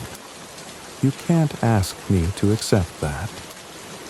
Tears streamed down Liara's face as she leaned her forehead against his. "It's not what I want, Kyle, but it's what's needed. You have to lead them now. You have to save what's left." Kyle's grip tightened as he fought back his own tears. "I can't do this without you." "You can," Liara said, her voice firm but tender. "You have to." The temple shook violently as another tremor rippled through the city, the columns cracking and groaning under the strain. Liara pulled away from Kale, her hands slipping from his grasp. She turned back to the pool, her posture resolute. "Go," she said, her voice filled with a quiet strength. "Save them, Kale. That's how you honor me." Kale stood frozen, his mind screaming for him to stop her, to do something, anything. But as the light from the pool intensified, he knew there was no changing her mind. With a final, anguished cry, he turned and ran, his heart shattering with each step that carried him farther from her. As Kyle fled the temple, the light within it grew brighter, piercing the stormy sky like a beacon. The ground beneath him trembled violently, and he stumbled but kept moving, his legs carrying him toward the cliffs where the arcs waited. Behind him, the temple crumbled, its once majestic form consumed by the sea. When Kale reached the cove, he was met with silence. The storm had begun to abate, the winds dying down and the rain falling to a gentle drizzle. The arcs floated in the water, their passengers watching in stunned silence as Atlantis was swallowed by the waves. Kyle climbed aboard the final arc, his body trembling with exhaustion and grief. He stood at the edge of the vessel, his eyes fixed on the place where the temple had stood, now nothing more than a churning vortex of water and light. The arcs drifted away from the cove, carried by a calm current that seemed almost unnatural in its stillness. Kyle clutched the token Liara had left him, a small shell, its surface smooth and iridescent. He held it tightly, his tears falling freely as he whispered her name. As the arcs sailed into the open ocean, Atlantis disappeared beneath the waves, its golden spires and alabaster streets lost to the depths. but the memory of its beauty and the sacrifice that had ensured its legacy lived on in the hearts of those who had survived. Kyle vowed to honor Liara's sacrifice by leading them to a new beginning, one built on the lessons of the past and the hope for a brighter future. The journey of the survivors began in silence, a silence so profound that it weighed heavily on every soul aboard the arks. The once vibrant hum of Atlantis was gone, replaced by the gentle lapping of waves against the wooden hulls and the faint creaks of the vessels as they drifted across the endless expanse of ocean. The air was thick with the scent of salt and damp wood, and the only light came from the faint glow of the stars overhead, unobstructed now by the golden spires that had once reached for the heavens. Atlantis was no more, swallowed by the sea, and with it had gone the dreams, the hubris, and the splendor that had defined it. Kyle stood at the prow of the lead ark, his eyes fixed on the horizon. He had not spoken since they departed the cove, his grief too immense to put into words.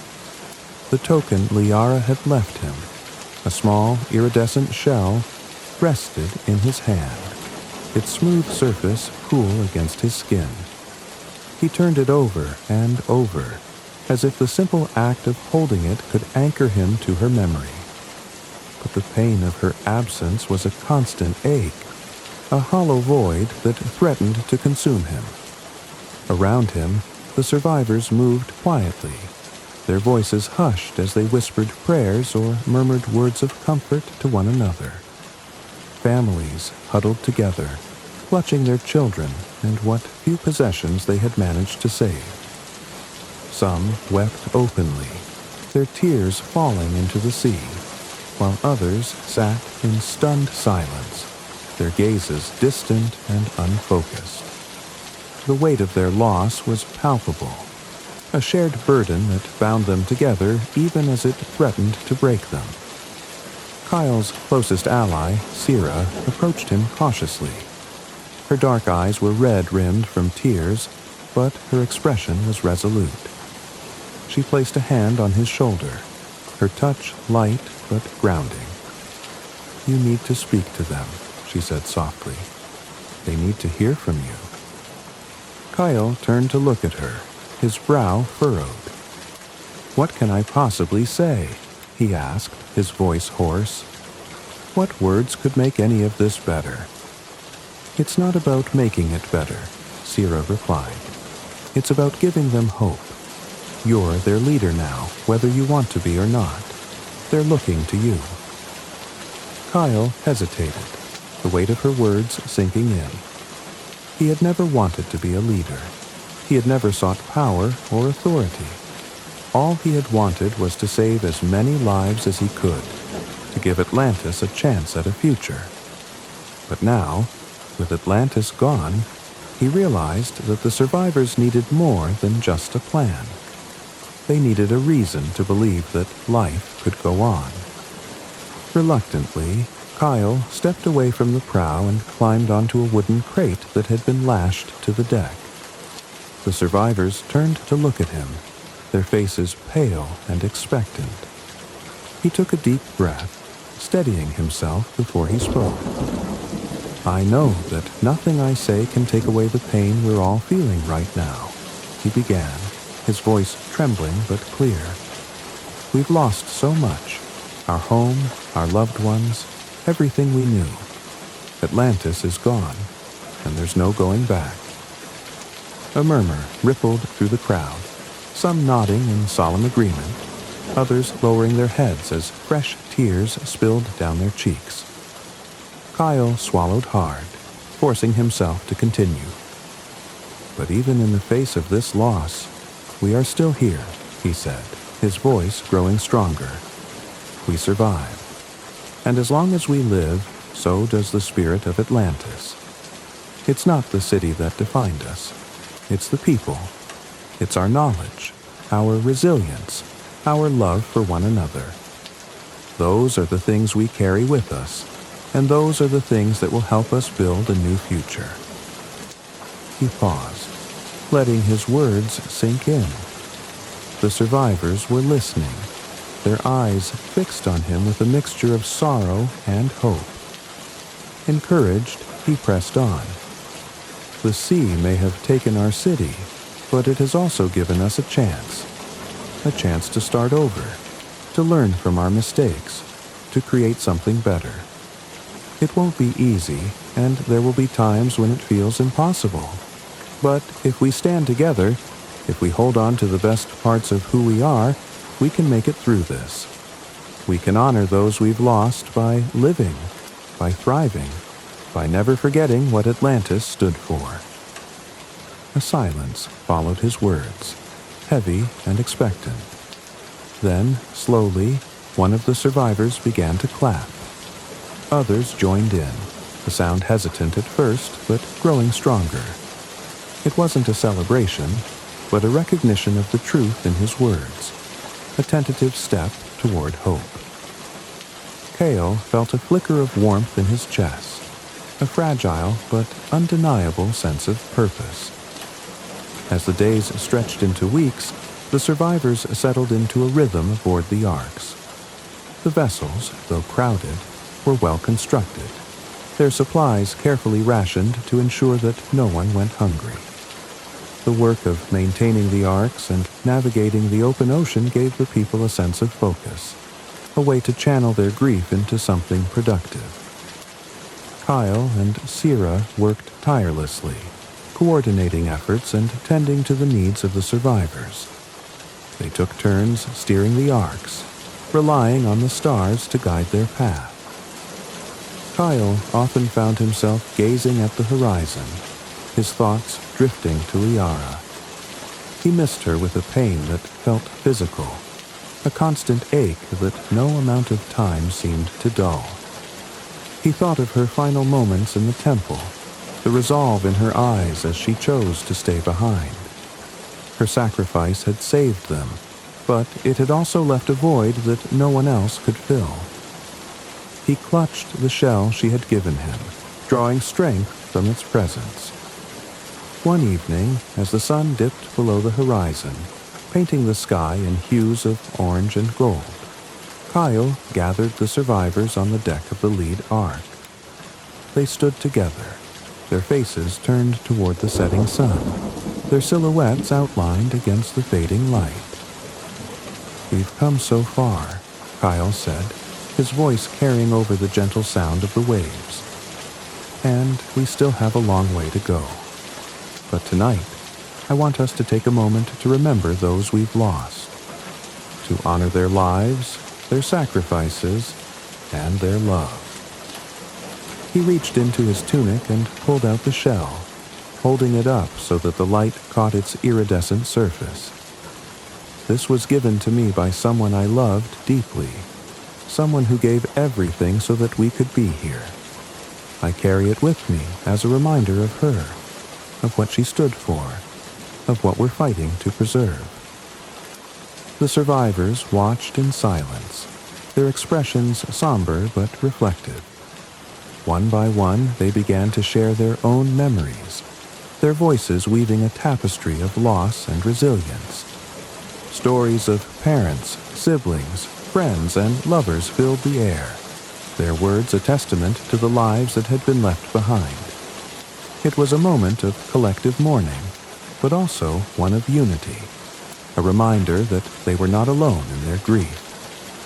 As the stars emerged, their light reflected on the still waters, Kyle felt a sense of quiet determination settle over him. Atlantis was gone, but its spirit lived on in the people who had survived. Together, they would find a new home, a place where they could build a future that honored the best of what Atlantis had been. The road ahead was uncertain, but for the first time since the deluge, Cale felt a flicker of hope. The arks sailed on, their wooden hulls creaking softly as they moved through the open ocean. The survivors, though weary, held their heads high, their gazes fixed on the horizon. They carried with them the memory of Atlantis, not as a monument to their past, but as a promise to their future. In their hearts, they carried the light of the Golden City, a light that would guide them through the darkness and into the dawn of a new beginning. The memory of Atlantis lingered like the faint hum of a distant melody, resonating within the hearts of those who had escaped its watery grave. Though the city itself had been swallowed by the sea, its spirit endured in the survivors who drifted across the open ocean, seeking a new home. They carried with them fragments of a vanished world, stories, knowledge, traditions, and a sense of wonder that could not be drowned, no matter how high the waves had risen. For them, Atlantis was no longer a physical place, but a beacon of what could be, a reminder of both humanity's potential and its flaws. Kyle stood at the helm of the lead arc, watching as the first light of dawn spilled across the horizon. The ocean stretched endlessly in every direction, a vast and unknowable expanse. Yet, within its seeming emptiness, Kyle found a strange sense of peace. The waves whispered softly, their rhythm soothing, as if the sea itself were offering a fragile truce. He gripped the token Liara had left him, a small iridescent shell, turning it over in his hands. Its cool surface was a tether to her memory, a reminder of her sacrifice and the promise he had made to her, to lead, to protect, and to honor the spirit of Atlantis. The survivors had begun to rebuild themselves in small but meaningful ways. Though they were adrift, the arcs became floating sanctuaries, microcosms of the world they had lost. Families gathered each evening to share meals, their voices carrying across the decks in quiet conversation. Elders told stories of Atlantis, their words painting vivid pictures of the city's golden spires, its shimmering canals, and the boundless ingenuity of its people. Children listened wide-eyed, their imaginations piecing together a vision of a home they would never see. And yet, the tales were tinged with caution, a reminder that the grandeur of Atlantis had been its greatest weakness. Kyle had made it a priority to preserve the knowledge of Atlantis. The great library, with its endless shelves of scrolls and codices, had been lost to the waves, but the survivors carried fragments of its wisdom within their minds. Scribes worked tirelessly to record what they could remember, inscribing their memories onto parchment salvaged from the wreckage. They documented everything: Atlantean science, medicine, philosophy, art, and even the smallest details of daily life. Kyle encouraged this work, knowing that it was not enough to simply survive. They had to ensure that the legacy of Atlantis would endure. Among the survivors, there was a woman named Maris, a former artisan who had once created intricate mosaics that adorned the walls of the palace. She had taken it upon herself to chronicle their journey, crafting a sprawling tapestry that depicted the rise and fall of Atlantis. Each night, she sat under the stars, weaving threads of gold, blue, and crimson into scenes of breathtaking beauty and heartbreaking tragedy. Her work became a symbol of resilience, a way for the survivors to process their grief and find meaning in their loss. One evening, as Maris worked on her tapestry, Kyle approached her. The glow of the lantern beside her illuminated her hands as they moved deftly, weaving strands into the fabric with practiced precision. "It's beautiful," Kyle said, his voice soft. Maris looked up, her expression weary but warm. "Thank you," she replied. "I just hope it does justice to what we've lost." Kyle nodded, his gaze lingering on the tapestry. It depicted Atlantis in all its glory, its spires reaching toward the heavens, its canals alive with light. But there was also darkness, storm clouds gathering, waves rising, and the faint outline of a crumbling temple. "You're doing more than that," Kyle said. "You're helping us remember, and remembering is how we honor them." Maris smiled faintly and returned to her work, her fingers weaving stories into threads. Kyle watched her for a moment longer before turning to gaze at the horizon. The stars were bright overhead, their light reflected in the still waters. It was in these quiet moments that Kyle felt Liara's presence most acutely, as if she were a part of the stars, watching over them. The journey was not without its challenges. The ocean was vast and unforgiving, and the survivors often faced storms that tested their resolve. Supplies ran low and tempers occasionally flared, but Kyle and his allies worked tirelessly to maintain order and unity. Each challenge became a lesson, a reminder that they could not afford to repeat the mistakes of the past. The survivors learned to adapt, to live in harmony with the sea rather than seek to dominate it. They fished carefully, taking only what they needed, and offered prayers of gratitude for every meal. They repaired their vessels with ingenuity, using materials salvaged from the wreckage of their old lives. After months adrift, the arks finally reached a cluster of islands rising like emeralds from the sea. The sight of land brought cries of joy and relief from the survivors, many of whom fell to their knees in gratitude. The islands were lush and untouched, their shores lined with white sand, and their interiors dense with forests that teemed with life. It was a stark contrast to the engineered beauty of Atlantis, but it held a wild, untamed allure that spoke to the survivors' longing for a fresh start. Pale was among the first to set foot on the island's shores. He knelt in the sand, letting it sift through his fingers, and breathed deeply of the salt-tinged air. It was not Atlantis, but it was a beginning. The survivors followed him, their steps hesitant but filled with hope. They began to explore the islands, marveling at their natural beauty and abundance. Streams of fresh water flowed freely, and the forests bore fruits and herbs they had only read about in ancient texts. Building a new settlement was no easy task, but the survivors approached it with determination. They worked together, drawing on their collective knowledge and skills to construct homes, cultivate crops, and create a community that valued equality and balance. There were no grand palaces, no golden spires, only simple structures built with care and respect for the land. Kyle ensured that the lessons of Atlantis were woven into the fabric of their new society. They established councils to make decisions collectively, and they placed a strong emphasis on education, ensuring that every child learned the stories and values of their people. The legacy of Atlantis began to take shape in this new land, not as a recreation of the lost city, but as an evolution of its ideals. The survivors embraced the balance they had once taken for granted, living in harmony with the natural world rather than seeking to control it.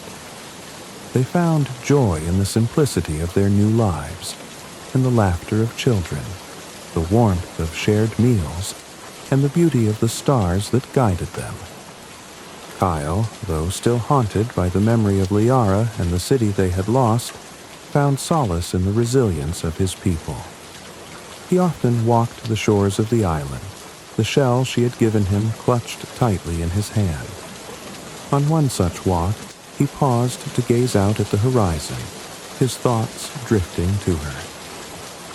"You would have loved it here," he murmured, his voice carried away by the wind. "We're doing our best to honor you, to honor Atlantis. I hope you can see that." As the years passed, the survivors' settlement grew into a thriving community. They named their new home Aloria, a tribute to Atlantis and the goddess of the sea. The tapestry Maris had woven was displayed in the central hall, a constant reminder of their journey and the sacrifices that had brought them to this place. The stories of Atlantis became legends, passed down from one generation to the next, their truths interwoven with the myths that would one day spread across the world. In time, the memory of Atlantis would fade, its name becoming little more than a whisper on the wind, a tale told to curious children. But its legacy endured in the hearts of those who carried its light forward. The survivors of Atlantis had found a new home, not just on the islands they now called their own, but in the resilience and hope that bound them together. And in that, the spirit of Atlantis lived on, eternal and unbroken.